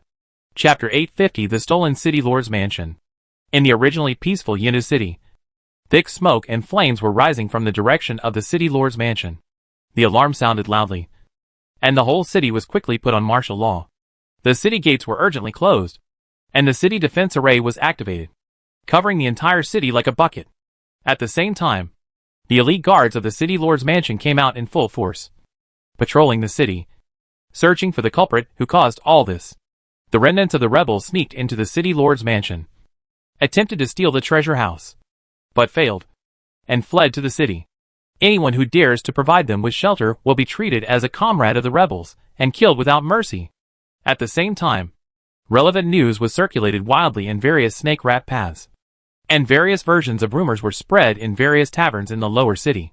Among them, the more recognized part of the information was that the city lord's mansion was infiltrated by thieves, who stole the treasure hidden in the secret treasury, but accidentally triggered the alarm spell when leaving, and had to force a breakthrough. Viscount Nisfim was furious and publicly executed the soldiers who were negligent in guarding the city. At the same time, the whole city was under martial law, vowing to capture those lawless thieves. As for what the treasure was, there were many different opinions.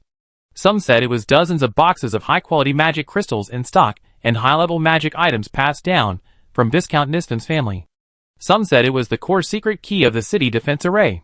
Some said it was the treasure of the city lord's wife as a dowry. Under this huge commotion, Fiona, who lived in seclusion in Silver Gull City, was also alarmed. Standing in the courtyard of the house she bought, the little girl in a light blue magic dress blinked her bright eyes and looked at the city guard searching door to door on the street with a curious look.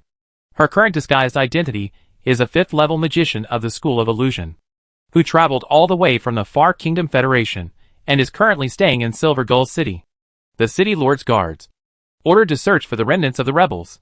Please close the protective array here. Soon, a team of city guards arrived at the main entrance of the girl's residence. The 4th-level knight captain who led the team carefully knocked on the door with a sword, and his tone was relatively polite. He knew the identity of the people living here. A 5th-level spellcaster is considered a middle to high-level force in the entire continent, and a guest of honor for major forces. If he joins most forces, he can obtain the status of a guest official. So these city guards did not dare to be too presumptuous. Okay, but no suspicious people broke into my residence.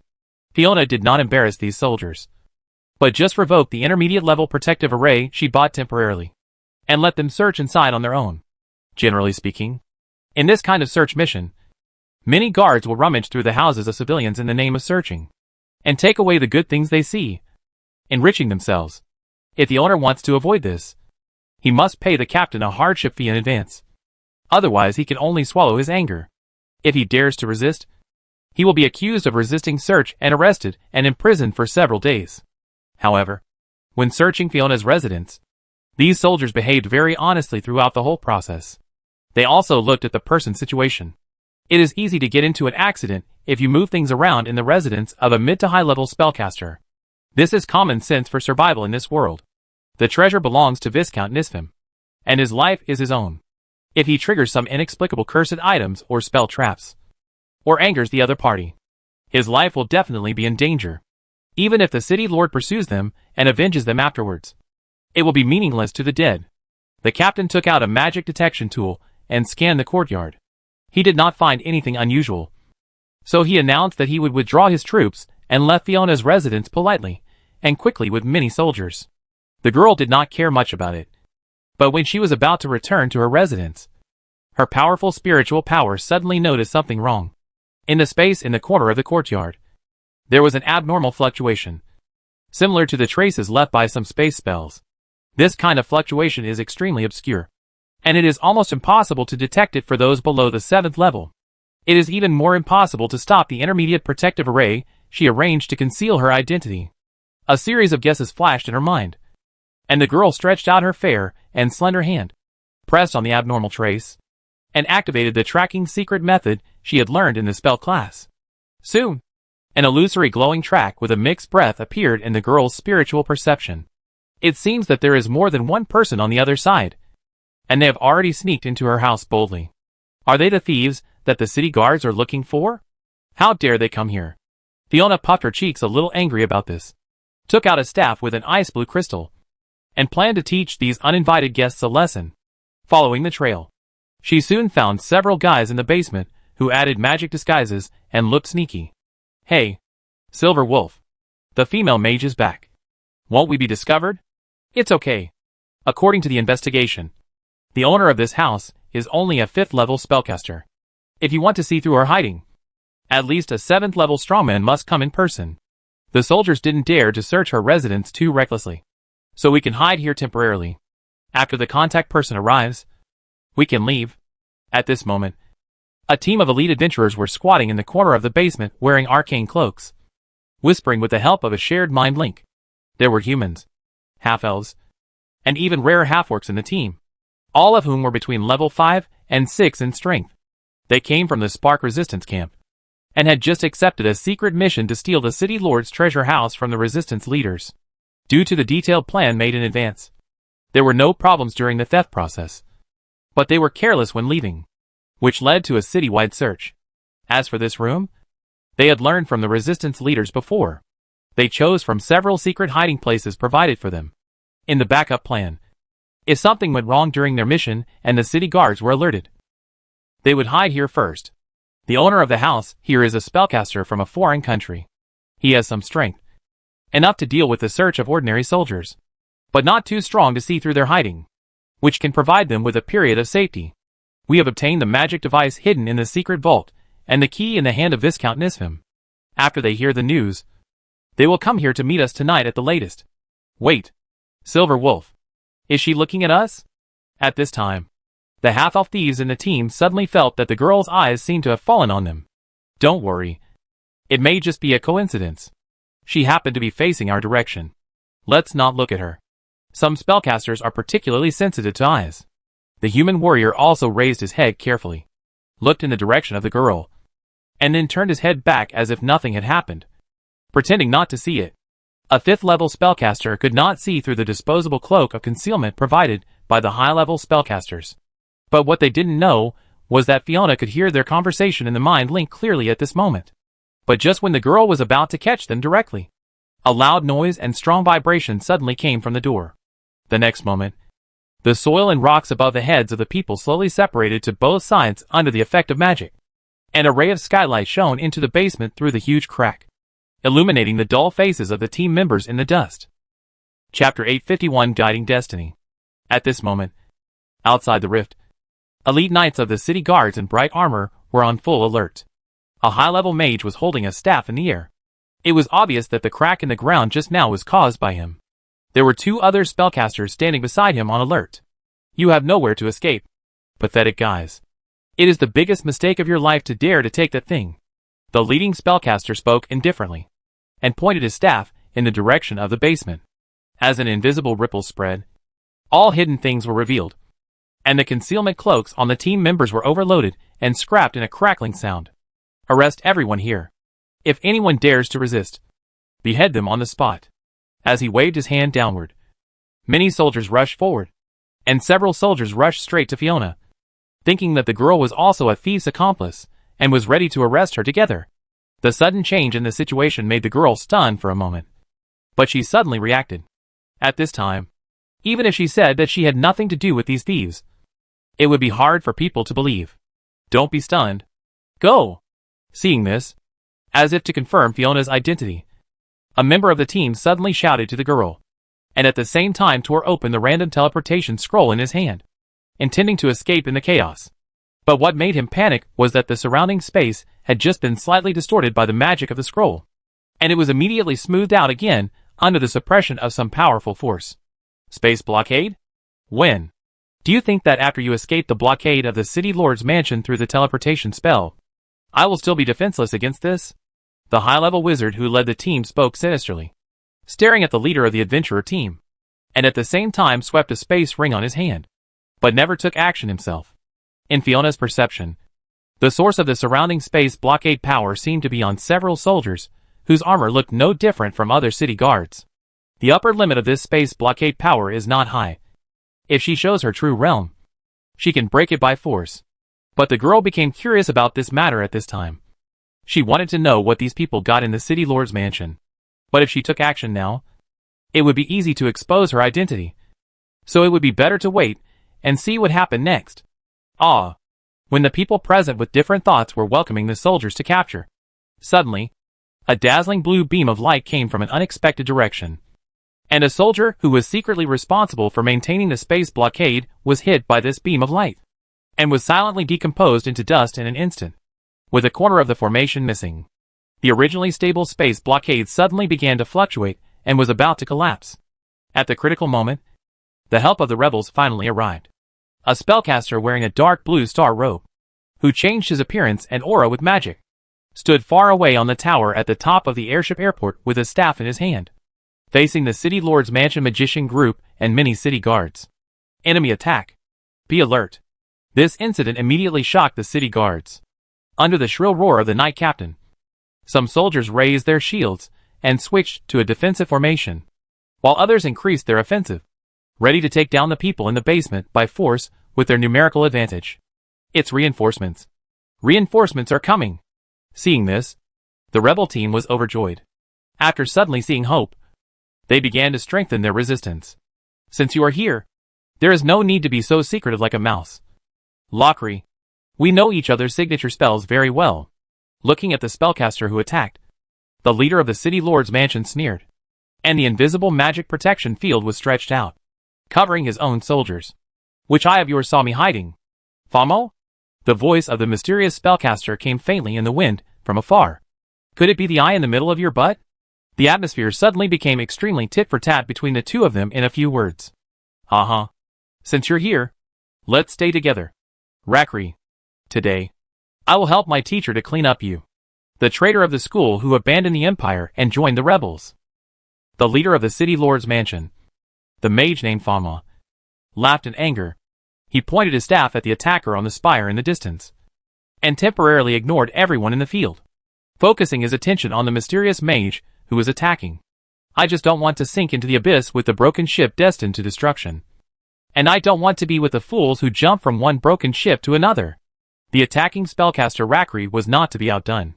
He also raised his staff and began to gather magic power blatantly, as if he was preparing some powerful spell. But in secret, the captain of the rebel team, Silver Wolf, received a secret message from Rakri, which pointed out that the key to the space blockade was not the spellcaster pretending to be with Fama, but those soldiers, taking advantage of the fact that Fama's attention was attracted by Lockery. He immediately killed him and escaped through random teleportation. This was the only chance of survival. After hearing the news, the captain's eyes fixed, and he took action immediately after scanning the battlefield situation. He dared to take on such an extremely dangerous task, so he naturally had his trump card. A pendant hidden in his clothes at the neck lit up, and the enhanced aura of secondary time acceleration was added to him. So in his perception, the whole world around him slowed down instantly. This state can last for 3 seconds. With the help of the acceleration effect, he suddenly moved and temporarily got rid of the blockade of the soldiers. The next second, a magic gem on his right finger ring shattered, and 3 directional malicious deformation spells instantly hit 3 casters who were disguised as soldiers and responsible for the space blockade. Except for one person who successfully resisted. The other 2 turned into 2 sheep with a bleeding sound, and the space blockade that was originally maintained collapsed instantly, before the soldiers around him could react. He took advantage of the last second of the time acceleration effect to return to the team members and tear open a group teleportation scroll that landed in a safe area outside the city. This operation was done quickly and swiftly. When the ripples of teleportation lit up, the accompanying magician group noticed something was wrong and wanted to stop it. But space magic was not so easy to intercept after all. Moreover, at this moment, Lockery in the distance also had a telepathic connection and sent multiple ray spells with different effects to several spellcasters at the same time, successfully delaying several mages for a moment. Then, as the teleportation magic took effect, the people surrounded by the soldiers disappeared instantly. Hey, personally help them delay time. And there is also that inferior time acceleration ornament. This is your plan, Lamori? However, seeing the target disappear, the expression of the high-level mage Fama became strangely calm, without any anxious or annoyed look. Don't worry about it, Fama. Realizing that something was wrong, Lamori's tone became cold. His mission of covering up had been completed, and the next step was to find a chance to escape. Unfortunately, you don't understand how important the thing they stole is. As he said, with Lamori standing at the airport terminal as the center, a huge binding magic circle suddenly lit up, trapping Lamori, whose expression suddenly changed. Do you think I am the ultimate force responsible for protecting the treasure house this time? Seeing Lamori trapped in the trap, Fama suddenly showed a mocking look on his face. Unfortunately, The safety of that thing is personally in charge of by another big shot in the Glory Alliance. I just took this opportunity to set a trap to force you out. What? Sensing the strong sense of restraint and suppression coming from all around, Lamori's heart gradually sank to the bottom. The battle between normal spellcasters and falling into the trap carefully prepared by other spellcasters of the same level are two completely different concepts. This time, even if he can escape successfully, he will probably lose a lot of trump cards.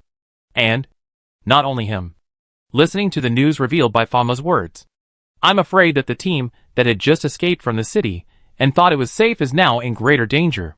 Instead of worrying about others, why not worry about yourself first? As if knowing what Lamori was thinking, Fama sneered and quickly surrounded him with several mages and the city guards. Huh? Finally escaped. I was scared to death. I just saw that dog Mage and thought I would die there. At this moment, the thieves team that was teleported outside the city was unaware of the conversation between the two mages. At this moment, they thought they were finally safe and breathed a sigh of relief. Don't let your guard down too much. Our mission is not yet completed. After checking the surrounding environment, the team leader Silver Wolf breathed a sigh of relief. Although they successfully broke through the space blockade and teleported out, the teleportation landing point was eventually disturbed to a certain extent, causing them to land in the courtyard of a noble manor more than 10 miles away from the original location. This distance was not a problem for everyone as a professional. Just as everyone was about to hurry on their way, a somewhat unfamiliar voice suddenly came. Excuse me. What did you take? Everyone was startled when they heard the words and turned back instantly, and then found that the voice was from the female mage who had walked into the basement before. She also appeared here without knowing when. Why did the captain bring this female mage with him? Did he want to drag her into the rebel camp? The team members were stunned for a moment, and then they all looked at the Captain Silver Wolf, who had just used the scroll, but found that the latter's face looked like he had seen a ghost. Sorry. What I mean is, what did you take from the City Lord's mansion before, which led to the City Guard's citywide wanted order? Can you tell me? Seeing that no one in the team said anything for a while, Fiona thought about it and thought that her question was not specific enough. So she spoke again in a polite manner. Wait a minute. Why are you here? At this time, the team leader Silver Wolf finally reacted, drew his sword and pointed it at Fiona, and asked vigilantly, This is also my home. Of course I can be here. The girl tilted her head, not caring about the vigilance and hostility of several people. After all, they broke into her home first, and it was no problem for her to follow the teleportation traces. Silver Wolf looked at the manor next to him and was speechless for a moment. You have quite a lot of homes. No. How did she follow here? Grasping the key point of the problem, Silver Wolf signaled the team members to disperse the alert, while secretly worrying about how to deal with this matter. After all, they actually had no conflict with this female mage. It was better to say that their actions accidentally involved her, causing her to become a suspect of colluding with the rebels for no reason. I'm afraid she has been wanted at this time. It's a long story about what we gained in the City Lord's mansion. If you want to know the details, you must join us. Otherwise I can't tell you. After thinking for a moment, Silver Wolf decided to try to lure Fiona to join the Spark Resistance. After all, a 5th level spellcaster is also a good fighting force. You can't escape. But at this moment, a huge momentum suddenly descended and enveloped the manor. A young nobleman dressed in gold and red aristocratic dress, with purple eyes and golden curly hair, holding a slender and gorgeous silver-white rapier in one hand, appeared silently in front of the fence gate of the manor, and walked towards everyone with an elegant gait. While walking, he seemed to casually swing the sword left and right twice, but the space in the manor was instantly cut off by some force, faintly independent of the main material world, completely blocking everyone's chance to escape again through teleportation. Although there was only one person, the sense of oppression he brought was much stronger than any enemy they had seen before. Honorary Earl of the Glory Alliance, Starfall Swordsman Ashix. Please die. With a smile that everything was under control, Ashix pointed the tip of his sword at everyone. Although there was still some distance, the sharp aura had locked everyone. 8th level strongmen. The hearts of the team members sank. This was far beyond their ability to deal with. Unless a miracle happened, they had already reached the end of the road. Fiona's expression also became solemn. This was an enemy she had to face seriously, because she was borrowing the body of this world, and the main body of Fiona's dreamland that was integrated with the core of the Dream Heritage land was not at hand. The strength she could exert now might not be much stronger than the opponent. Stop it! However, it seemed that everyone was not destined to die today. At the critical moment, a being wearing a fluttering blue cape and surrounded by a blue and vibrant magic suddenly rushed from afar and blocked in front of Ashix. Only level 7? Sensing the power of the newcomer at the first time, Fiona was a little confused, and then suddenly felt that the newcomer looked familiar. Mr. Deputy Commander. Sir Roche. Seeing the newcomer, the team suddenly burst into hope, as if this figure could bring them a great sense of security to resist the powerful enemy of level 8. However, Roche? Hearing this vaguely familiar name in her memory, Fiona quickly recalled some memories of Carla City and Pamir Academy. The grandson of the old straw-weaving grandma, the shy boy who later gave her a straw owl on the Academy airship. But afterwards, due to her fourth brother's teachings, she understood what would happen if Roche got too close to her. And Roche never came to see her again, so she gradually forgot about it. Roche, the blue demon swordsman, is a lucky civilian who has an adventure, and the deputy commander of the Spark Resistance Army stationed in the province of Carlis. Although his strength is only level 7, he has the reputation of being able to challenge level 8. Looking at the determined boy who was blocking him, Ashix raised his hand and lightly pressed the tip of the sword. In the solemn atmosphere, he spoke of Roche's identity and glory in a leisurely tone. Now, I'm curious about how far you can go. I won't lose to you, the lackey of the Alliance of Glory. Don't even think about hurting my subordinates, even if you risk your life. Staring at the powerful swordsman in front of him with vigilance, Roche drew out 2 strange black long swords, one long and one short, found in the ruins, and suddenly blocked the tip of the rapier that had stabbed at him at some point. I'll stop him. You guys go. You must bring back what you got and give it to Commander Leo. During the fierce battle, Roche did not forget to shout loudly, urging everyone to flee. The struggle of ants. Ashix completely disdained everyone, and just launched a violent attack on Roche, not worrying that anyone could escape. His sword moves were elegant and unique to the nobility. The tip of the silver rapier transformed into a few cold stars, which fell like a brilliant meteor shower, covering Roche's body. The dreamlike beauty contained a deadly murderous intent. Roche, who was 1 level lower than him, was in danger under the attack, and blood burst out all over his body. But he still stood firm, his eyes always looking for Ashix's flaws. Deep in Roche's body, there was a strong life force that was as endless as a towering tree. Even if he was injured almost fatally by an ordinary person in the previous second, he could recover directly in the next moment. This allowed Roche, whose hard power was far less than Ashix, to entangle him forcibly. If there was no accident, he could even delay for a long time. The team also wanted to take this rare opportunity to break the space blockade and escape, but they couldn't find a way. After all, it was a blockade set up by the 8th level existence himself, which was almost unsolvable for the team members whose average strength was less than the 6th level. At this moment, all the changes in the city and outside the city had fallen into the observation of Anvis, who came. Although Ashix was very strong, he appeared here alone at this time, and was destined to be defeated by Roche, the son of destiny. In the trajectory of fate, Avis has seen that although he was seriously injured, Roche still relied on the unique ability of the child of destiny to burst the sea with residual blood, and exerted his power to force Ashix back. Like some kind of ritual, Ashix, as a supporting role at this moment, set off the strength of the protagonist Roche in front of Fiona and other viewers. According to the originally arranged trajectory of fate, if he did not intervene, Fiona would join the Spark Resistance Army with the help of her current disguised identity due to Roche's existence, and continue to develop a series of subsequent stories. Although this behavior sounds a bit like a princess on the run becoming a bandit, it is not a problem considering the current situation of the Olivendi family, which is almost dead in name only. However, Avis no longer intends to let this script continue to develop. Since everyone likes to guide fate and make up stories, why not add him one? So, the next moment, a mysterious knight shrouded in black heavy armor and several meters tall fell from the sky and crashed into the center of the battlefield like a meteorite. The previous space blockade of Ashix was instantly broken, and the terrifying aura emitted from under the armor caused the fierce battle between the two sides to be urgently stopped. The Knight of Original Sin, from the external armor, demonized flesh and blood to the core of the construction, was created by Avis himself. After implanting the seed of original sin and absorbing a large amount of original sin power on the battlefield, its strength has been firmly at the 8th level limit. At the same time, as a creation of the 9th level prophet, it has a very strong anti-prophecy ability.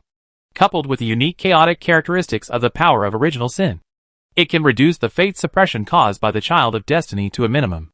It's time to end it. Under the horrified and vigilant eyes of both E6 and Roche, the Black Knight raised the dark heavy sword in his hand, and the hoarse sound, like a heavy stone mill, resounded throughout the battlefield. The next moment, he slashed at E6 through the air, and the dark half-moon sword light instantly slashed towards the noble young man, who was waiting in full battle array. Stardust. The latter's rapier tip lit up like a comet, and it was the last to arrive and hit the weak point of the sword light, trying to break it. But the next moment, he was directly slashed away hundreds of meters by the terrifying power contained in the sword light. And his breath was also strong and weak, and he was actually injured by the sword. Who is that? This terrifying sword shocked everyone present, and the members of the previous Thieves team were even more bitter. Although the space blockade was broken by the Black Knight of Unknown Camp, they could feel that they had been locked by a huge aura like a natural disaster beast. If they dared to move, they would be hit by a thunderbolt sword. Even the 8th level Starfall swordsman Ashix was injured by a sword, not to mention their small bodies. I came here to arrest the remnants of the rebels on the will of the high-ranking leader of the Glory Alliance, His Majesty the Imperial Marquis Bashim. They stole what His Majesty was determined to get. If you retreat now, I can still pretend that what happened today did not happen. At this time, the injured Ashix also realized the fear of the enemy. He stared at the mysterious Black Knight in the field and threatened him in a stern voice. I said, "It's time to end." But what frightened Ashix was that even if he brought up the name of His Majesty Bashim behind him, the mysterious Black Knight's eyes were still indifferent, and he slashed at him again with a stronger second sword. He wanted to dodge, but under this sword, he felt that the sky was dark and the earth was dark, as if the whole world had isolated him. He could only take the dark sword light that was slowly slashing at him. The result was also undoubted. Even though he gritted his teeth and took the second sword, his own state was also tragic, and blood was spilled all over his body. Moreover, the support from the Glory Alliance, which was supposed to come, had no idea what had happened and had not arrived yet. After gritting his teeth secretly and assessing the current strength of the enemy in us, Aix decisively admitted his defeat and fled without even saying a harsh word.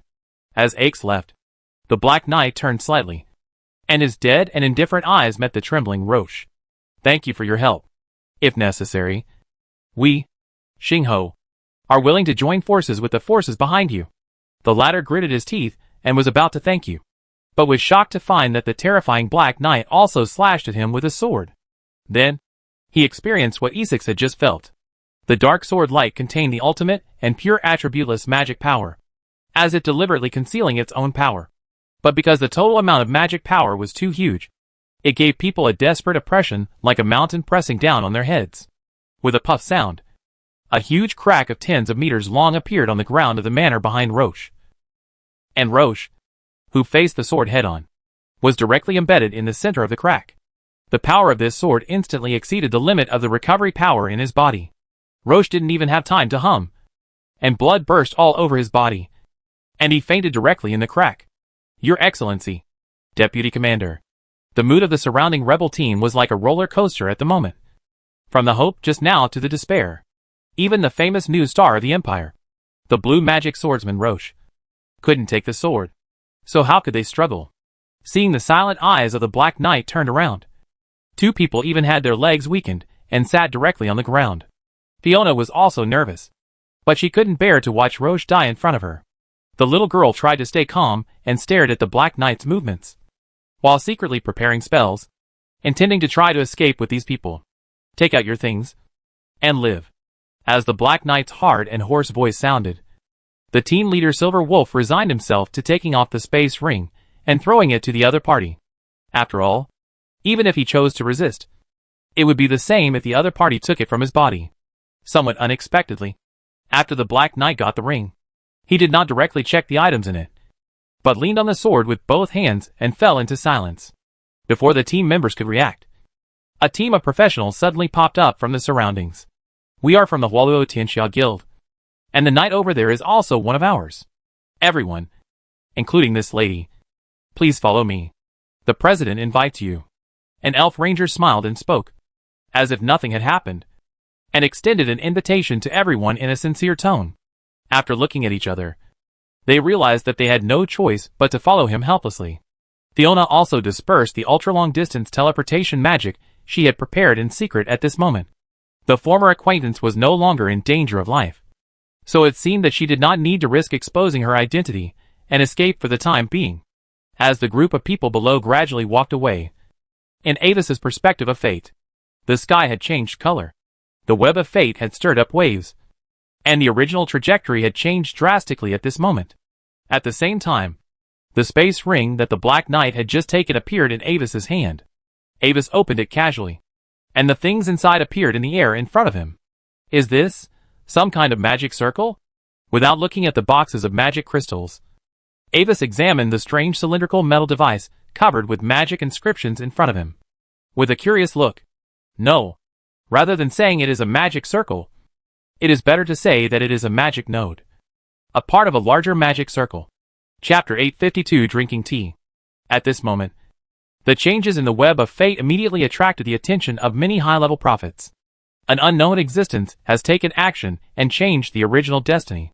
A key destiny node has been suddenly rewritten, involving the new rebel camp Spark, the top leaders of the Glory Alliance, and one of the 4 original Empire families. Damn it!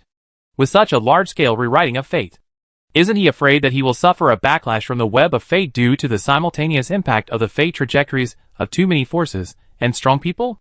Many prophets who have nothing to do with the matter were amazed at the existence of this move, and felt that what this person did was really too brave. Some unlucky prophets, whose arrangements were accidentally destroyed, could not help but curse. It is different from the interference that gradually affects the overall situation through small things. This behavior of directly rewriting the fate node is like suddenly twisting a taut spring, and it will definitely usher in a strong rebound. Moreover, many forces have their own prophet responsible for maintaining the stability of the fate line. Generally, if a prophet dares to do this, it is equivalent to confronting the power of multiple prophet at the same time. If the rewrite fails, being seriously injured is the lightest. The most serious case may even permanently lose the ability to communicate with the fate network. So if it is not necessary, almost no prophet dares to do this. But correspondingly, the benefits of this rewriting method are also huge, as long as you can successfully resist the subsequent series of backlashes. The interference degree of your own fate network will definitely increase significantly. Let me see how the fate will develop after the change. But after all, the incident had already happened. A group of prophet masters were helpless, and could only urgently start to arrange the highest level prophecy rituals they mastered, trying to clear the fog in front of them as soon as possible and regain control of the future direction. In fact, without reaching the peak of the 8th level peeping realm, the prophet could not simply pinpoint each specific event through the future destiny line. They could only peek into some fragments of the future, and then infer the general development of the future by combining the destiny line. On the other side, Avis, the initiator of all this, was enjoying his exquisite afternoon tea leisurely in the study on the 3rd floor of the Waluoshanxia headquarters. For a 9th level prophet, changing a destiny node was not a big deal, and the backlash of the destiny network was within the tolerance range. Instead, Fiona gave him a surprise. In his observation, a very special destiny line extended from the girl sitting in front of him. Unlike other destiny lines whose ends were shrouded in fog, this destiny line was extremely short, and the other end was directly connected to his body, without any fog. This phenomenon only represents one possibility: that Fiona has some characteristics that are only related to him and have nothing to do with the outside world. This situation made Avis come up with a somewhat absurd guess. Could it be that Fiona from another world also came with him? This speculation is quite unbelievable, but he can't find any other possible explanation. So, he simply ordered someone to invite the girl to his study alone. And then he didn't say anything, just looked at her quietly. At this moment, Fiona, who hid her identity, sat in the high-backed chair in front of him with some restraint, enduring the slightly strange look of the mysterious black-haired young president in front of her, and at the same time guessing the purpose of the other party meeting her alone. "Excuse me, what do you want to see me for?" Finally, when Avis refilled the second pot of black tea and took out a few new plates of tea from the space ring. The girl finally couldn't hold it anymore and took the initiative to start the topic. If you want to know about the Spark organization, you may be disappointed. I am not in the same camp with those people. But because they broke into my residence, I was accidentally involved in the battle. Don't worry, this beautiful lady. I came here for you. Putting the bone china teacup back on the tray with a graceful posture, Avis finally raised his eyes to look at Fiona. And then a sentence shocked the latter. I wonder if I have the honor to see your true appearance. Dear Miss Fiona Lo-Olivendi? What do you mean? After barely coming to her senses, the girl was in a dilemma for a moment, not knowing whether she should admit it generously or say that the other party was just deceiving her and was not sure of her identity. You must still have doubts? Then I will introduce myself. As if he saw through the girl's thoughts, Avis touched his chest with his right hand and saluted the girl with the etiquette between noble young men. I am Wayan, the honorary president of the Hualuo Tianxia Guild, an ordinary 9th level prophet, and the outside world usually calls me Mirror Man. 9th level prophet? Although Avis's tone was casual, Fiona immediately felt like she was facing a great enemy. She had never heard of a 9th level prophet other than the Stargazer, even though the history of this world was different. The other party's mental means were so terrifying that he could successfully break through the 9th level prophet despite the interference of the Stargazer. I'm sorry, Your Majesty in the mirror. It was Fiona who was rude. The girl puffed up her cheeks in a bit of discouragement and cancelled the disguise magic, revealing her original appearance. Because she had been imprisoned for a long time to absorb blood for research, Fiona's face looked a little pale and thin, which made Ambus frown secretly. Thank you for your help, Your Majesty. I wonder if you need anything. As long as Fiona or the Olivendi family can do it, they will definitely repay your kindness with all their strength. Take a deep breath. The girl tried to mention her biggest backer to make the other party pay more attention to her status. Olivendi family? Ambus looked a little strange. Even if you are from another world line, you should know that the Olivendi family in this world has had some problems recently. As the girl was shocked again, Avis directly pointed out her hidden true identity and the secret fact that she was not a native of this world. As the deepest secret was seen through, the little girl who had restored her true appearance was stunned. Her eyes lost their brilliance for a while, and her soft light golden hair dimmed. But the next moment, she still forced herself to cheer up again. Her watery lake blue eyes blinked wisely, and she planned to negotiate with Avis based on her background from another world. The other party claimed to be a 9th level prophet, and indeed saw through all her secrets at a glance. But he came to her specifically, and he must have some kind of request for her. Okay, if Your Majesty needs anything, I will never refuse as long as I can do it. Even if you want to know the situation in another world, Fiona can tell you everything. After her little brain became active again, Fiona suddenly had an idea. However, can you please allow me to join your camp? Your Majesty must know that my current situation here is not very good. Although she had never heard of this mysterious 9th level prophet in her previous life, the development of this world is obviously different from her previous life. So maybe she can join the camp of this 9th level prophet. On the surface, the other party does not seem to have any bad intentions towards her. And even if there is, she has been exposed. It is better to stabilize it temporarily, use its reputation to fight other dangers, and then gradually find a way to get out and return to her original world in the future. Join my camp? As Fiona's big lake blue eyes were watching nervously, the handsome black-haired young man in front of her showed a mysterious smile. Yes, I do have something that I need you to deal with now. As she said, a strange cylindrical metal device covered with magic inscriptions appeared in front of Fiona. This is what I got from your friends. It seems to be one of the nodes of some super large magic circle.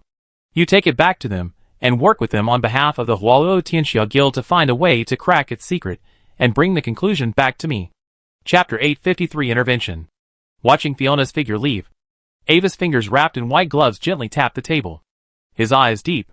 He could see from the details of the magic circle carving that the function of the strange cylinder should be a node for gathering and outputting magic power, which can absorb and transform the mixed magic power in the environment and output stable attributeless magic power.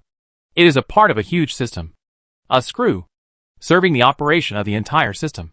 But the information that can be seen from this part alone ends here. What surprised Avis most about this part was that when he tried to trace the source and true function of this cylinder through prophecy spells, The spell sent back chaotic feedback. As a 9th level prophecy mage, even if it was just a casual divination, he failed to find the specific roots of this thing. This is a very abnormal situation, proving that there is an extremely high-level anti-prophecy wonder or ritual protection behind this cylinder. When Ava strengthened the level of the prophecy ritual and planned to force the divination result, he suddenly felt a sense of crisis, like a needle in his spirituality. This feeling means that the hidden power behind this thing will never be weaker than him. If he chooses to force the prophecy, he will also be discovered by the other party. Although the Empire does not have a 9th level prophet, it does not mean that there are no 9th level prophecy-related wonders handed down from ancient times. The effects of these wonders cannot compete with a real 9th level prophet, but they are enough to cause trouble for him. But even if the divination fails, this result is enough to prove one thing: the conspiracy of the 9th level strongest is involved behind this matter. Previously, the 8th level magic swordsman of the Glory Alliance had reported the name of Marquis Bashim. Avis was not sure whether there were other Marquises of the Glory Alliance behind this. At the same time, although the specific function of this cylinder is unclear, but the unknown ritual painstakingly created by the 9th level extreme strongman, and the scale is also very large. Its maximum function is probably only one, assisting in breaking through the legend. Regardless of the truth, Avis has already developed a strong interest, perhaps based on the details of its production and processing technology. It is also possible to try to locate its manufacturing location and power. But that is not what he needs to consider. In the division of labor of a power, such trivial matters are handled by subordinates. For example, he handed this matter over to Fiona to handle. After all, in the original Destiny, it was Fiona who cooperated with the people of the Spark organization to crack the secret of that thing. And she was the most suitable person to handle this matter. The change caused by Avis's intervention was that her camp changed from the original free camp to the Hualuo Tianxia Guild, which was also the direct camp under his Mirror Man. The appearance of the Black Knight was easy to identify. The Hualuo Tianxia Guild did not hide its information when it went to pick him up. The Glory Alliance probably knew that this thing had been intercepted by his men. Avis was a little curious about what they would do next. Damn it. He crossed the line. In a mysterious dark palace, several unclear figures gathered together around an ancient gray-white stone round table. Their appearances were different.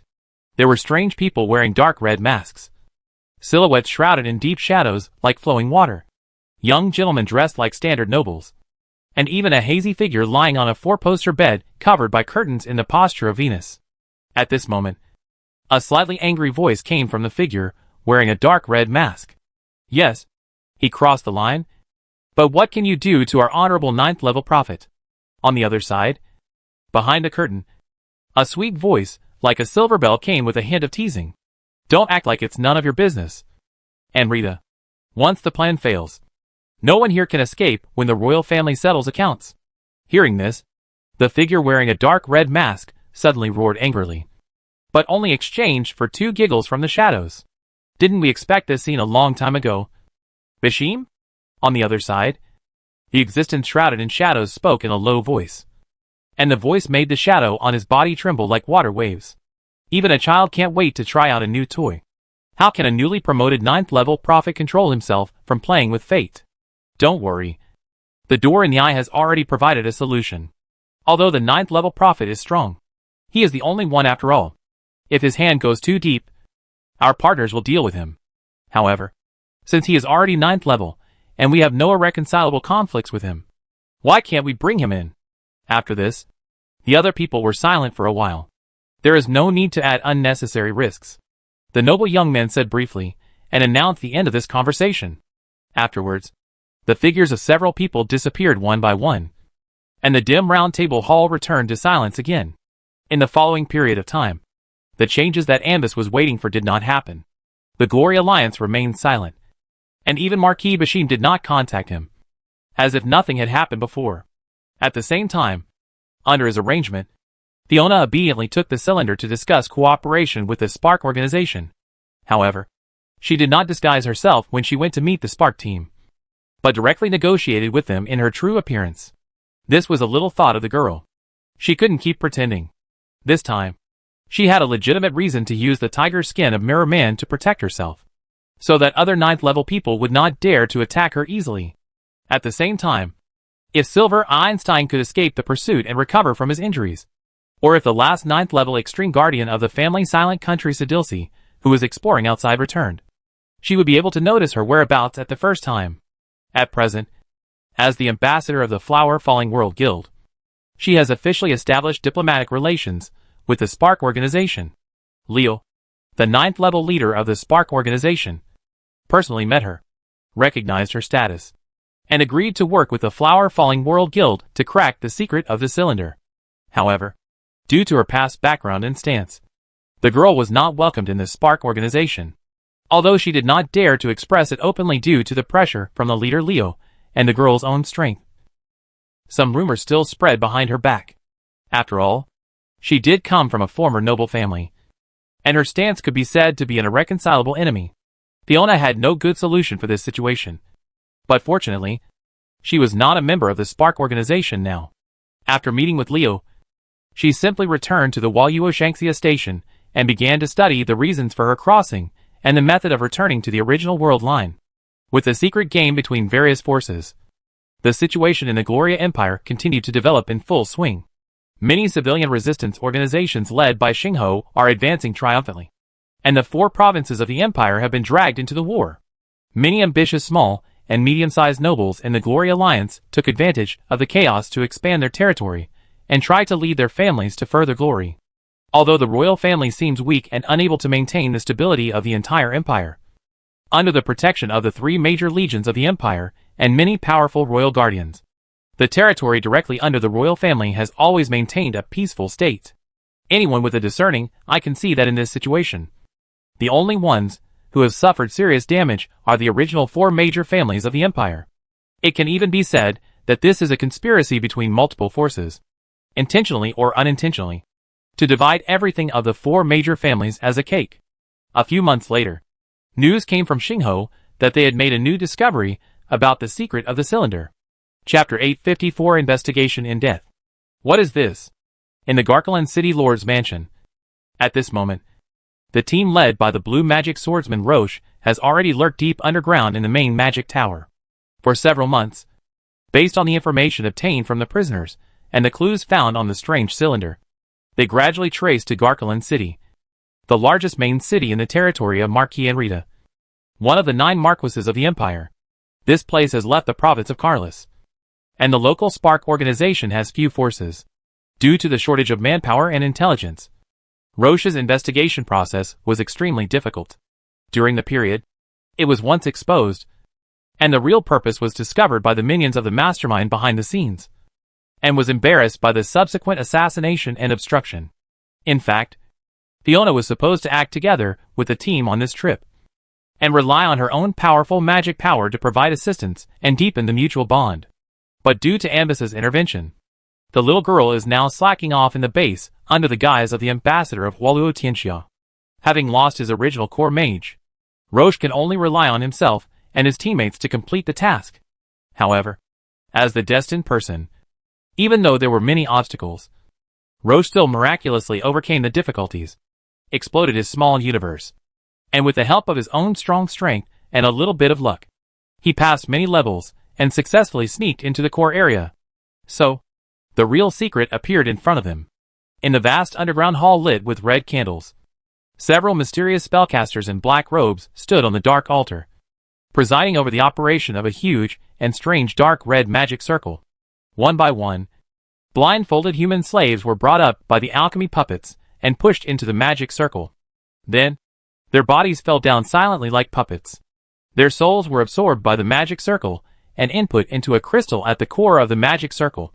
The bodies without souls were taken away from the magic circle by the alchemy puppets and thrown into the scarlet blood pool under the altar, melting into blood water. On the sides of the magic circle and the blood pool, 3 lines with dark red light extended out, each with a strange metal cylinder as a node, 2 by 2 connected together, and it was unknown what role they played. This horrible ritual was performed in front of Roche and others for the first time. The mastermind behind the scenes was very cautious. In the past few months, this was the first time they saw the cylinder in use. Moreover, there have been many wars in the territory of Marquis and Rita recently. These slaves were almost all captured in the war, and they would not attract attention because of the large-scale purchase of slaves in the market in a short period of time. This cautious style makes people suspect that there is a big conspiracy. Roche wanted to lead people to retreat quietly at the first time, but he was accidentally exposed. Under the last resort, Roche used the special magic straw to shuttle through the space to ask for help from the Spark headquarters, while he himself stayed. After receiving the call for help, Leo, the leader of the 9th-level Spark Resistance Army, attached great importance to it and immediately shuttled through the space to respond, but was blocked for a moment by the power of the same 9th level. When Roche and others were finally rescued, the team had already lost members, and Roche was seriously injured. But in the process of going back and forth, Leo also got 2 intact cylinders that had been specially treated and were full of soul power and flesh and blood. The rest were destroyed by the aftermath of the battle. As a professional from a civilian background, Leo and the senior management of the Spark organization studied it privately for a while. But in the end, he was still confused and couldn't figure out what it was used for. Moreover, after this incident, the Glory Alliance showed an unprecedented tough attitude. 3 Marquises came forward at the same time and began to vigorously clean up the branches of the Spark organization. The branches of the Spark organization in many areas were uprooted. In response, Leo had to take the initiative to contact Avis, sharing intelligence while hoping that Avis could help share some pressure according to the previous agreement. So, as the ambassador of Rebirth designated by Avis, the task of delivering the message fell on Fiona. After getting the newly acquired blood-colored cylinder from the Spark, the little girl knocked on Avis's door for the second time with a little trepidation. Fiona has been living a very comfortable life recently, due to Avis's instructions. Other people are very polite to her. At the same time, with the help of Rebirth's power, some resources she needs to restore her own strength can also be easily collected. And with Avis's reputation as a cover, her current situation is much safer, and she doesn't have to maintain a disguise and worry all day long. However, after all, she did nothing before and ate and drank for free for several months. Now she suddenly has to see Avis again, which makes Fiona feel a little guilty. Please come in. In the study, Avis welcomed her arrival as last time. Fiona walked into the room, saluted Avis formally, put the blood-colored metal column on the table, and conveyed the message from the Spark side. Looking at the metal cylinder on the table that turned dark red and added some special patterns on the surface, Avis stroked its slightly warm material with his fingers and separated a thought thread to analyze it. He seemed to have grasped something vaguely from this magic pattern structure, where the soul and flesh were blended. Glancing at the girl who blinked her big eyes and looked around, but her peripheral vision was always secretly staring at him, Avis signaled her to go back first and inform her later when there was news. In fact, he now had to deal with more than just investigating the conspiracy of the Glory Alliance. Before receiving the news from Fiona, he was investigating the situation of the Gloria Empire's royal family. During the entire process of the gradual decline of the 4 major families, the imperial royal family did not have much presence, and even did not react much to the subsequent cake division process. Avis had been puzzled about this for a long time before. Now that he had enough strength, he directly relied on his own prophecy spell attainments to sneak into the various secret places of the royal family, carefully investigated, and then found the real reason. The truth is simple. The royal family is actually also in a state of panic, because Gloria 3 in this world is also missing. But unlike the other world line when Andis came, this disappearance was concealed by several of the strongest royal guardians, and kept secret. Every day, the Emperor's substitute still went to court to participate in regular meetings, and cooperate with the nobles to handle various affairs. In the 2 different world lines, Gloria 3 disappeared. If you compare the 2, you will find that although his interference in the other world line has changed the future direction to a certain extent, some special events still go to the original trajectory under various coincidences. As if it is the inertia of fate. Anil still became a saint, and Gloria 3 is still missing.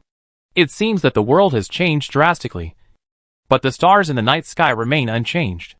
What is hidden behind this makes Avis very interested. Moreover, apart from these strange coincidences, according to this inference, some things seem to have not yet exploded. Avis has not forgotten that in his original world line, the former federal speaker who established the door in the eye made a big move, trying to sacrifice the people of the Federation and summon the Lord of Dreams, Malim, to come and break through the Zenith Wall, with the Lord of Dreams being expelled and the speaker being sealed as the former speaker.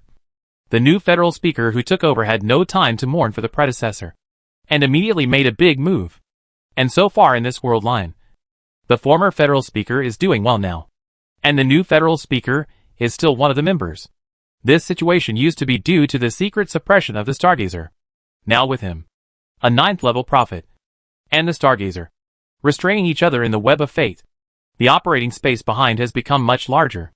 In fact, after the news of his relationship with the Hualuo Tianxia Guild spread, more than one secretive guy came with a secret letter with the door in the eye and the logo of the federal senator, hoping to meet with him privately to discuss jointly dealing with the threat of the Stargazer.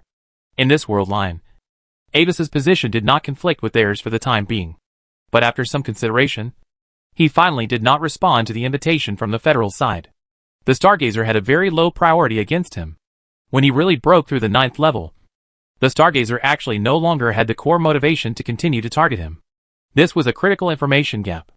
As a 9th level prophet who was highly compatible with the web of fate, the Stargazer knew the coming dark doomsday better than anyone else. This feeling was like an ordinary person on the beach, watching the tsunami like a mountain rolling over in the distance. At this moment, the Stargazer would save himself at all costs instead of wasting a lot of time to settle accounts with him. But at this time, getting involved with the Gate of the Eye and the federal parliament and causing trouble for the Stargazer might directly touch the other party's red line. Those terrifying dark existences that are infinitely close to gods are a sword of Damocles hanging over their heads. Avis will not interfere with the Stargazer on this matter. On the contrary, he wants to see how this world resists. After all, even if he returns to the original world line, the threat of those dark existences still exists. Avis is not even sure whether he will directly attract their attention when he returns to the original world. Chapter 855 Observer. Although there are many things to do, as long as you keep doing them, you will eventually complete them bit by bit. For the research on the blood-stained metal cylinder, Avis quickly obtained the key analysis results. In fact, the real function of the cylinder is not only to gather magic power, but also to be a container for a special existence. After absorbing enough blood and souls, the nature of the cylinder has undergone a strange transformation. It is the breath of blood, desire and pain. Countless tortured souls are constantly wailing in it, gathering a huge negative force. These forces are used to nourish a certain existence that has briefly descended on it. Avis's fingers gently slid across the delicate surface of the cylinder, as if feeling its heartbeat, every scratch, every texture, and the faint but strange and hateful breath in it. He seemed to hear the crying of those souls, and their voices intertwined to form a sad elegy. It is indeed a component of a larger magic ritual, but it is not an ordinary magic ritual, but a sacrificial ritual that connects other hidden angles and leads to the arrival of a grand ceremony of a grand will, since the things that once descended into it have left, and Wazy cannot determine which party the Glorious Alliance is cooperating with for the time being. But there is no doubt that there must be a foreign god cult behind this. Although this blood-colored cylinder cannot be traced back to its roots through ordinary prophecy spells, if he really wants to know what is hidden behind it, it is not impossible. Pulling open the drawer of the silver-grain lifewood desk, Avis cast his eyes on the drawer, where a letter with a black and gold secret seal was stamped. It was a secret letter handed to him by the door in the eyes a few days ago. The letter conveyed two things concisely. The first was about the coming dark doomsday and invited him to discuss the future of this world together. The second was about Avis's recent investigation of the situation related to the metal cylinder. The Speaker of the Federal Parliament clearly stated in the letter that he hoped he would give up the investigation because it involved their plan to fight against the doomsday. If Avis insisted on continuing to investigate and hinder them, the two sides would regrettably become irreconcilable enemies. It seemed that Avis's prophecy could not be stopped. The fate of this letter was not covered up. After Avis traced it back, he touched a 9th level person in the federal parliament without any surprise. In another world line, this 9th rank was finally confirmed to be a member of the Door in the Eye, and he was standing closest to the former speaker when he was causing trouble, and was sacrificed in the end. It should not be unexpected that the people of the Door in the Eye contacted him. But the intelligence he secretly collected showed that some members of the federal parliament had close private contact with the Glory Alliance recently. After stringing together all the events he knew, it was not difficult to initially restore the truth. The Door in the Eye and the 9th rank of the Glory Alliance were previously cooperating privately with an extraterritorial existence. The ninth rank provided it with sacrifices and coordinates in the main material world to facilitate its arrival in this world. And the extraterritorial existence needed to provide them with a way to break through the legend. As for the reason why the Idle Kingdom Federation is currently calm on the surface, it is because all the conflicts have been transferred to the Gloria Empire. Previously, Ambus broke through the 9th level prophet beyond everyone's expectations, and the world coordinates were locked again by those terrifying beings lost in the unknown dark angles. The impact of this incident has begun to ferment. As the top existence in the current world, the 9th level professionals will have a vague sense of the impending crisis, even if they are not as clear as the stargazers. After sensing the severity of this crisis, they will inevitably investigate the cause in various ways at all costs. When the fundamental problem is investigated, it is time to solve the problem. But there will often be differences at this time. In short, it is the difference between the surrender faction, the escape faction, and the resistance faction. Not all extraterritorial existences cannot communicate.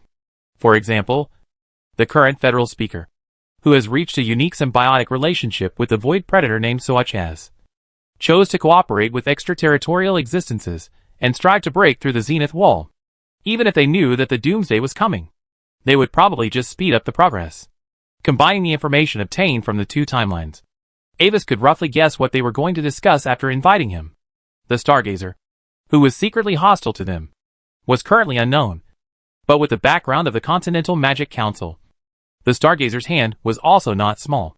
Avis could vaguely sense that as the dark doomsday gradually approached, the Stargazer was interfering with the web of fate on a large scale, guiding the war in the Gloria Empire to accelerate. It seemed that the result of the war, as soon as possible, was a critical factor for him. Even the blood-colored cylinder of the Gloria Alliance was accidentally broken by the Spark organization, which was also guided by the Stargazer. Avis's response to the secret letter of the door in the eye was not to respond. His goal was different from that of the Spark organization. He investigated the situation of the metal cylinder only to find out what was hidden behind it, not to destroy the conspiracy of the Gloria Alliance. In another timeline, the speaker's plan was stopped by him at a critical moment. But this time, he wanted to see what would happen if the speaker really succeeded. After conveying all his investigation results on the cylinder to the Spark, including the information suspected to be related to the alien cult, Avis took the initiative to stop all actions. He waited quietly in the province of Carlos, watching the passage of time silently, just like an observer watching the civilization in the sandbox, letting the situation on the continent develop on its own. Due to his actions of staying in a corner and his terrifying strength as a 9th level prophet, other major forces in the Empire gradually acquiesced to his existence and gave up the action of seizing the province of Carlos without any agreement. In contrast, the intensity of war in other areas of the Empire continued to escalate. In addition to the other 3 provinces, the territories directly under the royal family also encountered the temptation of some forces. Many people are waiting and observing the reaction of the Lion of the Gloria Empire to judge whether it is really old and foolish. At this moment of real crisis, the leaderless imperial family finally showed its own strength. In addition to the power that was exposed on the surface in the past, the Royal Research Institute, the Taboo Management Office, the Rose Agency, and other institutions that were originally not prominent also showed their prowess at this moment. The 3 royal guardians temporarily took over the control of the court and temporarily exercised wartime authority on behalf of Gloria III. Soon, the territory directly under the jurisdiction of the royal family was quickly pacified, and all the hands that stretched out to test, whether it was the resistance organization or the Gloria Alliance, were cut off. However, the power of the royal family did not continue to expand, but took the initiative to shrink its defense, as if it did not care about the 4 provinces of the empire and other scattered small and medium-sized noble territories. In this state, the small nobles in the 3 provinces were beaten and cried for their parents, and the other 3 original families of the empire had already followed the footsteps of the Olivendi family and fell into a state of near collapse. However, Fiona did make a little reputation for herself during this period. With Ambus as a backing, the girl did not have to hide her existence and began to actively develop her own manpower and power. After hearing about Fiona's reputation, many of the remnants of the original 4 major families of the empire chose to surrender, and Huoluo Tianxia, who had received Ambus's instructions in advance, also accepted everyone who came. As these people gradually gathered together, a force that could not be ignored began to form. A lean camel is bigger than a horse. even though they were just the remnants of the 4 major families who barely escaped. The family heritage they carried was enough for them to reform a new force close to the size of the original 4 major families. Due to the abrupt change in the fate node, the 4 major families of the Empire, which were originally destined to perish, suddenly had a glimmer of life and were able to continue to survive. Chapter 856 Relics of the Ancient Magic Empire. With the strong intervention of the Royal Guardians and several major secret agencies, although the war is still going on in the Empire, the intensity has gradually begun to slow down, and it seems to be gradually stopping. Many people are looking forward to the end of the war, but only a few people know that this state of war is just a superficial illusion. The disappearance of Gloria III, the guidance of the Stargazers, and the huge plans secretly carried out by the Marquises are all huge hidden dangers, just waiting for an opportunity. It will explode like a gunpowder barrel encountering a spark, and the Gloria Empire will be blown apart again. And this opportunity soon appeared. Pale Plain. This is a wasteland located at the junction of the 2 provinces of Carlos and Fry, dominated by the cold snow wind of the Manchenko Mountains. The eternal pale permafrost and the cold environment are the main themes here. On the north side of the plain, the majestic branches of the Manchenko Mountains are like a giant dragon winding through. From the depths of the mountains, there are always gusts of snow wind rich in ice elements, as if an ancient frost giant is sleeping here, and his breath turns into endless cold wind, dyeing this land into eternal winter. Logically speaking, the magic elements contained in the branches of the Manchenko Mountains should not cause this plain to fall into such a deep ice. But the scene in front of us is contrary to common sense.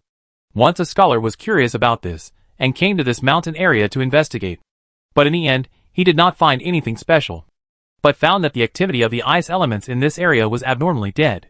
In the end, the scholar concluded that this place was probably a battlefield of a terrifying existence in ancient times. Affected by the aftermath of the battle, the elemental environment here suffered permanent changes, and after a long period of accumulation, the permafrost here became stubborn. Due to the harsh environment, this plain is sparsely populated, with only 1 or 2 small towns where adventurers gather. However, for ice-attributed monsters, this is a paradise. They thrive on this forgotten land and become the real masters here. Today, this plain that has been silent for countless centuries suddenly has some uninvited guests. Right here, one of the foundations of the ancient magic empire is buried. In the center of the plain, Fiona, wrapped in a black velvet cloak and followed by several subordinates, stepped on the pale frozen soil under her feet, and a slightly puzzled voice echoed in the cold air. The news here was told to her by a former member of the Enoch family. When the family was almost extinct, all secrets became chips to maintain survival and show their own value. Absolutely true. A low and firm voice sounded behind her. It was Phoenix Enoch, an 8th-level mystic mage and a direct member of the former Enoch family. There was an indescribable complex expression on his face, as if he was recalling the past events that had been buried in the long river of history. This is a secret we accidentally discovered.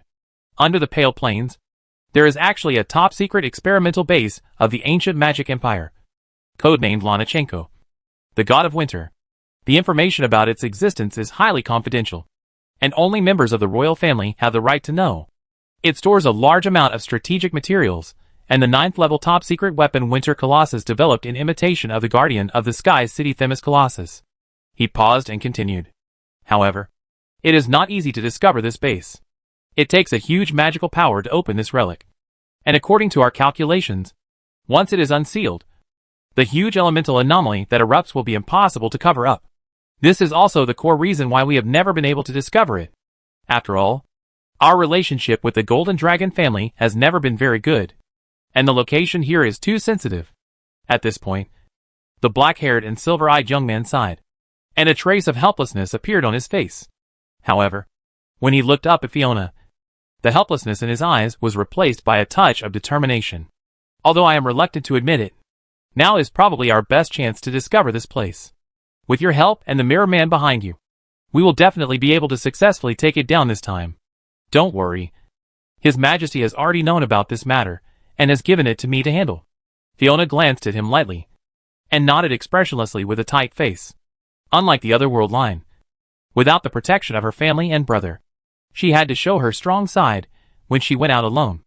The other party deliberately mentioned the title of Mirror Man to prevent her from not reporting the news, but acting privately, which she and Phoenix knew very well.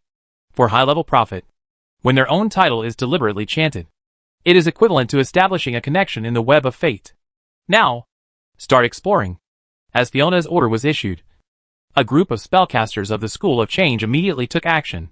They stood scattered on various magic nodes according to the orientation of the huge ritual array prepared in advance. And everyone's face was full of seriousness and concentration. As they chanted and gestured, a mysterious and powerful wave of power began to permeate the air. In the center of the pale plain, the air seemed to freeze, and the mysterious spells intertwined with the sound of the wind, creating a heart-pounding melody. Gradually, the frost on the plain began to change under the power of magic. They were no longer dead pale, but began to emit a faint blue light, as if some kind of power was surging from the ground, echoing the magic of the casters. The frost gradually melted, revealing the hard iron-like frozen soil underneath. The cracks left by the years on the frozen soil began to flicker like ancient runes. As the ceremony deepened, these cracks became larger and larger, and they became more and more numerous. They covered the entire plain like a huge spider web. Suddenly, a strong earthquake struck. The entire plain was shaking, as if a huge monster was awakening underground. As the earthquake intensified, the terrifying power of ice elements gushed out from deep underground, rushing straight into the sky. Even the sky seemed to be frozen, presenting a strange color of ice blue and pale. At this moment, a more dazzling light burst out from deep underground. This light contained endless magic and majesty, as if an ancient existence that had been sleeping for countless years was waking up. Under the illumination of this light, everything on the plain seemed so small and insignificant.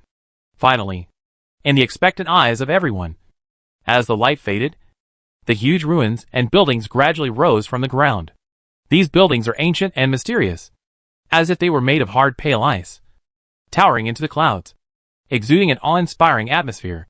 The top-secret experimental base of the ancient magic empire, Langnuchenko, appeared in front of everyone. But at this moment, everyone was also on high alert. Even though they were mentally prepared, the scale of the magic phenomenon was so large that it was still somewhat beyond their expectations. The scattered adventurers attracted by the strange phenomenon are not a big deal. What they are most worried about is attracting the attention of the truly powerful. Success. The protective magic circle outside the ruins has been lifted, and the magic fluctuations are decreasing. Chapter 857 Lord of Pale Frost. The spellcaster team brought good news, but Fiona and Phoenix looked at the snow peak on one side as if they were facing a great enemy. There, a young man in a luxurious dark golden dress appeared at some point, and his cold dark golden vertical pupils, like reptiles, were looking down at the people in the plain indifferently. Marquis Draka, a ninth-order extreme existence. His appearance made the air seem to solidify a little. But when everyone was nervous, a black-robed figure with an aura like an ordinary person, but with a hint of elusive illusion, appeared above everyone, facing Marquis Draka from a distance. Seeing this figure appear, Fiona's peripheral vision vaguely swept over a seemingly ordinary sixth-order follower behind her. After she reported to His Majesty the man in the mirror, the other party directly arranged an avatar to follow her. But it seemed that he did not take the initiative to reveal his identity. I don't know why.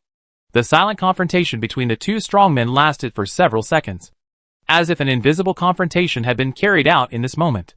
In the end, the figure of Marquis Draka dissipated in the air like a gust of wind, leaving no trace.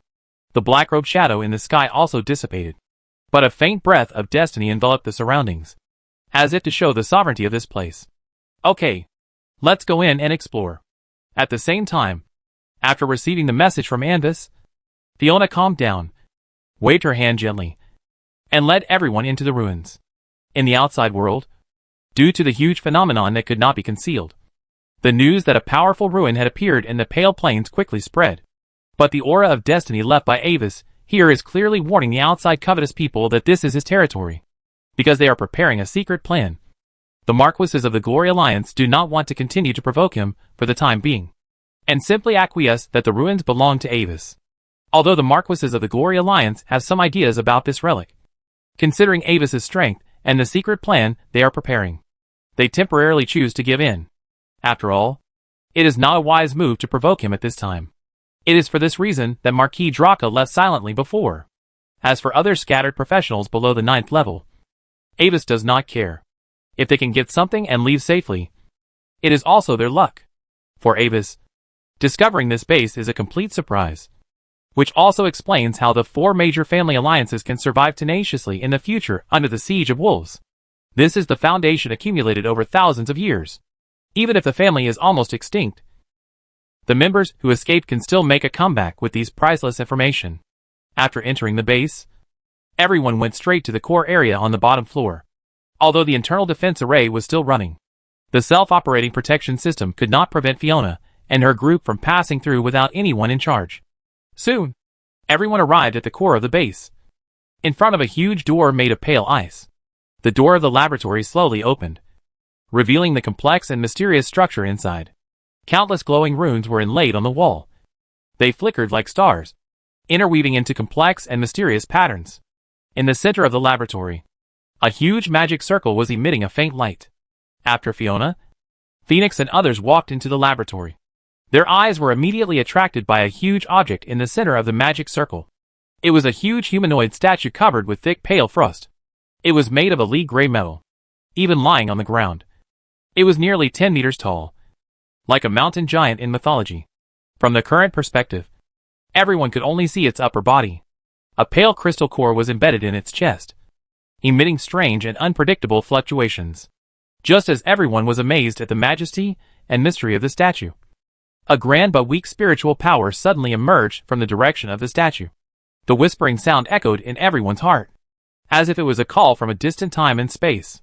You violated the agreement, Vetherum.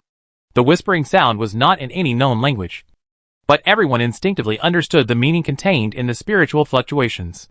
This is a communication beyond language, a direct dialogue between the spirit and the soul.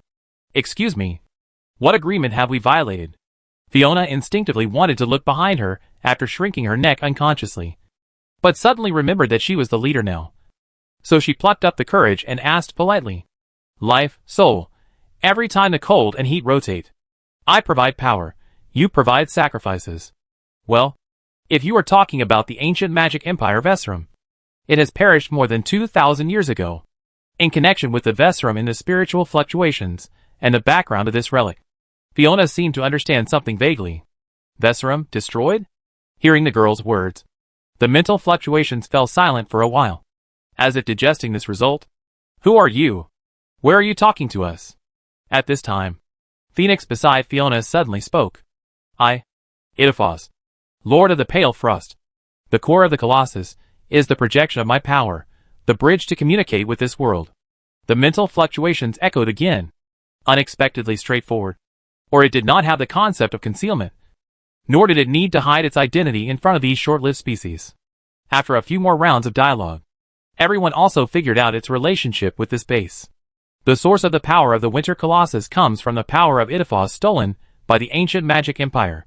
It descended into the main material world by accident, and then fought a war with the ancient magic empire that unified the entire Yar continent and was in its heyday, and was finally trapped here. Because this world is shrouded by a huge and astonishingly distorted isolation force field, and there are strange rules missing. It cannot sense the coordinates of the starry sky, nor can it use its own innate abilities to leave. It can only choose to cooperate with the short-lived species on this land, providing part of its own power in exchange for the sacrifices needed to maintain its existence. In order to reduce consumption, Idaphos's body has long been in a deep sleep. With the demise of the Vesserum Empire, this agreement has also been lost in the long river of history. Everything Idaphos said made Avis, who had been listening, thoughtful and vaguely grasped some clues. Although he had sealed a lot of things with the old secret scriptures before, this was the first time he encountered an extraterritorial existence that could communicate normally. The other party clearly stated that it came from the deep space outside the domain.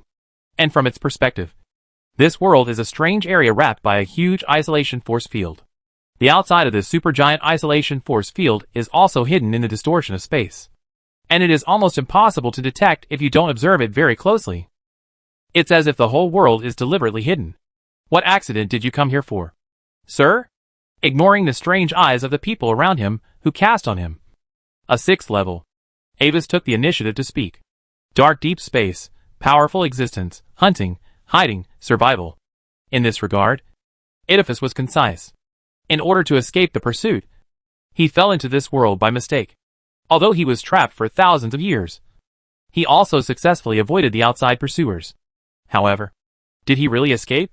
With a strange look in his eyes, Oedipus fell silent again. As a former super 9th level existence, it will sooner or later discover the crisis facing this world. At the same time, he noticed a detail that the fate of Phoenix Enoch, who followed Fiona, had quietly changed at this moment. After receiving strong external support, something called ambition began to grow in Phoenix's heart again. Chapter 858 The Returning Girl. Since that's the case, short-lived species provide sacrifices. I will grant you power. After some communication, Oedipus and Fiona and others proposed a new agreement. Fiona and others provided sacrifices to him to maintain his consumption, and he gave corresponding power feedback depending on the quality of the sacrifices. Fiona did not comment on this proposal, as she did not think she needed this kind of external power. And, from what she learned, those who traded with these extraterritorial beings almost never had good results. Just like those pagans who were hated by everyone, their own spirits would be seriously affected and become crazy and weird.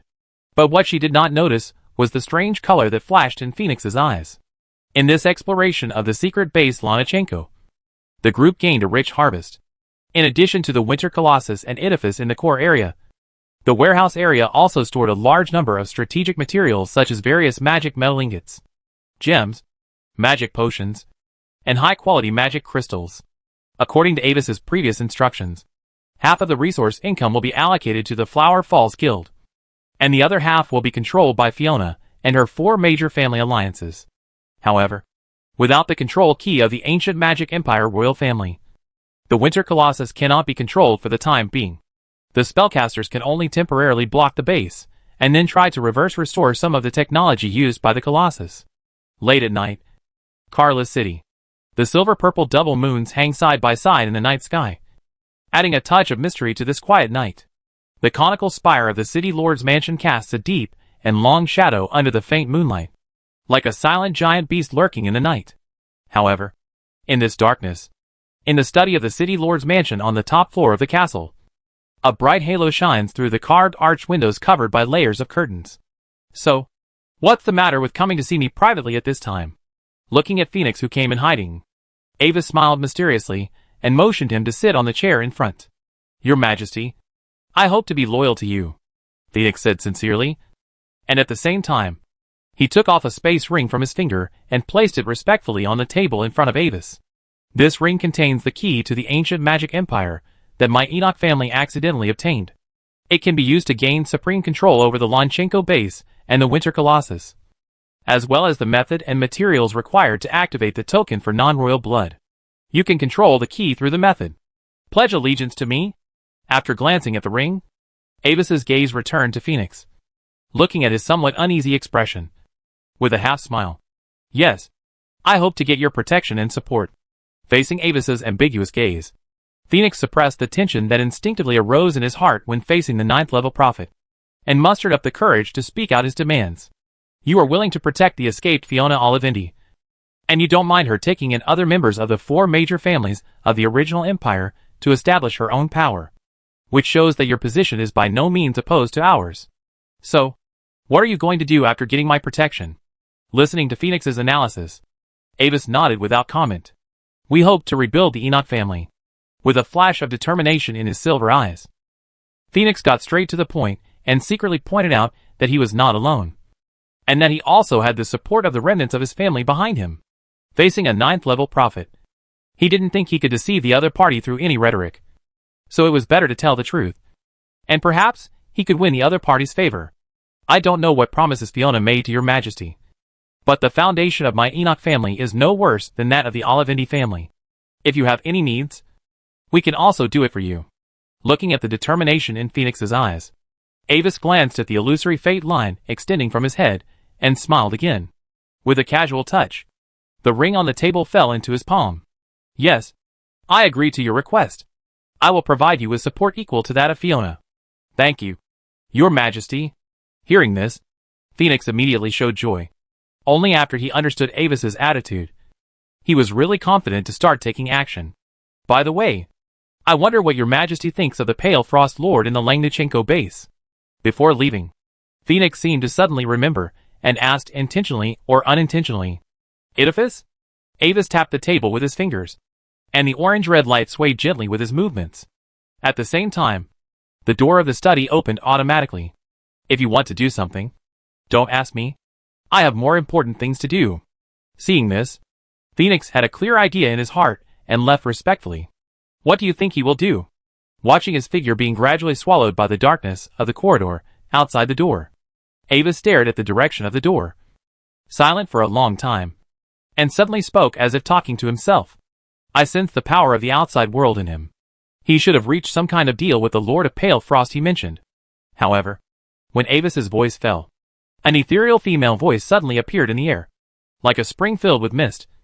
With a sense of dreaminess, the half-elf girl with pure golden hair appeared from behind a towering bookshelf on one side, and her blue eyes, as clear as the ISC, reflected the somewhat unfamiliar face of the black-haired boy. The girl was Claire, who had been separated for a long time. After receiving the news spread by Avis, she finally met Avis again in this strange world. After being involved in the uncontrolled time and space transmission, her consciousness descended on Claire in this world.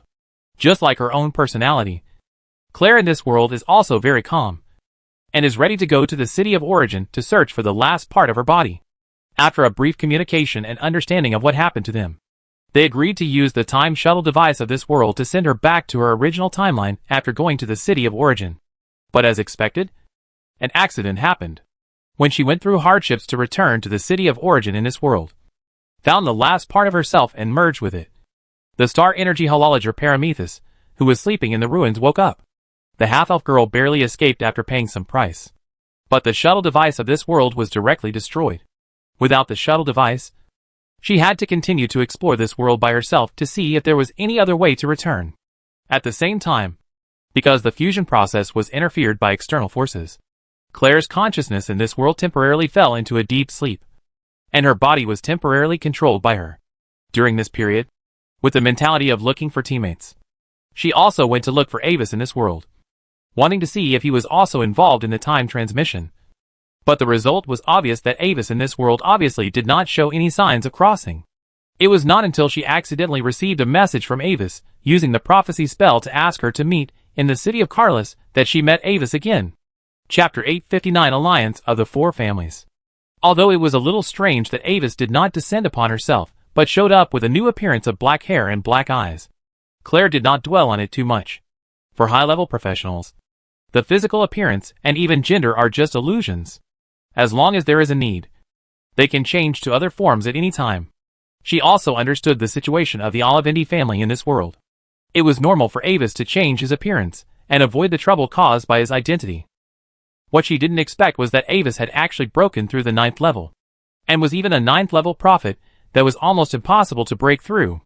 After Avis explained the current situation and the way to return to the original timeline, Claire decided to stay with Avis for the time being and wait to return together.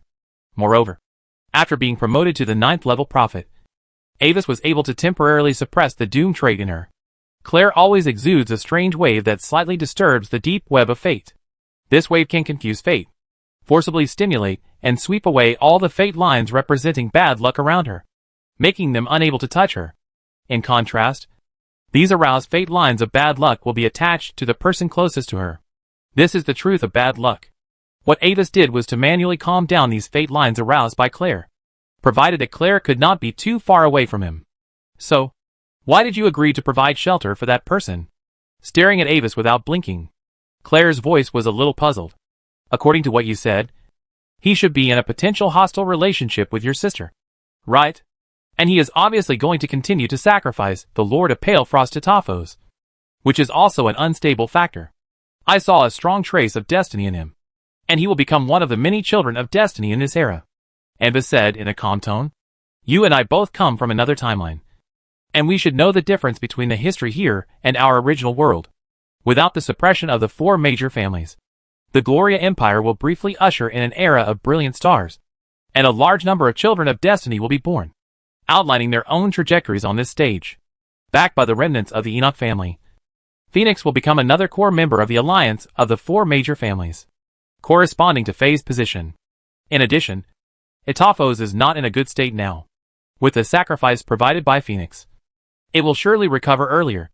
Are you going to cooperate with the existence outside the domain? Hearing Amber's words, Claire widened her eyes, and was a little unbelievable. It's not me. It's Phoenix. Spreading his hands gently, Ambus explained. Since Itaphos comes from the outside world, it will sooner or later realize the dark doomsday facing this world after it recovers. Given Fiona's personality, I'm afraid she won't have any intersection with Itaphos. In order to recover her own strength and escape this world as soon as possible, she can only cooperate with Phoenix at a deeper level. With its help, the 4 Great Family Alliance can truly gain a foothold in the current empire, rather than just an empty shell attached to my name. After getting the support of Ambus, Phoenix's ambitions grew. He began to recruit people openly and plan a counterattack. Some people in the 4 major family alliances responded to his call, gathered under his command, and quickly launched several battles to attack some territories on the edge of Magna Province. As the former lord of Magna Province, Phoenix relied on his familiarity with the terrain to capture 7 cities with great momentum. A large number of captives captured in the war were transported away by Phoenix and secretly offered to Itaphos as sacrifices. In exchange, Itaphos gave him a lot of power feedback. After obtaining this feedback, Phoenix's personal strength began to increase rapidly, and even gradually began to approach the 9th level.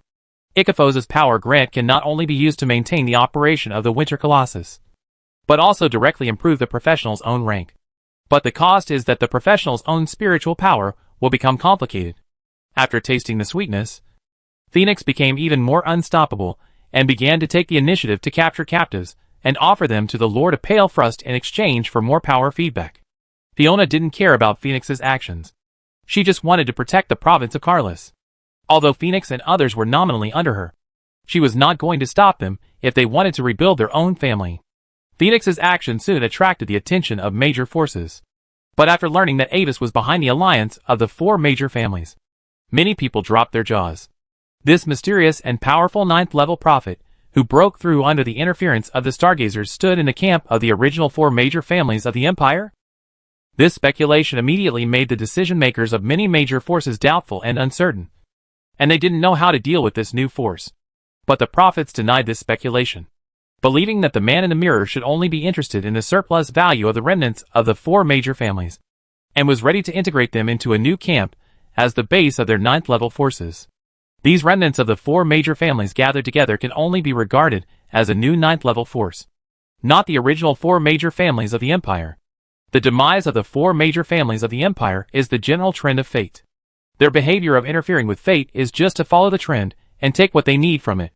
What has been changed are only some insignificant details, and the final result has been predetermined. For this future, they have already laid out in advance and prepared for hundreds of years. The general trend of fate that has accumulated bit by bit over the long years has erupted in one day, and no one can interfere at all, not even the 9th level prophet. Even behind this trend, there is still the handwriting of the original 9th level extreme prophet Stargazer. How could a newly promoted 9th level prophet forcibly reverse the tide of the times that the Stargazers had guided for hundreds and thousands of years? Envis didn't care about the various discussions from the outside world, as Etaphos' condition gradually improved under the sacrifice of Phoenix. Envis took the time to meet it. As he thought, Etaphos had its own unique way of perception. After learning that this world had been targeted, Etaphos obviously began to become anxious. The dark beings locked the coordinates of this world and were coming. But it was trapped here, like a turtle in a jar. The only way to survive is to escape from this world and return to the endless deep space before the dark beings arrive. Chapter 860 Fall Starry Sky. After learning of Avis's existence, Lord of Pale Frost Etaphos tried to seek cooperation with Avis, but the latter rejected his proposal. A prophet never easily stepped into the stage of fate, because that would turn him from an audience in the dark to an actor under the spotlight, and he would often play a role whose ending was unclear. In this regard, Etaphos had no choice but to continue to cooperate with Phoenix. Fortunately, the latter was also quite powerful. While expanding rapidly, he brought back a large number of sacrifices captured in the war for Etaphos. At the same time, with the continuous victories, the reputation of Phoenix's legion gradually began to spread. In the legend, They came on endless frost and snow, bringing the cold winter to the whole world. Wherever they passed, everything in the world would be covered with flawless pale frost. This is Phoenix's Winter Legion, which was quickly catalyzed by the power seeds provided by Ataphos. And it was a powerful professional legion that completely obeyed his orders. Phoenix himself was given the nickname of Pale Lord, a name that sounded more like a member of the Olivindi family than the Enoch family. However, as his territory expanded, Phoenix's situation gradually became difficult. The major forces really began to pay attention to this small shrimp and began to mobilize their elite troops to encircle and suppress it. Indeed, behind the four major family alliances where Phoenix was located was the shadow of Avis. But when the size of the territory he occupied exceeded a certain degree, this deterrent power began to become infinitely reduced. The Ninth Order stood behind everyone. Even if the man in the mirror was the only Ninth Order prophet on the continent, he would not personally go down for a small matter. Otherwise it would only turn into a war between Ninth Orders. In the absence of Ninth Orders, Phoenix had a limit to his strength. Under the intentional or unintentional targeting of several Marquises and the resistance forces, he had to turn to shrink his defense. And many territories that had been captured changed hands again. However, due to the existence of Anbis, the other parties did not do too much. Phoenix still retained several main cities such as Lausanne City and Yulon City in Magna Province. But the area of the territory was reduced by 1/3 compared to the original expansion of power. More importantly, with the continuous failure of the frontline war, Phoenix lost the most critical source of sacrifices, which made him unbearable after tasting the sweetness. You know, this feeling of rapid power increase is addictive. After experiencing the speed of upgrading through the power of Edifice, he could no longer bear to rely on himself to practice slowly again. For this reason, he began to take risky measures. If the territory of Magna Province cannot be taken for the time being, then turn to attack other provinces, even if it is the territory of the original friendly forces, without the slaves captured in the war. Then hunt down civilian professionals to make up the numbers, as long as they are given the identity of rebels. This may be against the rules and will conflict with his own side, but Phoenix is prepared for it. As his strength gradually recovers, the existence of Ataphos will become his strongest backing, and the key to everything lies in his own strength. As long as he can successfully break through the 9th level before everyone reacts, all problems and responsibilities will not extend to him. This is the tacit privilege among 9th level professionals. After all, what he did, in the final analysis, was just sacrificing some middle and low-level professionals, and did not really touch the core interests of 9th level beings. And with his reckless actions, the alliance of the four major families began to split substantially. Moonlight City is located on the southeast border of the Carlis province, adjacent to the Marquis of Suijing, and its history can be traced back to the end of the ancient magic empire. It is one of the oldest ancient cities in the entire province, and a famous poet capital in the entire empire. The city was built on the hills. The higher the terrain, the more magnificent the buildings appear, and the higher the status of the residents. From the foot of the mountain to the top of the mountain, the city's buildings are staggered and progressive, forming a magnificent three-dimensional picture. The name of Moonlight City comes from its unique magic circulation phenomenon. Whenever night falls, the sky above the city is always cloudless, and the bright double moonlight bathes the city all year round, especially the magnificent castle in the center that towers into the clouds. Whenever it is mid-month, a huge silver moon will rise from behind the castle, reflecting the entire castle like a fairyland. So it was named Silver Palace by Emperor Phidias. Recently, with the original city lord's active surrender, the Silver Palace also welcomed its new owner. On the top floor of the Silver Palace, on the vast open-air round platform, Anbis sat on the lord's throne inlaid with mithril and precious gems, quietly gazing at the night sky, letting the silver and purple moonlight cast a veil on him. Very rarely, he took the initiative to close his constant vision of destiny, and only looked at the vast darkness with the perspective of a mortal. The top floor of the Silver Palace under the night sky seemed to be isolated from the world, and only Avis was alone with the starry sky. The stars in the sky seemed like countless eyes, blinking at him under the dark sky. But in Avis's eyes, they revealed an indescribable sense of illusion, like the curtains and lights on the stage. After learning some information from Edifice, Avis began to doubt the truth of this world.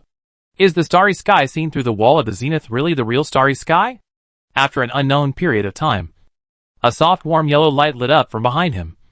slightly illuminating the dark environment. I have responded as you said. What Phoenix did was entirely his personal behavior. We do not agree with it, and will not support any of his subsequent actions. Claire, holding a lantern, walked to his right, and her ethereal and pleasant voice echoed around and blended into the quiet night. Thank you. Hearing the voice, Avis nodded. Because Claire was idle around him before. He specially arranged some work for her. She is his current spokesperson. But there is no salary. In addition, Miss Fiona hopes to see you and is waiting downstairs. Fiona? Let her come up. Avis raised his eyebrows and looked a little interested. Fiona has actually left him for a while. And according to his previous observation of the Web of Destiny, the girl seems to have received a strong secret help recently. With more confidence, coupled with the remaining members of the Alfred family who are still firmly supporting her, Fiona has actually established a firm foothold in the province of Carlos and is considered semi-independent. So, what did Fiona want to do by coming to him at this time? Chapter 861 Claire Liddell. With Avis's approval, Claire slowly retreated. After a moment, she reappeared with a petite girl in a white and gold noble dress. Following the blonde half-elf girl, Fiona's eyes caught the young man in the black cloak again. However, tonight he did not wear a hood as usual, but revealed his handsome face and deep black eyes that seemed to hide endless secrets. The young man sat on the mithril throne under the moonlight. The throne under the moonlight exuded a faint silver light, which formed a sharp contrast with the young man's black cloak. After bringing the girl, Claire took the initiative to leave, and Avis slowly stood up from the throne. His movements elegant and calm. His eyes stayed on Fiona for a moment, which instinctively accelerated the little girl's heartbeat. But she still tried to stay calm, and did not want to reveal any flaws in front of the man in the mirror. So, why did you come to see me so late? After a moment, Avis smiled. Phoenix's recent behavior has crossed the line. His people have even begun to privately plunder civilian professionals from my territory. So, I will fight back against him, which may lead to the split of the alliance of the 4 major families. In addition, I have established a closer cooperation with the Spark organization. The recent behavior of the Marquis is a bit abnormal. For some reason, I always feel that their behavior is a bit close to that of Phoenix. Swallowing her saliva, the girl reported her actions during this period. If that's the case, I already understand. Listening to the girl's report, Avis nodded slightly. Anything else? Under Avis's gentle gaze, Fiona shook her head unconsciously and pinched her hands, as if she wanted to deny something. But her big blue eyes secretly glanced at him involuntarily. For some reason, the girl always had a hazy emotion deep in her heart. A strange sense of familiarity that she couldn't explain, making her want to see Avis again. Actually, the girl's voice was as soft as a thread, as if she was afraid of breaking this quiet night. In fact, I still want to see you. This slightly bold statement was of course unspeakable. Fiona's platinum-colored soft long hair lit up slightly, and the words turned around at her lips, and became the information that Lord Seidel's had told her before. In fact, the Imperial family is not as flustered as it seems on the surface. The royal guardians seem to have to take over the government urgently. But they are just pretending. You may have known the information about the disappearance of His Majesty Gloria III. But the truth behind this is that 1 or more royal guardians secretly colluded with foreign enemies. And the Emperor's disappearance was the result of multiple transactions. The 9 Marquises seem to be independent, but in fact they are allies with the royal guardians. The 4 major families of the Empire also became victims in this storm. But we are actually prepared for the worst-case scenario. At present, each family has at least 1 or 2 9th level lurking in the dark, and the remaining family members have been divided into small groups. Even if the family territory is temporarily lost, it can still be gradually recovered in the future. Their goal is to try to open the legendary door in this era. And please do not underestimate the foundation of the Imperial family. The Eye of Destiny, which has been passed down from generation to generation, also has the power of fate interference comparable to that of a 9th level prophet. Even if you are a 9th level prophet, you may be misled by it. Finally, the Olivendi family has no hostility towards you. If you are willing, we can give you the status of permanent honorary family member and chief prophet, and recognize the legitimacy of everything you do in the province of Carlos. Good information. But this should not be what you can know now. So, did Lord Silent recover from his injuries after some adventure? Or did Lord Silent Country come back from the restricted area of life? After listening carefully to the girl's warning, Avis asked with interest. Fiona was stunned by Avis's question. She pinched the hem of her skirt a little helplessly, hesitating whether to say it, but finally spoke honestly. Yes, it's Lord Silent Countryside Elves. She is temporarily inconvenient to show up for some reasons you know. But I don't think I can hide it from you. It's okay. Say hello to her for me. Looking at the girl's unconsciously nervous face, Avis raised a happy smile at the corner of his mouth, as if some interest was satisfied. Then, Your Majesty, the man in the mirror. Fiona will take her leave. Fiona's voice was trembling, but she remained polite and elegant. She lifted her skirt with both hands and performed the standard skirt-lifting salute to Avis, then turned and left in a hurry, as if she was worried that if she stayed any longer, she would be seen through more. With Fiona's departure, the moonlit Silver Palace terrace returned to silence. Avis returned to the Lord's throne, looking deeply into the night sky, his figure becoming more mysterious under the moonlight. So, why not tell her the truth? Looking at the direction Fiona left, Claire slowly walked out of the darkness. Her eyes fell on Avis, her expression thoughtful. Her voice was soft and full of inquiry, as if waiting for his answer. I've thought about it before, but it feels a bit wasteful. Avis raised his eyebrows. He knew Fiona's character very well. If she knew that she was protected by him throughout the whole process, then that guy would probably start to slack off and wait to be taken back by him. Although it's not impossible, it would waste this rare opportunity for training.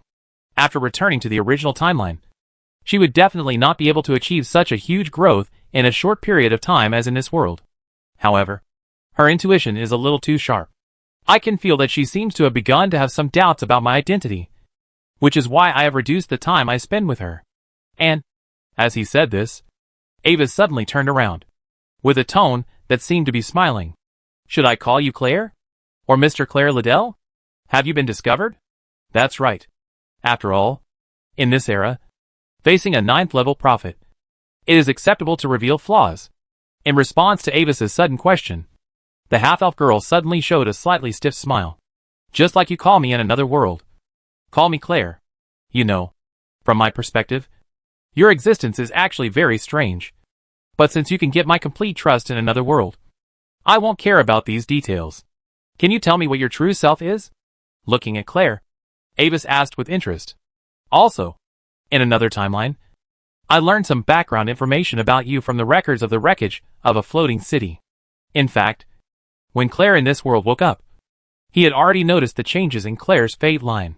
As far as I know, you have personally experienced the era of High Elves. So, I have another question that I hope to get answered. How did the High Elves in ancient times break through the legendary level? Chapter 862 The Truth in History. I can probably guess that you would ask these questions. Claire was not surprised by the questions asked by Avis. For your first question, I am actually not sure how to define my existence. As she spoke, she slowly walked forward a few steps to the edge of the terrace, then turned back to face Avis, letting the silver-purple moonlight fall on her face. The first time I had such a thing as memory was during the era of the High Elves in this world. They initially called me Experiment 24. Until that day, the last High Elf Queen gave me a name Claire. But after that, as the last floating cities of the High Elf civilization left, I was also split in the collision called the Great Rip and scattered into different time and space.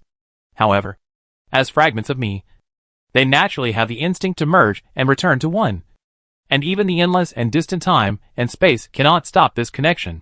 Since then, I have embarked on the road to find myself, facing the endless and deep dark starry sky. The girl's words were ethereal and silent. You know, I have walked through the dark land of countless years ago, and saw the first beasts crawling out of the ocean and stepping onto the land.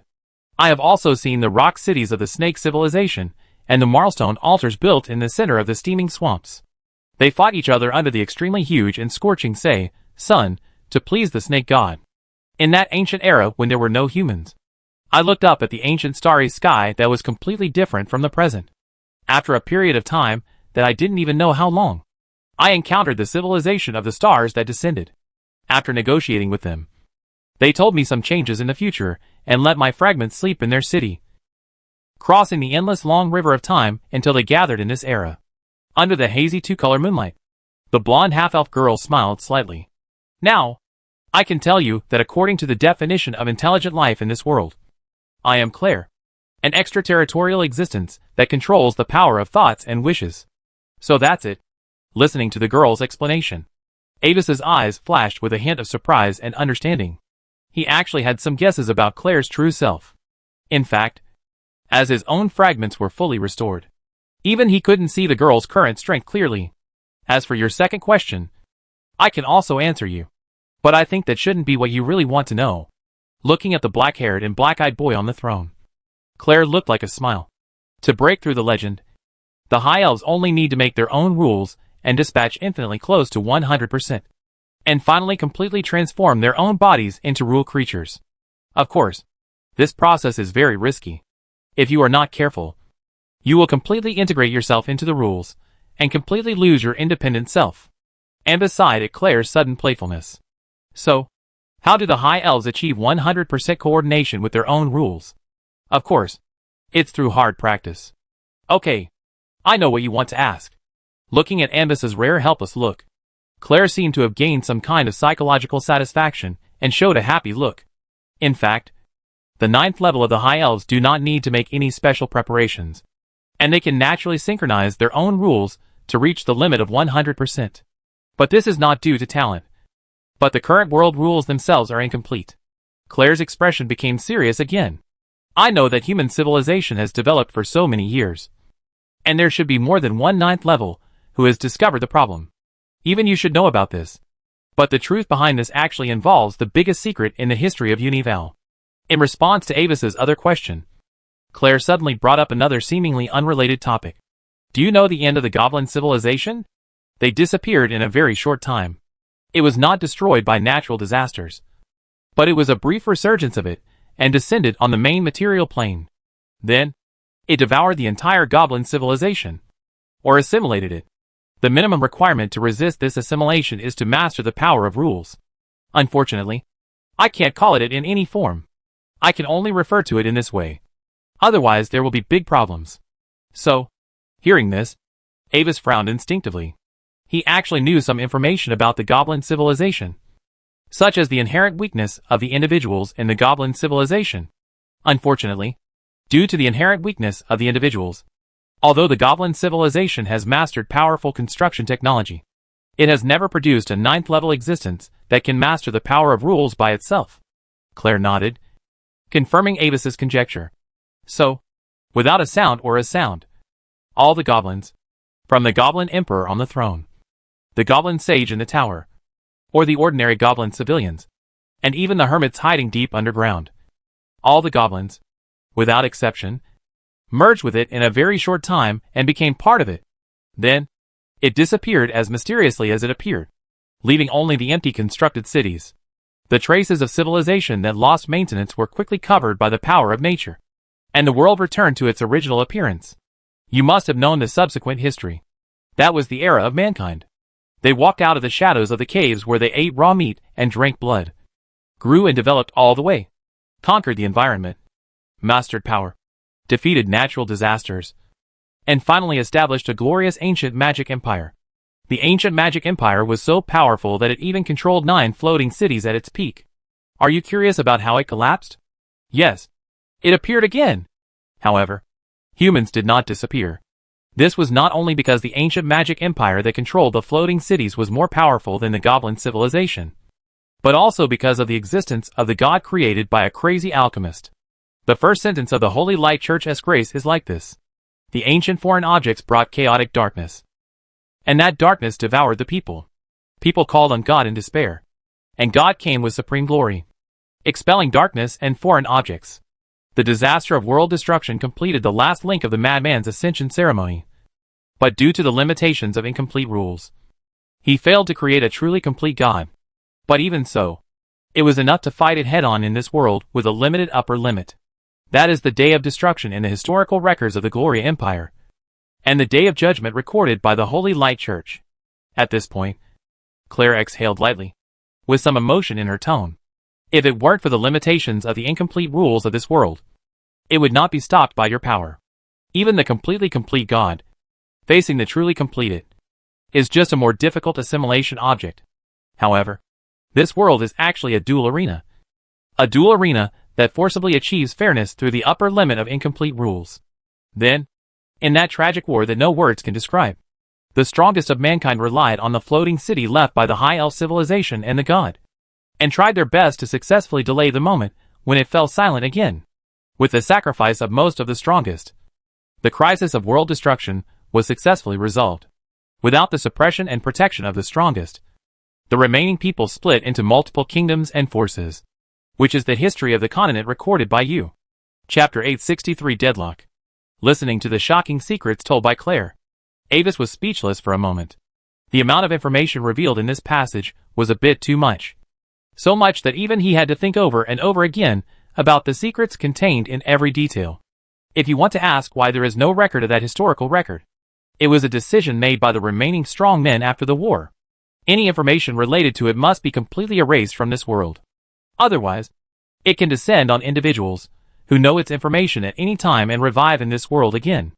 Looking at Avis's pensive look, Claire continued to tell the secrets she knew. And in that battle, God followed the last setting left by the crazy alchemist and used his own divine power to protect all human beings' concepts of existence at all costs to prevent them from being instantly assimilated by its power. As the battle ended and the darkness faded, God finally fell into a deep sleep due to excessive consumption. Until today, he has not been able to fully recover. That day is also the important festival of the Holy Light Church, God's Rest Day. Wait a moment. Looking at the girl in the moonlight, Avis suddenly grasped a vague inspiration in his heart.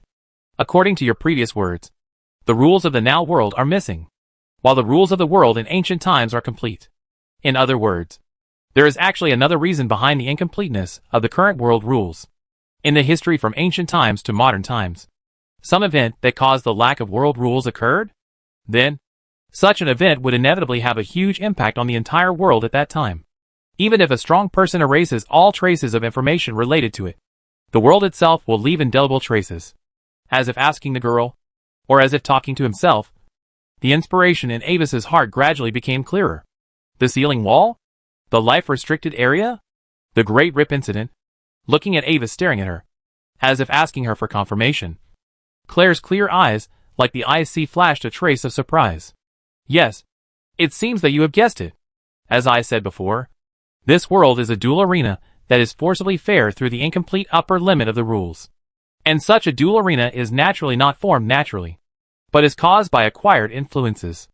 At the end of the Godfall era in the ancient Golden Age, the three legendary races of dragons, Titans and High Elves, at the cost of almost genocide, completely drove away those terrifying dark beings that came with the purple moon and remained from the Dark Age and even the cold Nether Age, and lost them in the gap between reality and illusion. And with an unprecedented netherworld-class secret ritual, they blocked their coordinates to return to this world, creating the beginning of a new generation and putting an end to the entire ancient Golden Age. But everything has a price. The activation of the netherworld-class secret ritual needs to rely on the world rules themselves to operate. The High Elves used unimaginable power to tear apart part of the basic rules of this world, and based on it, built a complete netherworld-class wonder seal Univar's dream covering the entire world. You mean, the dream world? Hearing this, Avis only felt a buzz in his mind, and the many scattered pieces of information he had obtained were completely connected together at this moment. Yes, for you, it is generally called by another name, Dream World. And the sealing wall you mentioned, strictly speaking, it is not a wall, but the edge of the outer form of the dream world that wraps around this world. Just like the relationship between egg yolk and egg white, the seal constructed by the peak power of the entire High Elves is naturally not something that can be forcibly passed by beings below the legendary level. Claire nodded to Avis's surprise. Since then, the upper limit of the power of this world has been completely locked at the 9th level, because there is no road ahead. If a being with a realm higher than the 9th level mistakenly enters this world and reveals the complete rule power of the legendary level, he will be instinctively attracted by the world that lacks some rules and fill it into the rule hole, which is the layer between dreams and reality, where those ancient dark beings are exiled. But, in this case, listening to the girl's words, Avis's brows were already tightly furrowed at this moment. As long as you have a little bit of the most basic understanding of ritual magic, you will understand a rule that if the basic medium on which the ritual relies is removed, the entire ritual will inevitably become invalid. Looking at Avis with a frown on his brows, Claire's eyes flashed with sympathy. Yes, you are right. If you want to break through to the legendary level normally, the only way is to destroy the entire dream world and restore the missing part of the world rules to their original position.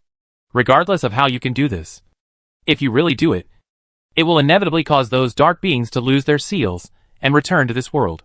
And by then, even if you break through the legendary level on the spot, it will be meaningless, because even the weakest of those dark beings have already walked a long way on the road of legend. Do you know, Avis?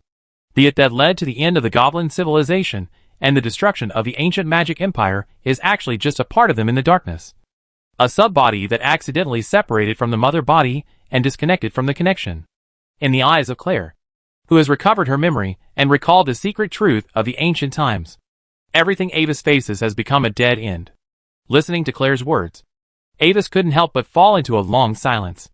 In fact, since crossing into this world, the strongest enemies he has faced are only the Saint of the Holy Light Church and the 9th level extreme prediction, the Prophet Stargazer. Relying on his own foresight, he maneuvered between countless forces, and in the end, he was able to rely on his own wisdom and strength to gradually compete with them. But now, the enemy in front of him suddenly became an ancient dark existence, whose strength far exceeded the legend, and even easily destroyed the ancient magic empire. This is not an opponent from the same dimension at all.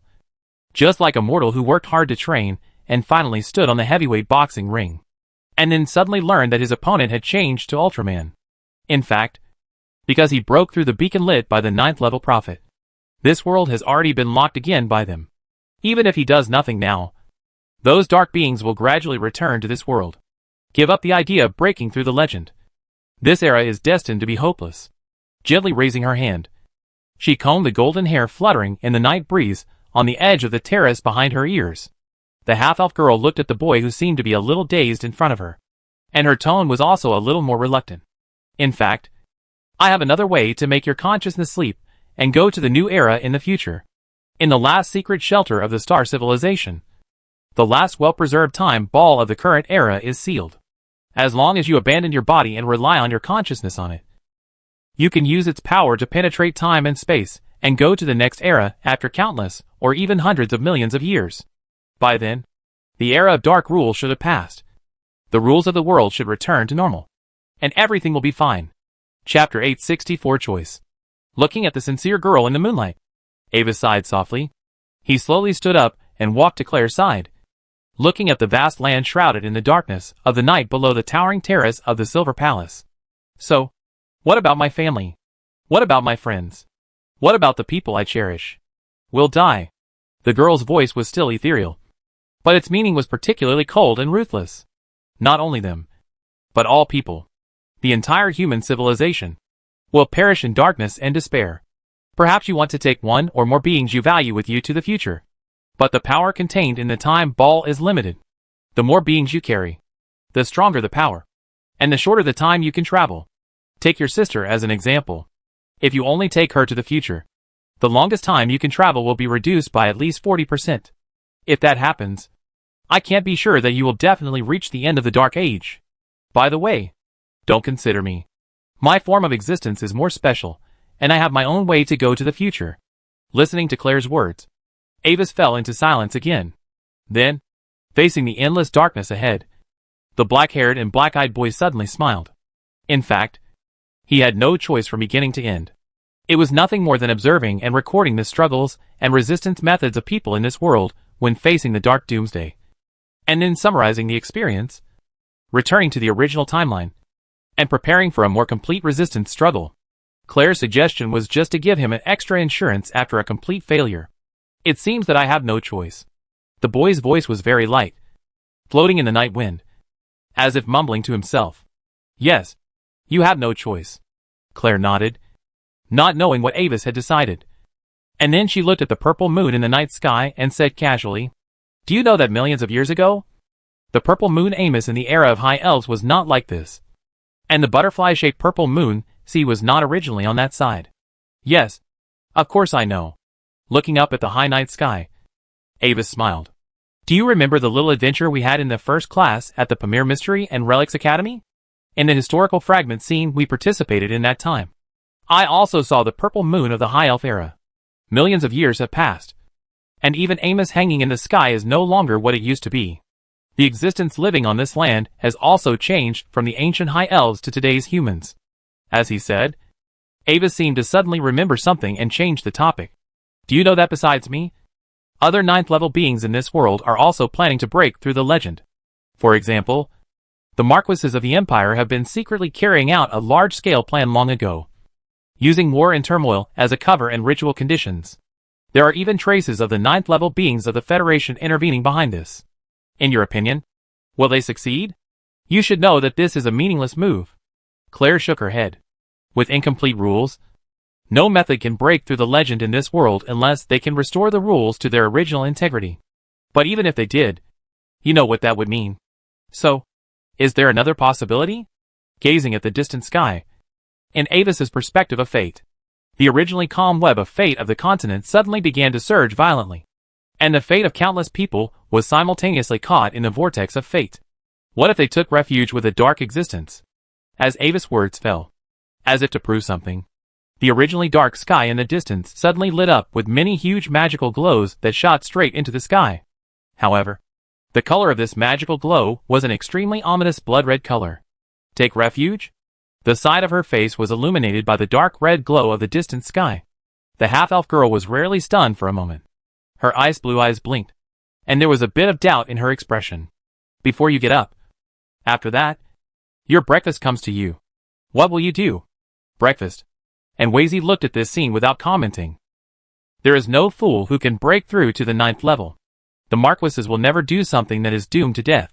As for being deceived, it is indeed possible. But if it is said that the 9th level beings know nothing, it is too much to underestimate the world.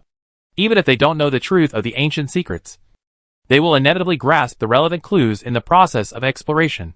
This kind of major event involving one's own future in life, no matter how cautious you are, it is not excessive. At this moment, unlike the calmness of the two people on the top floor of the Silver Palace, this shocking change has touched everyone's nerves. Raw's territory, Cedar Bastion, Triumph City.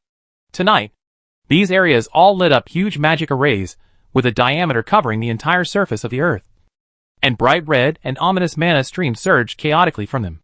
In many prosperous main cities and villages, countless natives and players were shocked by this huge change, stopped what they were doing, and looked up at the sky blankly. If a spellcaster looked down at the entire Empire's territory from a very high position, he would find that there seemed to be some special and mysterious connection between the positions of these giant magic arrays distributed throughout the Empire.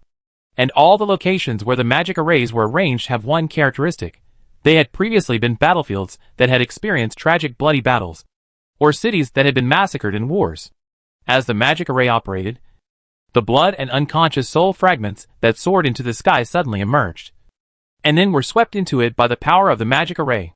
At the same time, under the influence of the power of the magic array, the space in the surrounding area suddenly twisted like ripples. The strange domain began to expand rapidly around the magic circle.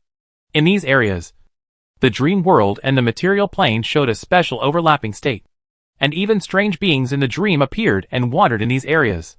If Enwazy was here, he would be surprised to find that the area expanded by these magic circles was the overlapping area that spread in the Yar continent in the previous life. Some professionals who were alarmed by this incident tried to destroy the magic circle, but were immediately killed by the blood armor guardian who came from nowhere. Their blood and souls also merged into the magic circle, shocking others not to move rashly. At this time, in the Alphenia territory near the capital of the Empire, in an ancient underground cave that seemed to be formed naturally, the incarnations of the Imperial Marquises had gathered here. In front of them, an extremely huge dark pyramid was located in the center of the cave. At this moment, the surface of the pyramid had a dark red chaotic light, flickering rhythmically like a heart. Chapter 865, Fire Plan. The place where many Marquises are standing at this time is the top of a 13-story platform that looks like an altar. A large number of black candles with strange scarlet candle flames are arranged on each floor of the altar, adding a bit of evil atmosphere to this dark scene. On the other side of the platform, there are also several figures waiting. They are the people of the Gate in the Eye. In this incident, they have reached a private cooperation with the Marquises. In front of the core altar in the center of the platform, a person wearing a black and gold robe, shrouded in a light gray mist, like a sacrificial being, silently bowed his head, waiting for the final ceremony to proceed. It's hard to imagine that the terrifying existence that destroyed the ancient magic empire at its peak and was sealed by the entire human civilization is just a sub-body that has lost contact with the main body, staring at the dark pyramid in front of him that was constantly shining with evil light. Marquis Enrita, who was dressed in a black long dress, stood with his hands behind his back, and his dark blue eyes glanced at the priest standing in front of the core altar without leaving a trace. This seemingly priest-like existence is actually the third gray mist to break through to the 9th level prophet realm after Stargazer and Man in the Mirror. The details of this plan, and some top-secret information involving extraterritorial gods were also brought by him. The Marquises verified it through their own means, and finally confirmed that Grey Mist did not lie. All these shocking facts are the truth that has happened before. I am a little worried about our plan. The so-called God. We try to use its power, which is no different from mortals trying to use the power of dragons to seek treasures. There is no guarantee that they will not be burned to ashes by dragon flames, even though he is a 9th order supreme being, the ceiling-level existence in the current world. When facing a true extraterritorial god, a 9th order existence is just a slightly larger ant. And now, a group of ants gathered together are trying to plot against the god. Even if it is just a sub-body, it is undoubtedly a very crazy and dangerous act. There is no other way. Enlita, this plan is our only hope. Even if it is very risky, it must be implemented. For the somewhat hesitant words of Marquis Enlita, the other Marquises just glanced at her and ignored her. Only Marquis Draka, who had the closest personal relationship with her, snorted coldly. This world is over. The coming doomsday cannot be stopped by human power. The only way is to escape before the darkness falls. Follow the ancient High Elves' Dark Sea Road, and completely leave Unival. And if we want to set foot on the road where the High Elves left, we must rely on the power of him. Don't worry, Enrita. We have made sufficient preparations, and the sub-body left by him has long been disconnected from the main body. As long as we operate properly, it is highly unlikely that it will doubt us. In the open space on the side, the voice of Marquis Anderson rumbled from the sky. The Marquis has now completely given up the existence of human form. He looks like a huge multifaceted crystal, like a light blue crystal, with a height of more than 10 meters. When it revives, his main body will inevitably feel it, and instinctively try to contact it. Our path is not wrong. The power of his unconscious arrival has begun to promote the redistortion of dreams and the material world. According to calculations, when it connects with the main body, the power of its arrival will be enough to completely penetrate the zenith wall that covers this world, recreate the complete ancient world in a small area, and open the door to the underworld for us. Now, just wait patiently. When the magic circle absorbs enough souls and negative energy, it will be stimulated and will naturally wake up instinctively. Hearing this, Marquis Enrita could only suppress his worries. Draka and Marquis Anderson were right. They had no choice. I understand your worries, but we have made all the best preparations we can. Moreover, it has been sealed and asleep for so long without contact with the main body. Now is its weakest moment. With the help of its family's breath coat, as long as we don't face the main body of him, it is impossible for it to distinguish our true nature. On the other side, the blood-red eyes of the Marquis Winter, like those of a ferocious beast, stared at the dark pyramid in front of him without blinking. His words seemed to explain to her, and to give him confidence. The plan of the Marquises was not complicated. The dark existence actually had a clan. The Marquises decided to take advantage of the fact that it had just awakened and had not yet connected with the main body, and its perception and consciousness were still vague, to conceal the truth with the identity of its clan, and use the power of its main body to penetrate the rules of this world and open an escape route. Then, they will leave Unival, and go to find a new world in the way that the High Elves left. To this end, they have stored a large amount of various knowledge inheritances of human civilization in their respective fields and small worlds, as well as living specimens and life information of various creatures, plant seeds, etc., so as to restore the continuation of human civilization after leaving this world. As for the fact that the main body is not here, it is just a safety net. If there is any uncontrollable accident during the implementation of the plan, it can also escape. The power of time. Even the high gods cannot resist it. From ancient times to modern times. In such a long time. Even the 2 moons in the night sky will be changed. This is just a sub-body of the dark existence. It has been sleeping for so long. It is impossible not to be affected. The soul fragments collected by the magic circle are almost enough. It's time to activate the sacrifice. At this time, the gray fog that was originally standing in front of the altar suddenly spoke. After looking at each other, Marquis Winter took a few steps forward and walked to the center of the altar. A concentric circle altar surrounded by countless black candles, and waved his right hand. A girl with soft features and a gorgeous pink dress suddenly emerged and fell into the center of the altar. The girl's eyes were tightly closed, and she seemed to have fallen into a deep sleep. Countless flickering scarlet candlelights shone on the sleeping girl, making her pale face and long dark purple hair look a bit charming. This girl was Lanny Gallo, the daughter of the former deputy commander of the Starfire Resistance Army, Gallo Shoot. When Anthus was transformed into Vio, he taught her for a period of time. But she had always been black-haired and purple-eyed. But now she had revealed her true hair color. Dark purple hair that was the same as the royal bloodline. The ancient magic empire. The blood descendant of Emperor Phoenix.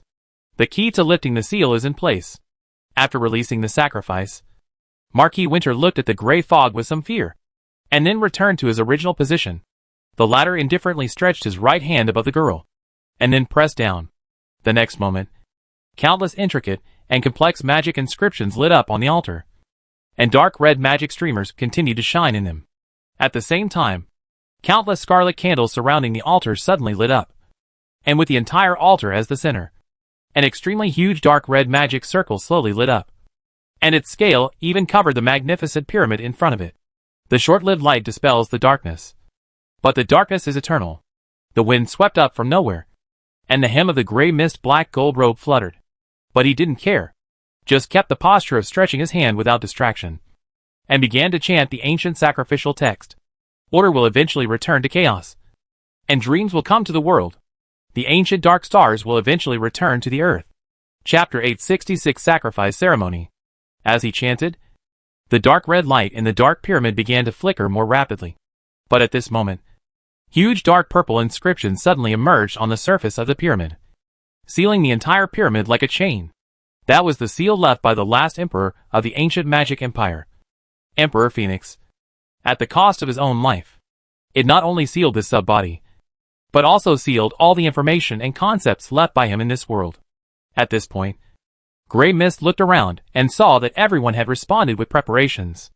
A ritual short blade like a black crystal appeared in his hand, and then suddenly pierced into the center of the girl's chest. Use blood as a guide. The seal is lifted.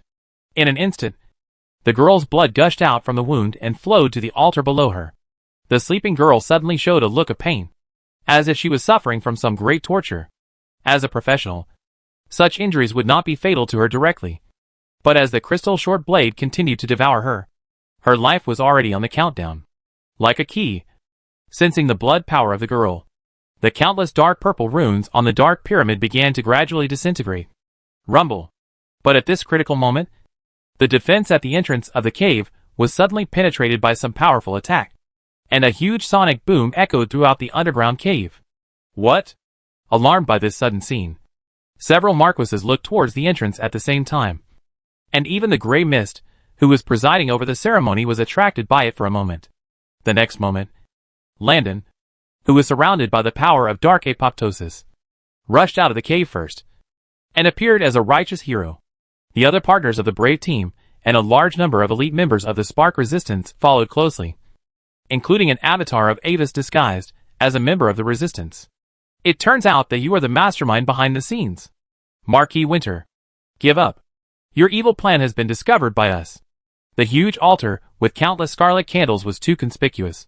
Landon saw Marquis Winter and other Marquis incarnations standing in the center at a glance, and also saw Lanny lying in the center of the altar with her dying breath, and the fire of anger in his eyes was about to burst out. He once swore in front of the teacher to protect her, but now the girl has become a miserable sacrifice, and her life is in danger, which makes him almost crazy. Lanny. Hold on. We are here to save you. Calm down. Landon. Those are all 9th level. And that pyramid? What is that? The Dark Crow in Landon's spiritual space was shocked by the scene in the dungeon. Landon was weak and couldn't feel anything. But he could clearly sense the horror in the field. Landon just rushed over stupidly. And he was dead. Even with his power to protect him. On the other side, several Marquises frowned at the sudden appearance of Landon and others. And looked at them with some confusion. It shouldn't be like this. Logically speaking, the outside world is now guarded by the Gate in the Eye, and the people of the alien god cult. And even presided over by the 9th level existence. How could these trash, who are not even 9th level, break in here? But the next moment, the appearance of several powerful auras solved the doubts of the Marquises.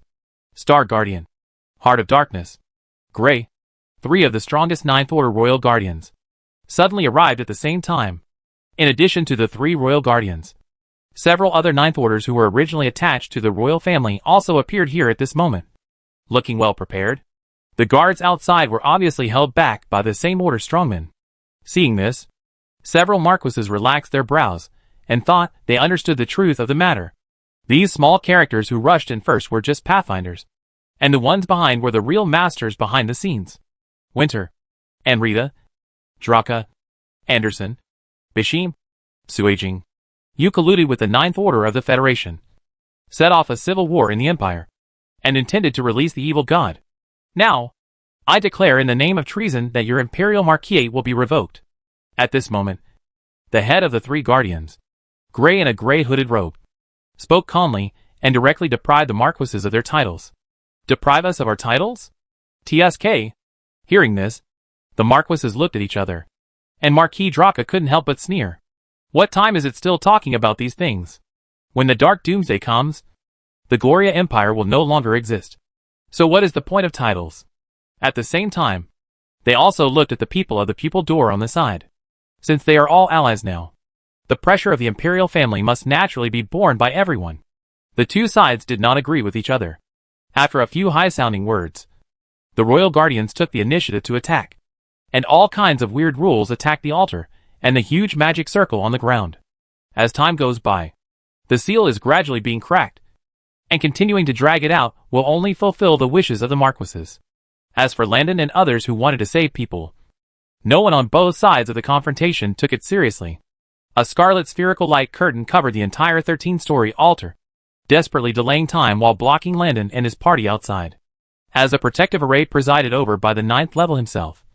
This protective light curtain is enough to resist the rule attack of the 9th level, not to mention the existence below the 9th level.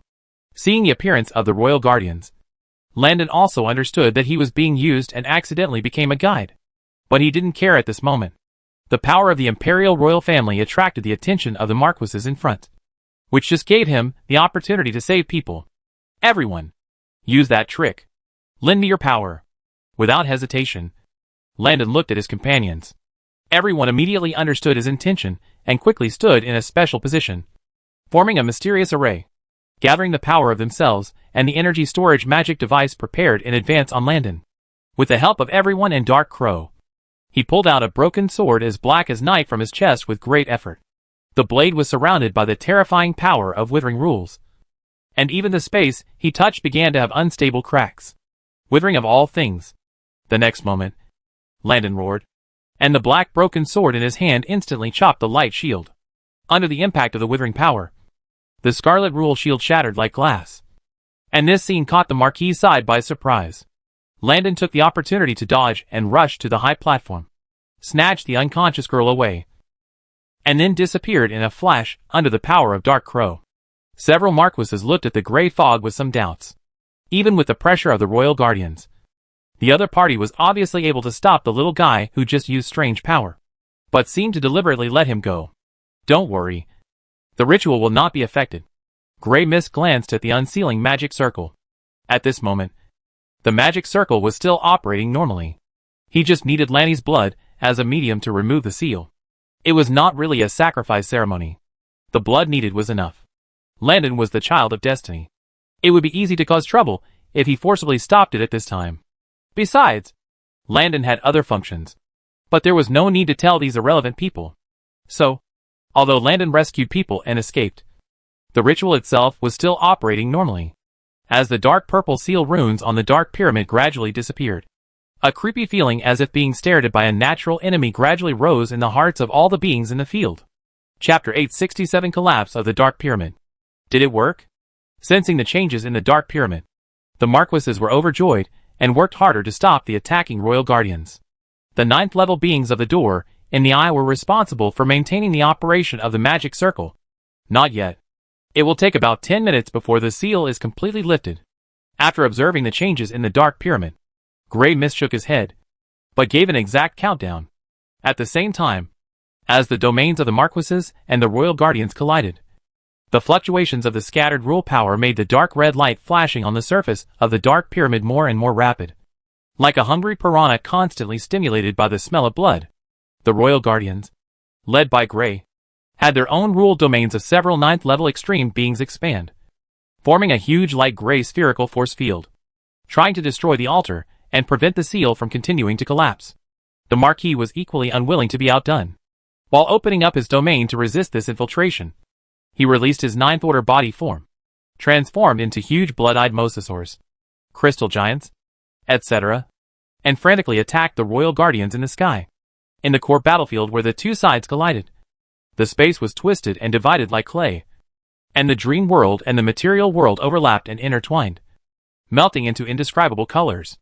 And Lantern and others who had just escaped were temporarily ignored by everyone at this moment. What should we do? Lord Dark Crow? We seem to be trapped now. Is there any secret technique that can help us leave here? At this moment, Lantern and his party were hiding in the folded space created by the secret method of their grandfather Dark Crow, looking at the battle situation outside with fear, which was almost beyond their understanding. As a former peak powerhouse, Dark Crow's secret space is highly concealed, and even a 9th level master cannot find it in a short time. However, with the fierce battle between many 9th level masters outside, this space was also affected to a certain extent, and the space barrier began to tremble slightly, which frightened everyone. It's difficult. Your strength is still too weak compared to the 9th level master. Even the aftermath of the rule power is difficult to withstand. Dark Crow was also troubled by the current predicament of the team. He did have a way to leave, but when he escaped from the encirclement, he would inevitably be affected by the aftermath of the rule power scattered on the battlefield. He himself didn't care, but it was another matter to bring a group of burdens with him, especially since there were still injured people in the current team. Lanny, who they had just desperately snatched back from the altar, was injured by the ritual dagger. At this moment, she was still in danger of life, not to mention resisting the aftermath of the 9th level battle. Where is this? Am I still alive? At this time, in Landon's arms, Lanny, who had just undergone emergency treatment and looked pale, finally opened her eyes weakly and barely woke up. But when she saw the current situation outside through the one-way space barrier, her first word surprised everyone. You can't escape that seal. If they destroy it, the whole world will usher in doomsday. What are you talking about? Lanny? And what's wrong with your hair color? Looking at Lanny's weak but persistent eyes, Landon scratched his hair in confusion, not understanding what happened to her. After I passed out? I don't know what happened. I suddenly had a lot of information in my memory, including the historical truth about the pyramid and the specific information about the things sealed in it. Lanny shook her head gently, and a hint of apology appeared on her pale face. I'm sorry. There is something I have been hiding from you all. My ancestor was actually the descendant of Emperor Phoenix, who was stranded outside. I also inherited a part of the royal bloodline of the ancient magic empire. In order to prevent this bloodline from bringing disaster to us, I have been under the effect of the bloodline concealment secret technique since childhood. This is also the reason why they captured me. They need my bloodline to remove the seal left by the former emperor. And the existence sealed in this dark pyramid is the culprit that caused the destruction of the ancient magic empire thousands of years ago. Once the seal is broken, the doomsday will come again. What? Everyone was shocked and held their breath when they heard such a shocking news. Only Dark Crow showed a thoughtful look, and seemed to recall some vague memory fragments in the haze. But, Lanny, even if that's true, what can we do? There is more than one 9th level lord on that altar. After a while, Landon showed a bitter smile on his face and spread his hands helplessly, facing the current battle situation. Even if the 9th level rebel leader Leo came in person, he still couldn't make any waves. But just as he finished speaking, the battle situation outside changed again. It seems that the stimulation of the aftermath of the 9th level existence was too strong. In the dark pyramid on the side, The already very unstable dark red light suddenly flashed several times, and then suddenly brightened, and a powerful invisible impact immediately acted on the entire pyramid. On the surface of the pyramid, most of the original seal rune text had disappeared, and this impact immediately became the last straw that broke the camel's back. The entire pyramid finally could no longer support itself, and the bricks on the surface peeled off layer by layer and turned into sand, and then fluttered and scattered. Dong, dong, dong. A suppressed and regular sound, like a heartbeat, echoed in the hearts of all the beings in the scene. Finally, is the seal lifted? Sensing all this, the battle of many 9th level people finally stopped, and the marquises were overjoyed and looked towards the direction of the pyramid at the same time. In contrast, the royal guardians looked solemn, and I don't know what they were thinking. The end is here. Wake up from your long sleep. Assimilator of all things. Expounder of chaos. Curtain of truth Onychaos. In front of the altar, the gray fog presiding over the ceremony never paid attention to the collision between the Marquis and the guardians. At this moment, he raised his arms high, his expression cold and mixed with a bit of enthusiasm, letting his black and gold robe flutter. As the forbidden name sounded again in this world, everything on the field seemed to be suddenly paused. At the same time, the huge pyramid completely turned into sand and dissipated at this moment, leaving behind a ball with a diameter of about half a football field, emitting a dark red glow inside, as if it was made of a sphere of shining dust mist. But if you look closely, you will find that the mist is actually composed of countless extremely small distorted geometric bodies with a perfect mirror surface. That is, the source of danger that once destroyed the ancient magic empire. Looking at the strange mist ball in the field, Landon felt as if he was facing a great enemy. Even through the void, the terrifying aura was still clearly discernible. It's over. It's all over. The seal has been completely lifted. Looking at all this, Lanny's pretty face turned pale, and her expression was filled with deep despair. Chapter 868. The King of Death arrives. Hee hee. Unfortunately, everyone in the royal family, you are still too late. Next, please become one with the great god in this endless darkness. Looking at the vigilant royal guardians with blood-red eyes, the Marquis Winter, who had completely transformed into the form of an ancient mosasaur, sneered with satisfaction. At the same time, as his mind moved slightly, a cold and strange dark existence aura suddenly rose from him. Under the cover of this aura, the posture of the Marquis Winter's body began to twist, and the originally smooth mosasaur's skin became particularly rough and dark. The slender neck now bulged outward in a spindle shape like a flower bud, and then split into 9 huge dark red petals that bloomed, and the stamens were a bottomless abyss. The other marquises also began to transform in the second stage, and a dark follower with different auras appeared in front of everyone. The aura of the 9th level of the Gate of the Eyes also changed, but they still maintained their human form. This was the disguised form carefully prepared by the marquises. With the help of some dust extracted from the dark pyramid, they completely transformed the body present, just to mislead the newly revived real curtain Onychaos. Yes, it's finally unsealed. Looking at Onychaos who broke the seal, and the twisted and weird postures of the marquises, the 3 guardians headed by the royal family strangely regained their calm. Then, according to the contract with the emperor, we can finally use the final means on the territory of the empire.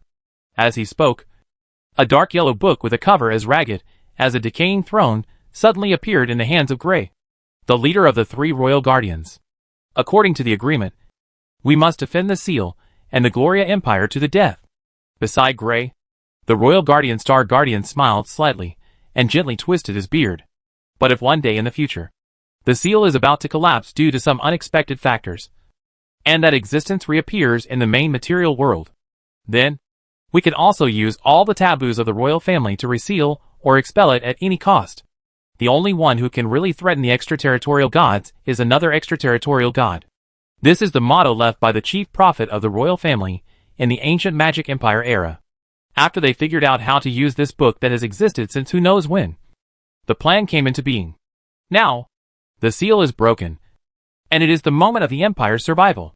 His Majesty Gloria III has voluntarily sacrificed himself to save the empire from danger. The last guardian heart of darkness took over the words and looked at the Marquis with an indifferent expression. With the blood of the king as a sacrifice, we pray for the King of Death, who hunts the gods to come and eliminate this curtain of truth from this world. The approach of the dark doomsday. All beings above the 9th level have more or less sensed it. The Marquis has his own plans. And they also have their own plans. Pretending to be unaware is just a trick. At this moment, sensing the breath of Onychaos and many dark followers in the cave, an invisible wind suddenly swept up, causing this strange book to float into the air against gravity. The dark yellow pages of the book rustled in the wind, and on one of the pages, one could even see an illustration of a ferocious-looking figure with facial features similar to Gloria 3 flash by, as if by some strange summons. With this book as the core, a huge yellow-robed phantom with a strange crown on its head and its face hidden under a layered hood descended from a distant unknown place. It seemed that the quality of the sacrifice made it very satisfied, and the power of this descending body was extremely amazing. An equally desperate sense of terrifying oppression floated in the cave, which had a violent conflict with the breath of Onychaos. When this huge yellow-robed figure appeared, the mist-like body of Onychaos, which had just broken the seal, suddenly shrank, and the brightness of the dark red light at the core suddenly increased, as if it had sensed a real threat, not interested in the many little bugs in the field. The eyes of the King of Death were cast on the real curtain Onychaos that had just broken the seal. The dark wind with a strong ominous aura swept up, silently wrapped the huge fog sphere, and melted it bit by bit. The latter's reaction was extremely intense at this moment.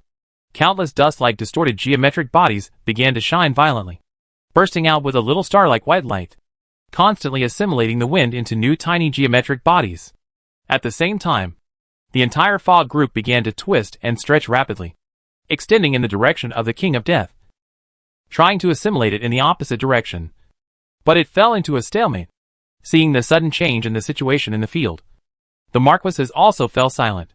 They did not expect that the royal family had such a shocking backhand. And the price required was even more incredible. It cost an imperial emperor to summon him once. And it was a little unclear who was going to betray the country. But with the appearance of the King of Death, the situation on the field once again entered a delicate balance. Neither side dared to act rashly, let alone join the battlefield at will, fearing that they would attract the attention of the great being. After a while, Onychaos finally took the initiative to break this balance. After all, he was just a sub-body that was disconnected from the main body, and was sealed for thousands of years in one breath. He had just been out of the seal, and had to face the descending body of the King of Death in an extremely weak state. Although his own will was still in a state of chaos, he instinctively felt the crisis. His body gathered and dispersed, and the dark red glow enveloped the Marquises with changing breaths and the 9th level people of the gate in the eyes, conveying a brief message that made the expressions of the 9th level people change suddenly. He needed sacrifices. With so many followers, if there were no sacrifices, he could only assimilate some of them to temporarily replenish himself. Don't look at me. Gods cannot be spied on. When a mortal plots against gods, accidents are inevitable. You should have realized this long ago. Facing the vigilant and suspicious eyes around him, Grey Mist remained indifferent. Since the gods need sacrifices, please provide them. Providing supplies to him is also the duty of the followers. At the same time, as if he had been prepared, Grey Mist took out a sealed 9th level golden dragon from his personal space and sent it into the midst of Onychaos.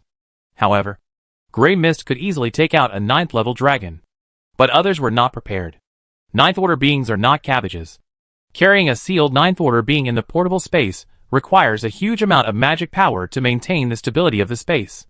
Normally, no one would do this, except for Marquis Draka and the 2 9th order beings on the side of the gate in the eye, who were also well prepared. Others simply could not offer such a sacrifice at once. A Marquis decisively withdrew his consciousness and chose to abandon the clone on the scene, wanting to cut off his tail and survive. The next moment, the ominous dark red light solidified the bodies of these dark followers, who did not provide sacrifices, like flying insects wrapped in amber. Then, endless flashing dust swept and gathered, and dispersed again after a moment, leaving no trace. Grey Mist indifferently withdrew his gaze. He knew very well that the beings that had just been assimilated were completely finished. Chapter 869 God Killer. The curtain of truth. The assimilation of Onychaos is conceptual, even if it is an abandoned clone. When it is assimilated by Onychaos, the original body that was once connected to it, and all the resurrected backhands will be assimilated at the same time. If simply abandoning the clone can escape, then the ancient magic empire will not be destroyed. After assimilating a group of followers and getting a lot of supplements, The red light brightness of Onychaos' mist core has obviously increased a lot. The tug-of-war with the King of Death has also changed from only being able to resist the invasion of the Wind of Disaster with difficulty before to starting to assimilate and erode each other. What is that book? At this moment, watching the rapid change in the situation on the field, the Spark Resistance team hiding in the folded space has been stunned. When the Royal Guardian took out the book, almost everyone's eyes turned to Landon, until the latter instinctively took out a yellow book from his arms that looked almost exactly the same. At this moment, the book was also emitting a soft glow, as if it was echoing the yellow-robed figure outside. Don't look at me. I don't know what's going on. Maybe there is more than one book. Landon was also confused at this moment. He knew very little about the origin of the book, and he could only borrow some of its power. He had never heard of the actions of the Royal Guardians. Lord Dark Raven, what do you think? In the end, he could only habitually ask the knowledgeable old grandfather Lord Dark Raven for advice. Maybe the other party could see something. That book? Dark Crow was frowning at the moment. The unsealing of Onychaos and the coming of the King of Death made his spirit seem to be strongly stimulated. A large number of scattered and chaotic memory fragments surged in his mind, and his consciousness fell into a brief confusion.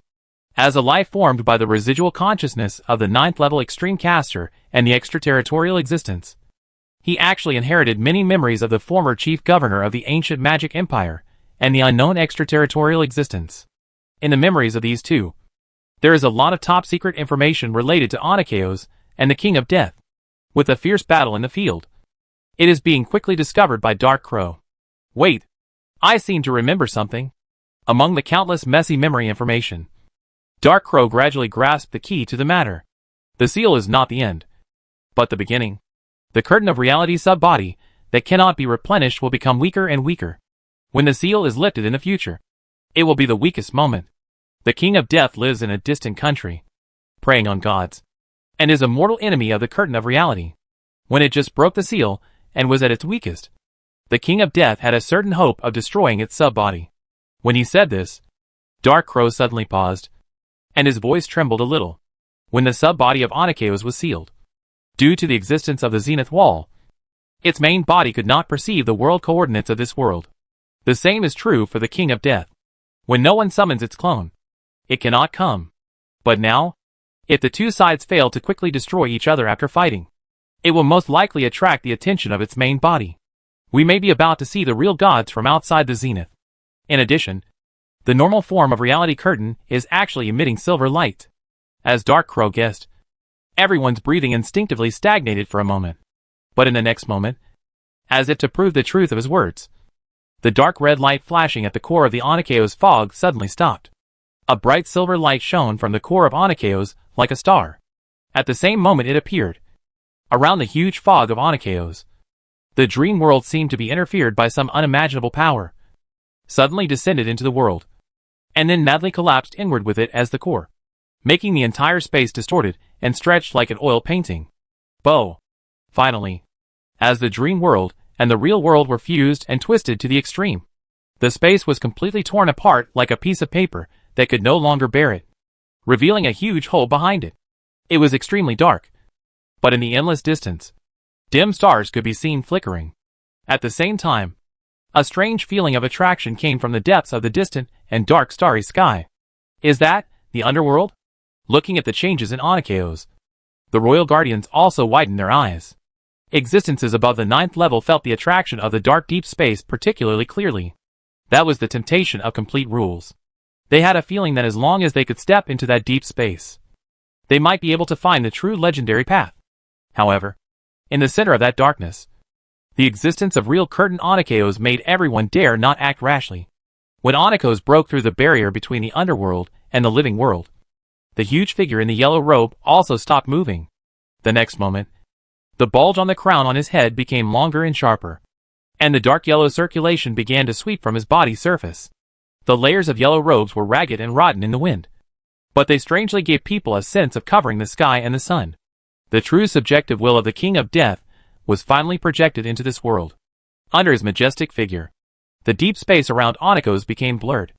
The stars were silent, and it seemed that the underworld was trembling and trembling, as the power of the two bodies descended through the distant underworld. An unimaginable collision occurred between the two. This collision has exceeded the understanding of all the audience present. Color, sound, light, all the common sense that can be used to describe things disappeared.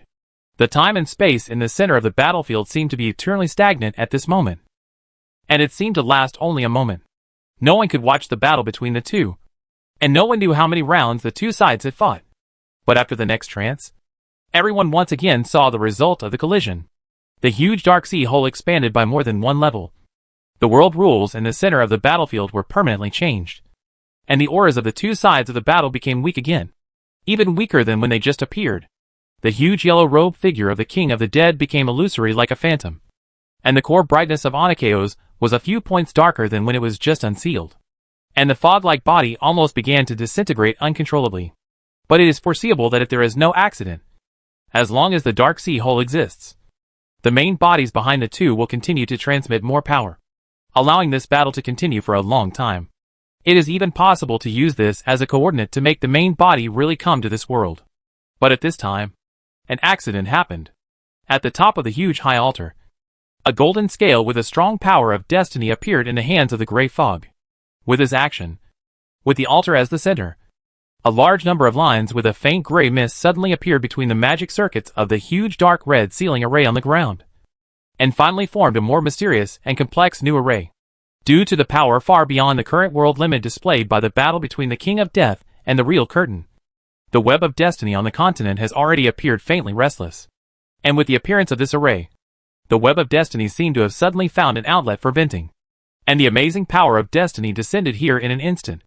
The restorative power of the dream world suddenly increased at this moment, and the dark sea of the underworld around Anakeos began to shrink visibly, even if its main body in the distance expanded with all its strength. Finally, the hole leading to the underworld was closed again, and even reinforced several points, leaving only a faint roar coming from the depths of time and space. Looking at real curtain Anakeos, who had been weakened to an unprecedented degree in the field, the gray fog finally revealed his long-hidden emotions. It was a burning desire and ambition. At this moment, under the superposition of various conditions, the mortals bound to the earth by the sky have already approached the gods that were out of reach in the past. Chapter 870 The Affected Crowd. Did it work? Seeing the changes on the earth, the royal guardians suspended in the air did not show any surprise, but observed the changes of Anakeos at the first time. The clone of the King of Death is just a projection of power guided by the Yellow Book, and does not have a substantial body. But Anakeos' sub-body is different. As a sub-body clone, Anakeos' sub-body can continue to exist after being disconnected from the main body, which also proves that it actually has a high degree of independence. And this independence means that this sub-body of Anakeos has a physical existence, not just a simple projection of power. Killing a monster will drop the corresponding material, and killing a god sub-body will naturally drop it. This level of existence debris is itself a materialized existence of rules, especially since it had just been connected to its main body for a moment. The magic circle arranged by the gray fog guided the restorative power of the dream world and forcibly interrupted this connection, which also caused it to inadvertently retain a trace of the higher-level rule imprint from its main body. And this also turned it into a treasure chest monster that any 9th level would go crazy for. At this time, Anakeos' clone and the projection of the King of Death also noticed the suppression effect of the magic circle on the ground. But the two of them still stared at each other, and did not pay too much attention to the magic circle. For them, in front of the same level of enemies, mortals like ants are not worth paying attention to. Even after multiple weakenings, the gap between these ants and their strength has begun to narrow. But ants are ants after all. As long as they don't take that step, they can't really threaten them. The gray fog that presided over the operation of the magic circle was also very restrained at this time. After launching the huge destiny-guiding magic circle, it did not make any further moves, but just watched the final battle between the projection of the King of Death and the sub-body of Anakeos silently. He was very clear about his own strength.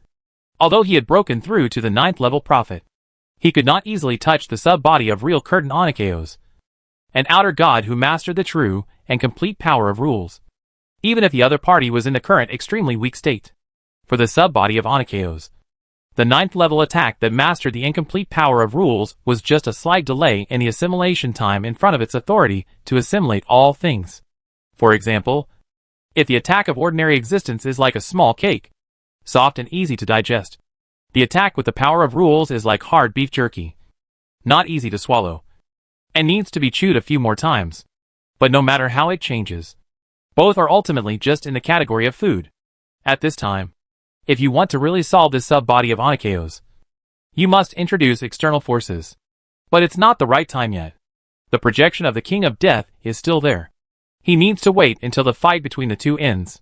Can we make a move? Everyone. However, the aftermath of the fight between the two has caused the huge magic circle on the ground to flicker unsteadily. The Fate Seal magic circle is about to fail.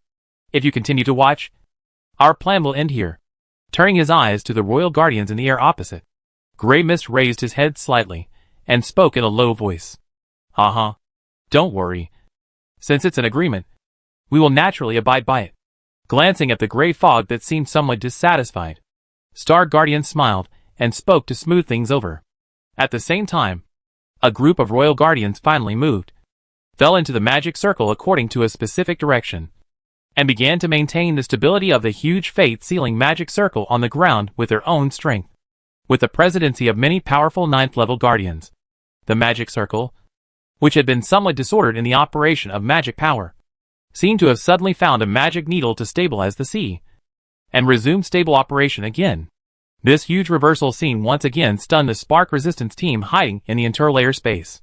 The Royal Guardians, and the power of those Marquises have actually joined forces secretly. Landon opened his mouth wide. Somewhat unbelievable. Those should not be the power of the Imperial Marquises, but the 9th level from the Idle Kingdom Federation. Dark Crow saw it very clearly. From the position, the avatars of the Marquises were obviously of the same status as those Blackrobe people, and several of the Marquises had been assimilated by Onychaos by accident before. He didn't believe that there was no conspiracy behind this. It seems that the winner is about to be decided. Real Curtain Onychaos is about to win. At this moment, the battle situation in the field has become clear. Since the source of power has been cut off, the King of Death is only a projection of power after all. Compared with Onychaos' clone, it is weaker, and soon can no longer maintain. After persisting for a while, the last bit of power of the projection was completely defeated, and its core yellow book fell down. And then Onychaos' misty body composed of countless tiny twisted geometric bodies swept over and completely assimilated it. At this moment, Grey Mist's eyes suddenly condensed, and the golden scale in his hand was raised high. The power of the magic circle was mobilized, and as a huge amount of destiny power was consumed, the wonderful spatial fluctuations spread like ripples. The next moment, the Spark team, who were hiding in the mezzanine space, fell out in a daze. Discovered? Everyone was shocked. But then they realized the situation they were facing. They were now in the central area of the huge magic circle. Under the power of the magic circle, a force field cover with a faint gray mist rose up, surrounding them, like an invisible huge arena. Opposite them, Onychaos' surging fog body gathered slightly, as if looking at the group of people who suddenly appeared. At this moment, the real plan of the gray fog finally surfaced. He wanted to use Landon, the Son of Destiny, as a key medium to trigger the real counterattack power of the continent's destiny network and solve Onychaos' sub-body. To this end, he even overdrew his own power of fate feedback, and through various plans, he forced Landon into this death situation. He knew very well the cost of this behavior, which was almost equivalent to openly going against the web of fate. Afterwards, he suffered a serious backlash from fate, and was seriously injured.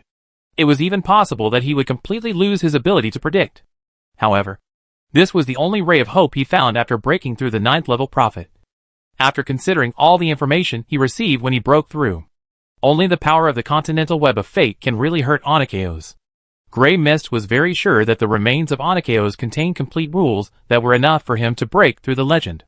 As long as he could get it, the natural chasm that could not be broken through the 9th level limit would no longer exist. The Unival world could not accommodate the power of the legendary level. When he broke through the legend and left this world and entered the underworld, the power of the continental web of fate naturally could not continue to extend to him, and the consequences of all his actions would be written off. Chapter 871 The Time of God's Fall. Commander Landon. Help! In the arena, the members of the Spark team met real Curtain Onychaos on a narrow road, and they were almost scared to death. They saw clearly the scene of the Ninth Order beings being assimilated like dumplings without any resistance. Such an enemy. Let them. A group of small fish. Face it now?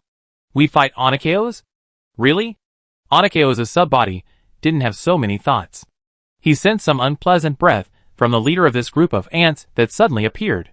His amorphous huge body deformed slightly and spread towards everyone. Intending to investigate the situation, the members of the Spark team used their best abilities to flee frantically. But under the restraint of the huge magic circle maintained by the Ninth Order, they had no way to escape. What should we do? Lord Dark Crow. Is there any way to solve it? Landon was once again placed high hopes by everyone in a desperate situation. He was under great pressure at this time, and could only urgently seek Dark Crow's advice in his heart. Are you crazy? Idiot! This is an enemy we can never defeat. Dark Crow rarely swore. And the deafening roar echoed in Landon's mental space. Don't hesitate. Landon. Immediately use your awakened annihilation dimension shuttle talent to escape. The effect of this magic circle cannot stop you. As long as you are alive. Everything is still hopeful. No! I will never abandon my companions. But Landon's answer was the same as always. With a firm light flashing in his dark eyes, the young rebel faced the invisible fog sweeping in the distance and protected everyone behind him. This is his will. And also the heart of a strong man who has come all the way from weakness to today. He will never abandon any of his companions, even if it seems to be the end of the road. Lord Dark Raven. Can you find a way to break this barrier? Humph. It is impossible to break this protective shield with our strength. We must find a way to borrow the power of that monster. Although he was a little helpless about Landon's character, Dark Raven still keenly found their only chance of survival. Onychaos has the power to assimilate all things.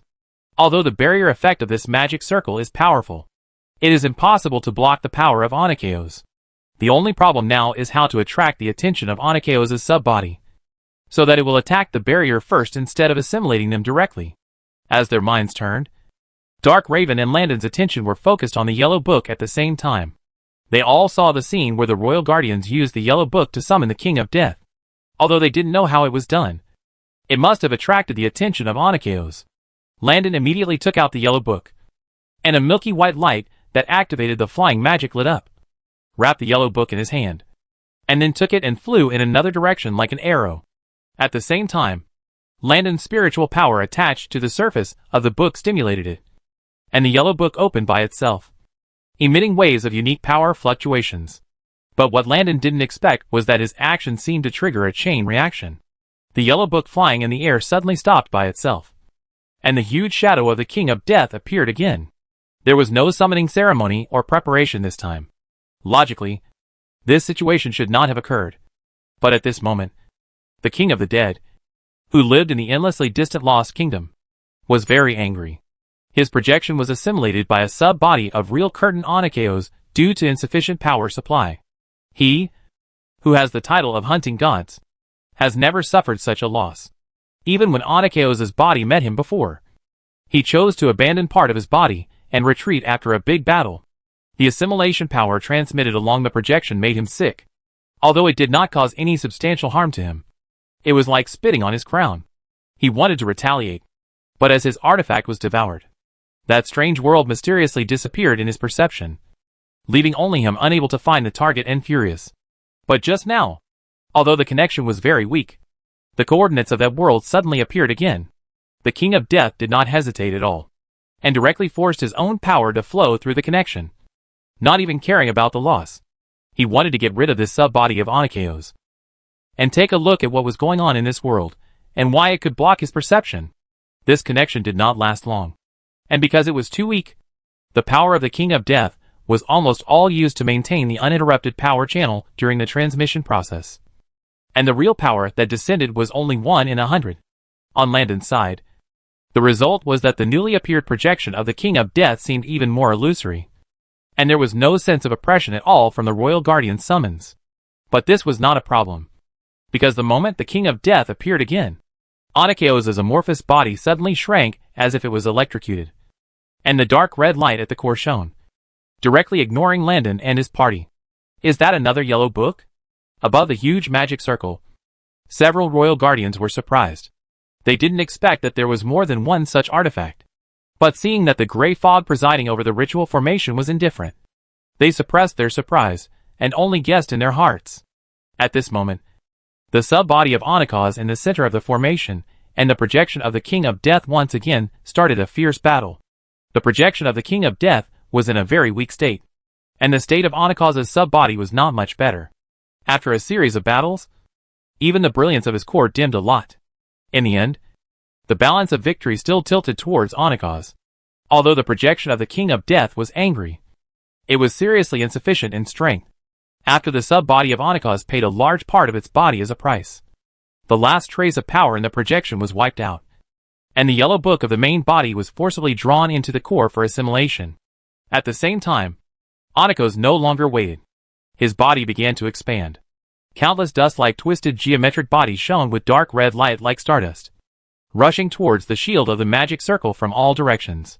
After another battle with the projection of the King of Death, he had truly entered a state of near death. The power of the magic circle had made him feel very uncomfortable, and he wanted to leave here.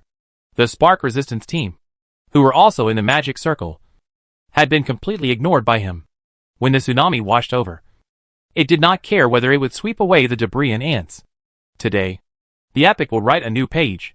Looking at the extremely weak Anakaz sub-body, Grey Mist's eyes could not hide his enthusiasm. He raised the scales of fate in his hand, and spoke as if prophesying. The gods were pulled down from their thrones by mortals, and their fate has reached a new turning point. Now is the beginning of a new era. Under the auspices of the Grey Fog, the huge fate-sealing array of many royal guardians exerted its true power. Landon's fate should not have ended here, but due to the interference of the Grey Fog and the extraordinary power of Anakaz, there was no room for it to play. But as Anakaz fell into a dying state, the long-suppressed web of fate finally broke out violently at this moment. At this moment, facing Anakaz, who was sweeping in like a flood, Landon's eyes were extremely serious. When he put his own life and death aside in order to protect his companions, he felt that he suddenly entered a mysterious state. The panic of his companions, the roar of the dark crows, the hum of the magic circle, everything faded away. At this moment, his eyes were only on the body of Anakaz sweeping in, and the core with a faint dark red light in it. The power of the annihilation dimension had enveloped him at some point. The broken sword appeared in his hand again, and its broken tip suddenly began to grow under the infusion of endless annihilation power, and finally formed a diamond-shaped strange gray-white blade at the tip of the sword. Without any hesitation, at the moment of blessing, Landon slashed with a sword. In an instant, everything was silent. Under the gray-white strange sword tip, Anakaz's power to assimilate everything finally met an opponent at this moment. The fog-like body separated instantly like a hot knife cutting into butter, exposing the core shining with dark red light. In the eyes of the Grey Fog and Avis's clone, and in the eyes of the 9th-level beings outside the magic circle, this sword is not only the power of Landon's own annihilation, but also carries an unparalleled destiny. At this moment, the world hopes that Anakaz will die. If Anakaz's sub-body is still in a complete state, even if he saves more power, he will not be unable to deal with this sword. But unfortunately, there is no if in many things. The next moment, the gray-white diamond-shaped sword blade is deeply inserted into the core, and the power of the annihilation dimension is poured in, becoming the last straw that breaks the camel's back. Shishasha. Anakaz's body is frozen, and countless tiny geometric bodies tremble for a moment, and then gradually begin to disintegrate on their own, turning into silver stardust. After sending out this sword that far exceeds his own strength, Landon also kneels on the ground powerlessly, and the strange sword turns into the power of annihilation again, flowing into his body. A square trioctahedron crystal with a dark red and silver color and a deep crack on it fell in front of him, shining with a faint silver halo. Everyone's eyes were attracted by this strange crystal. Then, in full view of everyone, the crystal suddenly jumped up and fell into the hands of a plain-looking resistance member among the Spark team. Is this what you want? After examining the strange crystal in his hand, Avis raised his head and looked at the Grey Fog standing on the high platform with a bright smile amid the strange eyes of everyone. Chapter 872 Internal Conflict. This aura? 9th level? Who are you? This sudden change shocked everyone. The expressions of several royal guardians suddenly darkened, especially when they sensed the 9th level aura emanating from the seemingly ordinary rebel. Grey, the leader of the 3 royal guardians, finally spoke up and expressed the doubts in the hearts of others. However, Avis did not respond to the questions of the royal guardians at all. He even lowered his head and looked carefully at the trioctahedral crystal in his hand. Instead, another deep voice outside the formation gave everyone the answer. The person in the mirror. It turned out to be you. On the high platform, Grey Mist's voice was very cold, like the ice that never melts in the far north. This is easy to understand. When you plan for a goal in every possible way and go through untold hardships, and are finally about to succeed, but someone suddenly jumps out and picks the fruit, anyone will get angry. At the same time, as Avis took the strange crystal, under the involvement of this huge cause and effect, Grey Mist immediately understood the identity of the strange rebel in front of him.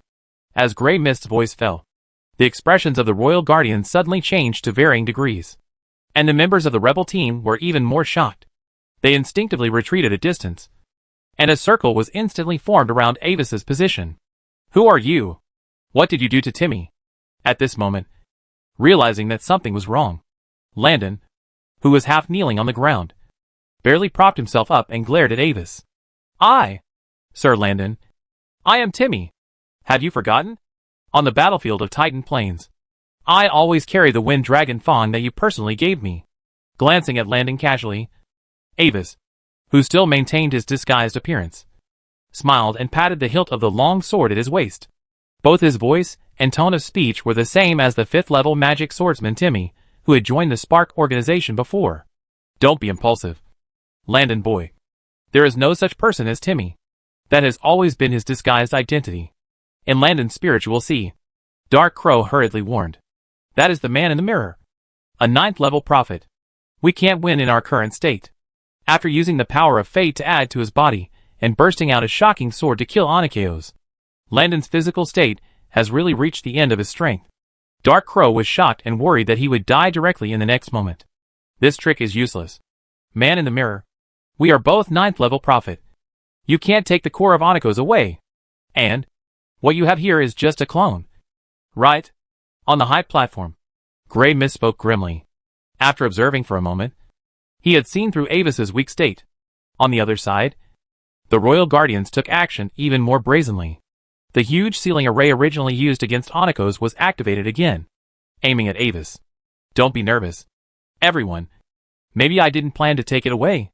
Ignoring the huge pressure coming from the surroundings, Avis gently tossed the crystal in his hand up and down. Smiling, when holding the strange core of Anakeos, he could feel the strange rules contained in the core, and a wisp of the true meaning of extinction lingering in the cracks. The surrounding world was faintly rejecting it, like a grain of sand that accidentally fell into a river clam. Let me guess. When the two great beings fought fiercely just now, and pierced through the zenith wall. If Lord Grey Mist had the intention, he should have locked the coordinates of the Nether Sea outside the zenith wall through the positioning effect hidden in this magic circle. After borrowing the power of the fate network of this world, and completely cutting off the connection between the crystal core and the main body of real curtain. Once Lord Grey Mist got this crystal core, he would immediately abandon this incarnation containing all your fate power as a cover, and let the main body take the crystal core and leave this world. Am I right? With the faint words of Avis, the situation in the field suddenly changed. On the side of the Royal Guardian, Marquis Draka and the remaining 2 9th-level beings of the Gate of the Eyes instinctively turned their eyes and looked at Grey Mist with some surprise. Under the black and gold robe shrouded in a faint mist, the surging power of destiny was constantly surging. No one could be sure whether there was an avatar under his robe. If the situation was really as the man in the mirror said, then Grey Mist probably had the idea of deceiving everyone from the beginning. Heh. Don't be provoked. Take the crystal core back from him first. That's what we have to do now. Feeling the gazes of the people around him, Grey Mist sneered, raised the balance of destiny in his hand, and the grey mist-like power of destiny turned into a big hand, about to control this incarnation of Avis and take back the core of Anakeos' sub-body. But what everyone didn't expect was that Grey Mist's attack did not touch Avis. The latter suddenly disintegrated into a light spot before the attack reached him, and then merged into the core. Without Avis's control, the crystal core immediately began to fall freely to the ground. Seeing this, Grey Mist's original attacking posture instinctively changed, and he grabbed the crystal core in his palm. But in the next moment, an invisible rule attack came first and directly defeated the giant hand formed by Grey Mist. Ding. The shining trioctahedron core fell to the ground, making a crisp sound, stirring the heartstrings of the audience. Looking at the vigilant eyes around, Grey Mist's heart sank to the bottom of the valley. Carless Province. Moonlight City. The top of the Silver Palace. What did you do? As Avis's clone turned into a light spot and shattered in the magic projection screen, Claire couldn't help asking. It's just part of the plan. On the Lord's throne, Avis gently raised his hand, and a trioctahedron crystal phantom that was exactly the same as the one in the picture floated above his palm. That crystal is a path to legend, but I can't use it with my current strength. So I need to figure out how to use it, and how Grey Mist and others escape from this world. For Avis, Onyxos's crystal core was a pleasant surprise. But what he really wanted was far more than just the crystal core itself. He also wanted the real way to use the crystal stone, and how Grey Mist and others left this world. He couldn't take the crystal core with him. As a being from another world line, the only thing Avis knew that could travel between the two worlds was the mysterious obelisk left by the High Elf Prophet Hill at the core of his soul. The only way to keep this crystal core was to absorb and use it as soon as possible after getting it, and then immediately activate the time-space beacon to return to the original world line.